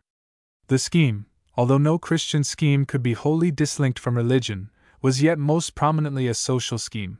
Its origin was the Salvation Army, but it was intended to promote the work of the common Church. Was the scheme to be thrown aside contemptuously at once on account of prejudice, because it emanated from the Salvation Army? If any thought so, he blamed them not, but he for one declared he could not share their views. He was, perhaps, more widely separated from some of the methods of the Salvation Army than many of his brethren, but the work of the army had not been unblessed, and there was much that might be learned from an organization which in so short a time had accomplished so great a work. He dwelt upon the nature of the Salvation Army's work, the officers who were exerting themselves in connection with it, the number of countries to which the organization had spread. The Salvation Army in its work and extent had credentials which could not be denied. Were they to stand coldly, finically aside because they were too refined and nice, and full of culture to touch this work of the Salvation Army with the point of the finger? He took it that he should fail grievously in his duty if insult or self-interest caused him to hold aloof from any movement which Christ, if he had been on earth, would have approved. Then Dr. Farrar quoted the late Bishop Lightfoot and the late Canon Liddon in favor of the Salvation Army as an organization which had accomplished a deal of good work. Next he asked, "How shall we receive General Booth's scheme now that it is here to our hands?" With some people the simplest way of treating any scheme for good was to leave it alone. To those who took that position with reference to General Booth's scheme he had nothing whatever to say. There was no need for saying anything either to the other class of people who would talk about a scheme, and having talked about it drop the matter and think no more about it. Another way in which General Booth's scheme might be received was that of examining it, and if convinced against it of rejecting it. That, at all events, was a perfectly manly course, a clear and decided method of reception which there can be no mistaking. To those included in this class, those who would regard the scheme as migratory or pernicious, there was nothing to be said. But what about those who did not mean to help in this or any other scheme, those who left others the burden of the work, the opportunists who would want to step in when the breach had been made? Here, no doubt, there would be such a class, but the last way of receiving General Booth's scheme, and the way in which as he trusted it would be received, was to support it by their influence, and to give to it of their means. It was an immense and far-reaching scheme, which might bring help and hope to thousands of the helpless and hopeless, made helpless and hopeless by the terrible conditions of society, but for every one of whom Christ died. To begin the scheme in earnest would require a sum of £100,000, but he asked, what was that to the wealth of England, to the wealth of London? It was a mere drop in the ocean compared to what was every year spent on drink and wasted in extravagance.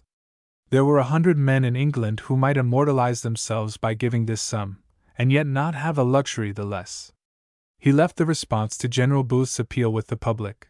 But would it not, he asked, be a desperate shame for England if any scheme giving so hopeful a promise of social amelioration should fail without a trial, and like a broken promise, be lost in air? But to this observation somebody might reply in the form of a queried objection. The scheme might fail. Yes, it might fail. Anything might fail. But if to die amid disloyalty and hatred meant failure, then St. Paul failed. If to die in the storm meant failure, then Luther and Wesley and Whitefield failed. If to die at the stake by the flames meant failure, did not martyrs fail? Finally, if to die on the cross, with the priests and the soldiers spitting out hatred, meant failure, then Jesus Christ failed. Yes, the scheme might fail. But was all this failure? Were there none among them bold enough to look beyond the possibility of failure? Could they not somehow get round the word? Fear and jealousy and suspicion and intolerance and despair were counselors finding multitudes to listen, but he for one would listen to the nobler counselor. Hope. Were none of them bold enough at the last moment to prefer even failure in a matter like this to the most brilliant success in pleasing the world and making truce with the devil? He would try to hope that the scheme might not fail, but what each one had to consider was the question. Shall it fail through my cowardice, my greed, my supineness, my prudential cautiousness, my petty prejudices, my selfish conventionality? If, on examining this plan in the light of conscience, we see in it an augury for the removal of the deadly evils which lie at the heart of our civilization, it seems to me we are bound to do our utmost to help it forward. But you say, if we conscientiously disapprove of it, then we are in duty bound to propose or to forward something better. One way only is contemptible and accursed, that is, to make it a mere excuse for envy, malice, and depreciation. He that heareth, let him hear, and he that forbeareth, let him forbear. But God shall be the judge between us, and his voice says in Scripture, If thou forbear to deliver them that are bound unto death, and those who are ready to be slain, if thou sayest, Behold, we knew it not, doth not he that pondereth the heart consider it, and he that keepeth thy soul, doth not he know it, and shall not he render to every man according to his work? Archdeacon Sinclair wishes the scheme success. Speaking at Bromley, Kent, on Friday night, in connection with the Canterbury Diocese of the Church of England Temperance Society, Archdeacon Sinclair referred to General Booth's scheme. He wished very great success to that courageous and large scheme. The Rev. Brooke Lambert defends the scheme in the Times. There is much that is not new in the scheme. General Booth allows that much. But there are two factors in his scheme which, if not new, at least acquire a new prominence. These two factors are help and hope. Society drops these two H's. For help it substitutes money giving, and as for hope for the disreputable, it has none. The personal contact of General Booth's workers, of his 10,000 officers, is an essential feature of the scheme. They take the man or the woman as they enter the shelter, and prevent it from becoming a means of dissemination of crime, of filth, of disease. They stand by the new-fledged proselyte to work, to encourage perseverance. They follow him to the country colony, the abomination of desolation to one who has walked the London pavements, and found his heaven in the gin palace and the music hall, to stimulate effort. They accompany him to the colony to remind him that true freedom is not license, that the conditions of success are a change of mind and not of climate. But for them, one might doubt whether the hope General Booth conceives for the submerged tenth would be hope at all in their eyes. Nothing so difficult as to persuade the Londoner to go into the country, and the emigrant to keep to work away from the congenial interludes of town pleasure. But once create this hope, and persistent reiteration can do much when the agent is a kindly man or woman, and you have introduced a new element into the life of the wastrel. Our prison system, growing in harshness, failed utterly to deter, with the reformatory system, based on the principle of making it to a man's interest to behave well within the walls, a new era dawned on criminal legislation. It is for these reasons that I look with deep interest on General Booth's experiment. Do not let us say, "The experiment has been tried before, it is useless to attempt it again." I believe there is enough of novelty in General Booth's scheme to justify a hope of success. But for past failures I can but say that people do not regard failure as a ground for inaction when their interest is deeply involved. When I was a boy, some 45 years ago, I saw at the old Polytechnic experiments in electricity, the electric light, the electric cautery, and for years I expected to see them introduced into the workday world. Now, at last, they are coming into use, but I do not think the shares stand at a very high premium. None the less electricity will one day be of universal use. That is what experiment in spite of failure has done. That is what we ought to do in social matters. When all is done, the result will be comparatively small when compared with our aspirations, but it will create, as all good work does, new outlets for effort, new objects for hope. Brooke Lambert. The Vicarage, Greenwich, and OV. 19. Dr. Parker approves the General's scheme. A report in the Star says, Dr. Parker, preaching his 1-minute sermon at the City Temple yesterday, Sunday morning, said, "I hope General Booth will get every penny he asked for. No man can make better use of money. I wish B would include other Englands in his scheme. There is another England, darker than the darkest he has in view. I mean the England of genteel poverty and genteel misery. These people are not in the slums, but they are fast being driven in that direction. From my point of view, one of the best features in General Booth's scheme is that nobody is to receive anything for nothing. It is easy to throw money away. Money we work for goes farthest. There is no stain of pauperism upon it. Dr. Parker says, no boards. Dr. Parker, addressing his congregation on Thursday morning, said, General Booth spoke to me the other day at my house, amongst others, about boards of trustees and referees, and all the rest of it, in reference to his scheme. I said that would spoil the whole thing. I do not want any boards of reference. We have boards enough and referees enough, laughter, and we do not want little men to assume an awful responsibility which Providence never meant them to handle. They had better let a great governing spirit like General Booth manage the whole thing in his own way. I am afraid I was even more of a democrat than even General Booth suspected. Laughter. I am an autocrat. I believe in one man doing a thing. Some persons imagine if they have got 6 little men together that they will total up into a booth. The Lord makes his own booths, and Moody's, and Spurgeons, and sends them out to do his work, and we shall do well to get out of their way, except when we have anything to give of sympathy, money, prayer, and assistance. Presently, some Thursday morning, I am going to give you a chance of giving, which you will, to this great scheme. Applause. Dr. Moulton, President of the Wesleyan Conference, is grateful for the labor which the General has expended upon this problem. No one can read your book without recognizing the claim which you have established on the sympathetic help of all Christian churches. For myself, I am deeply grateful to you for the enormous labor which you have expended on the great problem, and for your able treatment of its difficulties. Rev. Alfred Rowland says he believes the working of the scheme will be for the good of the people. Yesterday morning the Rev. Alfred Rowland preached at Park Chapel, Crouch End, the first portion of a sermon on General Booth's book. The preacher said the scheme was a noble, bold, and generous effort to reach the masses. He believed the result of the working of the scheme would be for the good of the people at large. He asked them to give liberally to the project, even if it was only an experiment, because he believed it would succeed, and all he could do, financially and otherwise, he should be pleased to do in support of the scheme. A collection for the scheme is raised at City Church, Oxford. At the City Church, Oxford, on Sunday, the rector, the Rev. Cartwright J. H. Fletcher, preached at both morning and evening services in aid of General Booth's Social Salvation Fund, and the collections were devoted to the object. Rev. H. Arnold Thomas makes a successful appeal on behalf of the scheme. A handsome offering. The sum of £650 was collected at Highbury Congregational Chapel, Bristol, on Sunday, as a contribution to General Booth's fund, for his scheme unfolded in his book. In Darkest England. This was in response to an appeal from the pastor, the Rev. H. Arnold Thomas. Rev. Champness looks upon it as a forlorn hope. A letter dated from Rochdale, and bearing the well-known name, Thomas Champness, has reached General Booth, with a contribution of £50. I wish, writes Mr. Champness in his letter, I could make you know how much my heart is with you in your great scheme.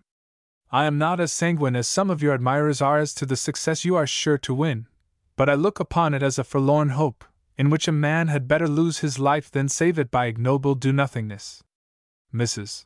Fawcett points out the great value of the scheme. Mrs. Fawcett's views. Mrs. Henry Fawcett, lecturing last night on Private Remedies for Poverty, before the Marrowbone Center of the University Extension Lectures Society, at Welbeck Hall, Welbeck Street, W., said that according to classified directories of London charities, these charities had a yearly income of £4,000,000, but she did not think full returns were made in all instances, and that the total sum was nearer £7,000,000 than £4,000,000, while the entire cost of poor law relief in the United Kingdom was only £8,000,000. Having dwelt upon the evils of misdirected charity, she said the keynote of General Booth's scheme, and what, as it seemed to her, gave her great hope of its being to some extent a success, was the amount of personal devotion and energy which it called for, and which she believed the Salvation Army was prepared to give to its development. Its keynote was the possibility of bringing about a change in the individual by personal effort and influence. As General Booth pointed out, the problem was unsolvable unless new soul could be infused in the poor and outcast class whom it was designed to help, and to this end it was not money that was wanted so much as the personal service of men and women. One great feature of the scheme was that no relief was to be given without work, except in very exceptional cases. She had personally visited the workshops and shelters of the Salvation Army in Whitechapel, and she found a number of people apparently of the very lowest moral and physical type, and yet they were debrutalized and had a happy human look as they went on with their work, which in some cases was the same as they had performed in jail. No temptation was afforded by the workshops or shelters to induce people to stay away from ordinary industrial life longer than they could possibly help. The men had to sleep in a kind of orange box without bottom, on the floor, upon an American oilcloth mattress, and with a piece of leather for a coverlet. Most previous schemes for employing the unemployed upon colonies and waste land had failed because of the men put upon them, who were drunken, lazy, and half-witted. By General Booth's scheme there was process of selection which would weed out those individuals, and she thought photography might be employed in getting to know bad and unsatisfactory characters. Mrs. Howard Emmeline hopes the scheme may have an immediate trial. Mrs. Howard Emmeline presents her compliments to General Booth, and begs to send him her promise of £100, in the earnest hope that the scheme set forth in Darkest England may at least have a fair trial, and that immediately. The Times of India points out the advantages of the scheme. If we apprehend the scheme aright, it will be carried out independently of existing charities, and indeed not under the guise of a charity at all. The bread of poverty is bitter enough, but that of pauperism is bitterer still, and General Booth, it would seem, intends to foster rather than discourage such spirit of independence as he may find among the lost souls for whom he works. But it seems to us that where such a scheme as his chiefly gains its power is in its total dissociation from church or sect. However good the work which is done by the church and by the more widely ramified agency of the nonconformist sects, and no one will be found to deny that this work is of the greatest possible value in relieving the destitute and reclaiming the criminal classes, there is little or no unity about it. It is under no individual control, it is not carried out on any uniform system, and one agency has no means of knowing what another agency is doing. The result is that relief gets very unevenly distributed, and the lazy and dissolute profit at the expense of the deserving poor. Nor do any of these agencies, as a general rule, aim at any systematic crusade against other destitution than that of the moment. When they touch the lowest of low-life deeps, it is for the most part in the way of temporary relief only, without the effort, because they have not power, to set these people on their feet again and give them the means of earning a living. It is here that General Booth steps in, and by an elaborate but perfectly feasible system, proposes without any attempt at proselytization to drag the poor from their poverty, put them in the way of doing work of any kind they may be fitted for, and eventually establish them in an oversea colony. Looking now to the objections which may be urged against General Booth's scheme, we are at once confronted by two important considerations. The first concerns the General himself. He asks for £1,000,000 to enable him to carry out his project, and the question seems to have already been asked, is he the person to whom £1,000,000 may be entrusted? Will it be so safeguarded that those who subscribe may feel assured that the money will be properly applied and an honest attempt made to do the work here planned out? To all these questions we are disposed to reply in the affirmative.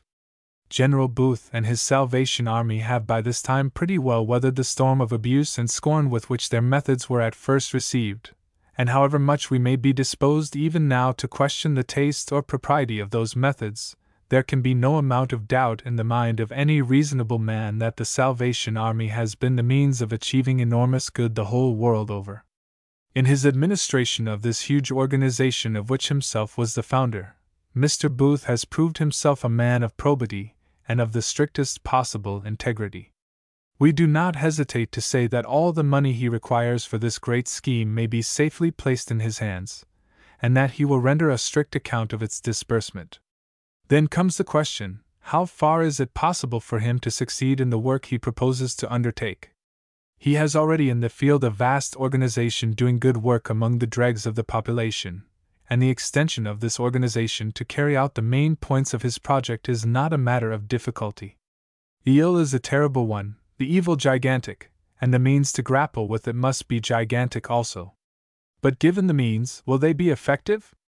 We frankly confess that we do not believe they will be so effective as General Booth hopes, but we believe at the same time that if he can achieve only 1/10 of what he hopes to achieve, £10,000,000 would be worthily laid out upon it.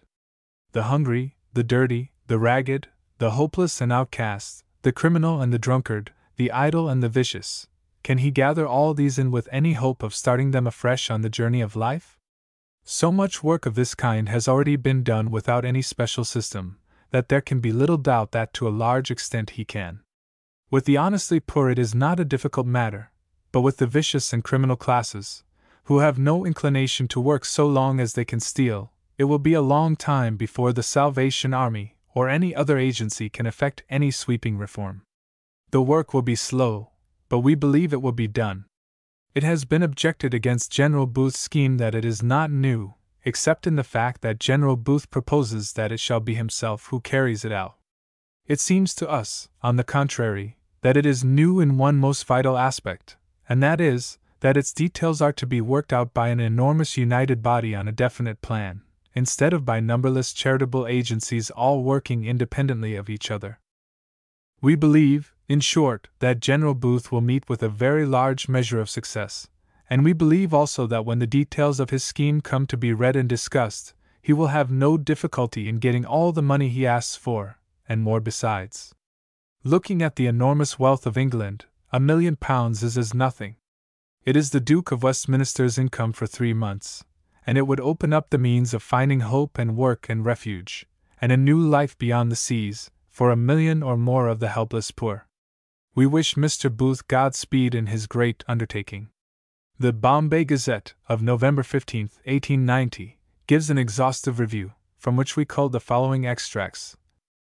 There is little of the form, though there may be much of the spirit, of the Salvation Army in General Booth's Darkest England and the Way Out. It is on the whole a sober, and in some respects well-reasoned, attempt to solve the most urgent problem of the day. Whosoever the actual workmanship of the book may be, the personality of General Booth pervades every page, nowhere obtrusively it is true, but sufficiently to impart life and warmth to the discussion of a problem whose solution, though it must be sought for only within the limits marked out by economic principles, will never be found, unless it is sought for with a certain passionate sympathy for the outcast. The dramatic parallel which the writer establishes between the savagery of darkest Africa and the suffering and sin of darkest England will arrest attention, and will of itself make the book popular. Here, however, we are concerned with the more matter-of-fact elements in the problem, and with the practical remedies which are proposed for it. The heading of The Submerged Tenth, which is given to one of the chapters, roughly indicates the dimensions of the task that has to be performed. General Booth takes 3 millions to be the strength of the army of the destitute in England. The total comprises the representatives of every phase of want, criminals and drunkards and idlers and their dependents, as well as the class who are destitute through misfortune, who are honest in their poverty, and whom no man can blame for it. For these last named, society does next to nothing. There is the workhouse for people who have spent their last penny, for so long as it remains unspent, it is a legal disqualification for the help of the state. Or there is the casual ward, where a hard task is exacted in payment for hard fare, but where absolutely nothing is done to help the wayfarer to gain or regain a place and a living in society. Out-relief has been reduced to the minimum. A few weeks ago the whole parish of St. Jude, Whitechapel, with a population of 60,000, provided only 4 applicants to the Board of Guardians for out-relief. Thus far the organized official agency has done little enough for the raising of the submerged tenth. If laissez-faire were a cure for all the ills of society, they would have been cured long ago, for the remedy has been applied with a persistency that has failed not. General Booth thinks that he has discovered a more excellent way, and is entitled to a hearing for his plan, for part of it is already in operation. In the shelters, established by the Salvation Army in the east of London, casual relief is given on almost as large a scale as in the casual wards of the London workhouses, but he claims for it that it is a less degrading form of help, that sympathy goes with it, and with him of course the emotional accompaniments which the Salvation Army is careful to provide count for much. The Christian prognosticates a good future for the scheme. Up to this stage the great social scheme of General Booth for uplifting the sunken tenth has been, so to speak, in the air. Monday night's meeting at Exeter Hall may be said to have set it on the solid ground and given good hope that it will run as fast and as far as the supplied resources will allow. The great audience to which the General had to address himself was not mainly of the usual enthusiastic army type, but it cannot be said that it was not ready to approve and applaud when any good and telling point was made. The brief religious service at the beginning gave the proceedings the spiritual stamp of army gatherings, but the larger part of the time was taken up with the statement of the General. For more than 2.5 hours he was on his feet, so that he did not, at any rate, spare himself in his effort to interest the public in his gigantic plan of campaign. At the outset, he expressed diffidence in entering on the exposition of somewhat new lines of work, but he soon showed himself at home, and in much that he advanced there was a happy audacity and a confidence that boded well for the future developments of his scheme. The Bombay Guardian defends the scheme. General Booth's aim is to give every one who is down in the world a chance to rise. No one, however poor or however degraded, is to be left out. By means of shelters and training factories in the towns, he would give every one a chance who wishes to work, however lost their character may have become. There is to be absolutely no charity. All will work for their food and lodging, until they have gained sufficient character and experience to take a situation as a respectable working man or woman. There are thousands of out-of-works and ne'er-do-wells, and see, in every large town in England, who are naturally fitted for agricultural work, although they have lived all their lives, perhaps, far away from the green fields. For the training of these General Booth has a scheme of a large farm colony, which will be nearly or entirely self-supporting.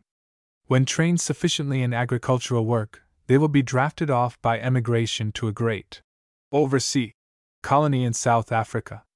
The whole movement will be permeated by earnest Christian teaching.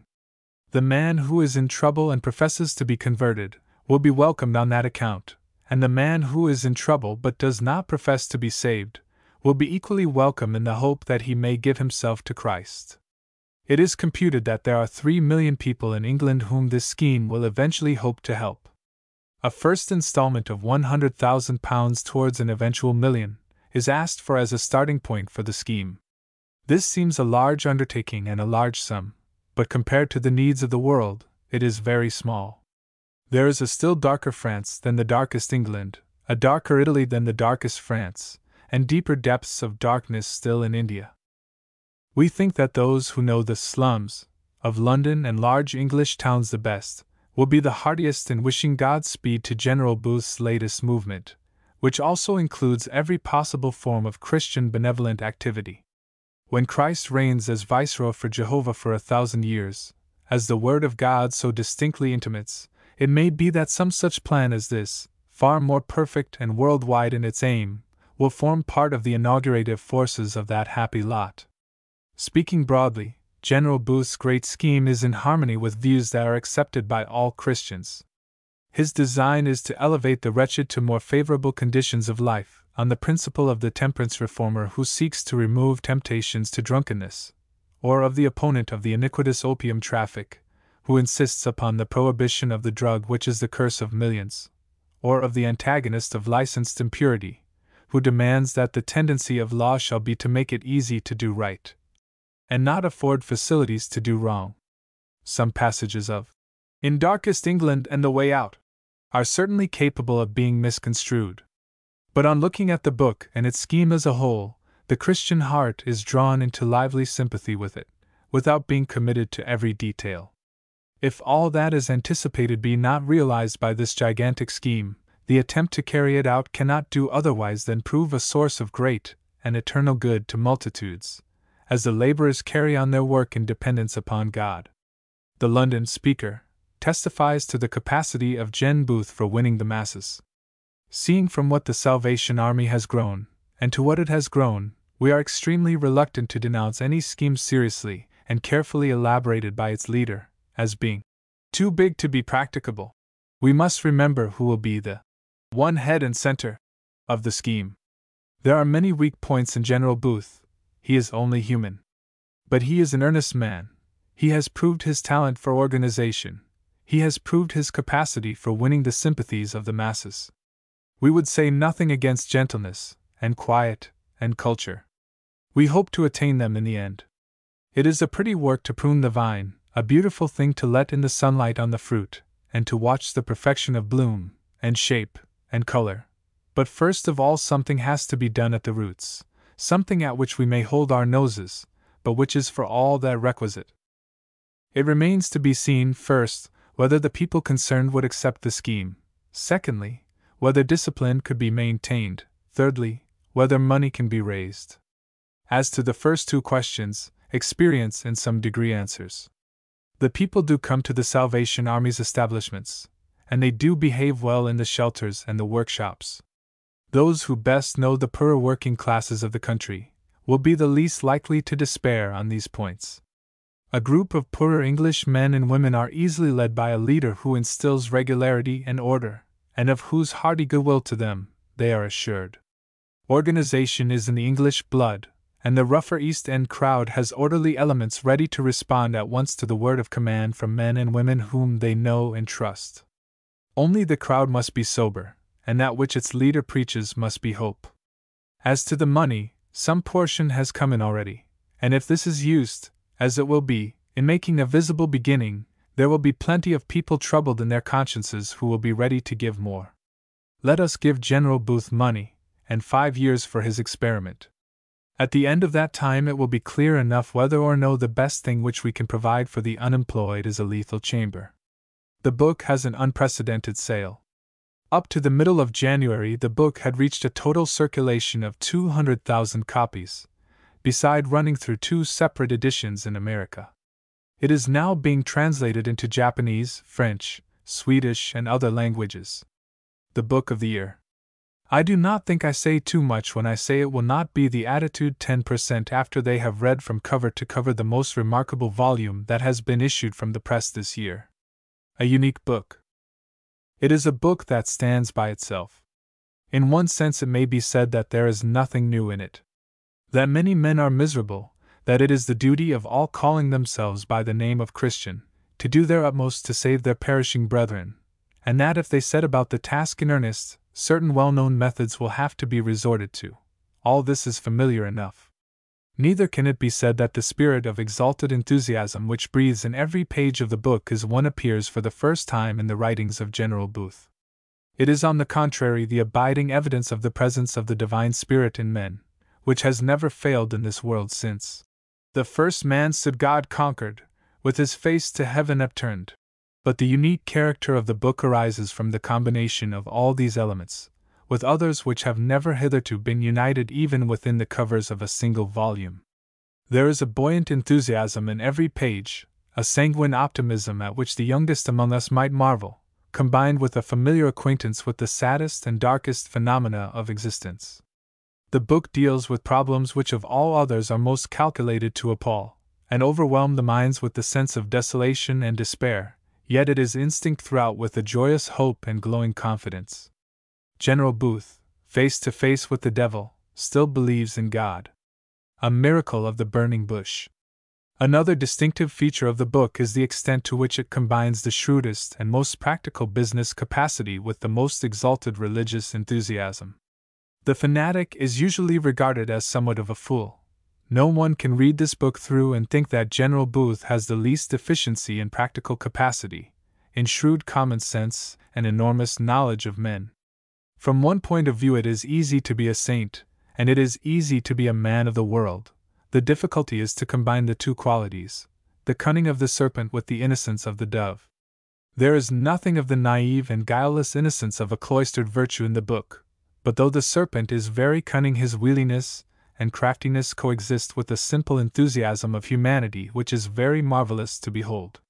When we read General Booth's expressions of confidence in the salvability of mankind and note the intrepid audacity with which he sallies forth like another David to attack the huge Goliath who threatens the hosts of our modern Israel, and remember that he is no mere shepherd boy fresh from the fold, but one who for 40 years of his life has lived and labored in an atmosphere saturated with emanations from every form of human vice and wretchedness, then we feel somewhat as did Moses when he stood before the burning bush. And he looked, and behold, the bush burned with fire, and the bush was not consumed. Thomas Carlyle Redivivus. It is impossible not to be impressed by the parallel, and at the same time by the contrast between General Booth's book and the latter-day prophecies of Mr. Carlyle. For 40 years and more Mr. Carlyle prophesied unto the men of his generation, proclaiming in accents of deep earnestness, tinged, however, by a bitter despair, what should be done if we were not utterly to perish. I remember the bitterness with which he told me, while the shadows of the dark valley were gathering round him, that when he wrote his whole soul out in latter-day pamphlets, and delivered to the public that which he believed to be the very truth and inner secret of all things, His message was flouted, and it was currently reported, said he, with grim resentfulness. It was currently reported that I had written them under the influence of too much whiskey. Now, however, another prophet has arisen with practically the same gospel, but with how different a setting. In Mr. Carlyle's books, his prophetic message shines out lurid as from the background of thundercloud amid the gloom as of an eclipse heralded by portents of ruin and decay. Here, in darkest England and the way out, there is a brightness and a gladness as of a May-day sunrise. Infinite hope bubbles up in every page, and in every chapter there is a calm confidence which comes from the experience of one who in 60 years of troubled life can say with full assurance, "I know in whom I have believed." That is not the only contrast between the two.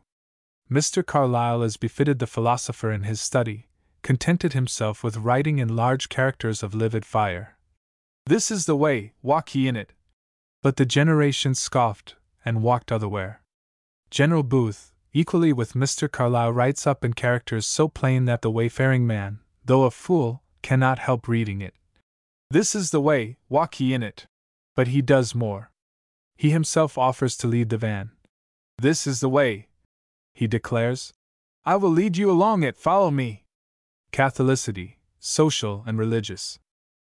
Another distinctive characteristic of this book is its extraordinary Catholicity. In this respect I know no book like it that has appeared in our time. While declaring with passionate conviction the truth and necessity of the gospel which the Salvation Army preaches, there is not one word of intolerance from the first page to the last. It is easy to be broad when there is no intensity of conviction. The liberality of indifference is one of the most familiar phenomena of the day. But General Booth is broad without being shallow, and his liberalism certainly cannot be attributed to indifference. He is as earnest as John the Baptist, for now and then the aboriginal preacher reappears crying aloud, Jonah-like, messages calling men to flee from the wrath to come. But no broad churchman of our time, from Dean Stanley downwards, could display a more Catholic spirit to all fellow workers in the great harvest field, which is white unto the harvest, but where the laborers are so few. This spirit he displays not only in the religious field, but what is still more remarkable, he carries it into the domain of social experiment. The old intolerance and fierce hatred which raged in the churches at many great crises in the history of the world is with us still, but it is no longer in religious dress. The rival sects of socialists hate each other and contend with each other with a savagery which recalls the worst days of the early church.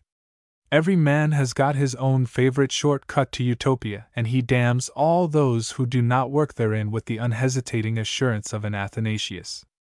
Hence Catholicity is much more needed and much more rarely found in the domain of social economics than in that of religious polemics. General Booth, as befits a practical man, is supremely indifferent to any particular fad, and constructs his scheme on the principle of selecting every proposal which seems to have stuff in it, or is calculated to do any good to suffering humanity. The socialist, the individualist, the political economist, the advocate of emigration, and all social reformers will find what is best in their own particular schemes incorporated in General Booth's schemes. He claims no originality, he disclaims all prejudice even in favor of his own scheme. His suggestions, he says, seem for the moment the most practicable, but he is ready, he tells us with uncompromising frankness, to abandon them tomorrow if any one can show him a better way. A teachable prophet.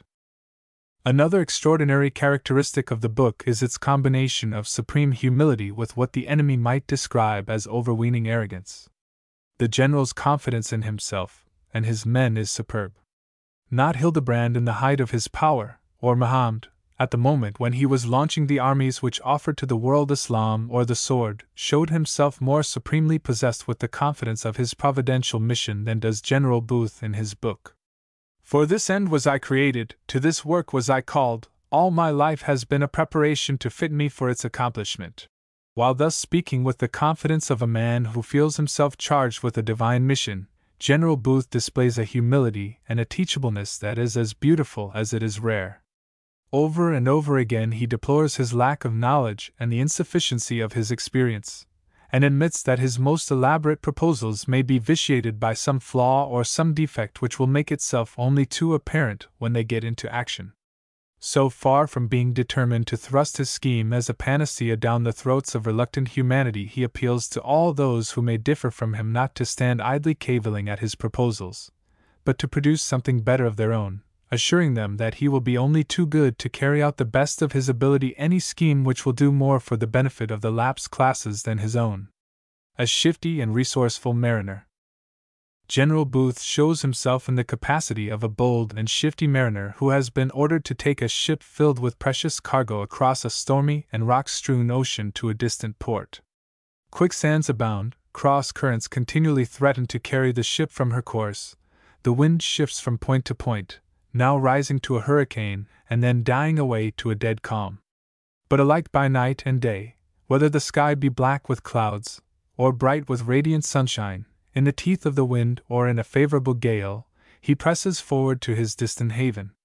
He will tack to the right or to the left, availing himself to the utmost of every favorable current and every passing breeze, supremely indifferent to all accusations of inconsistency, or of deviating from the straight line from the port which he left to the port for which he is bound, if so he can get the quicker and the more safely to his goal.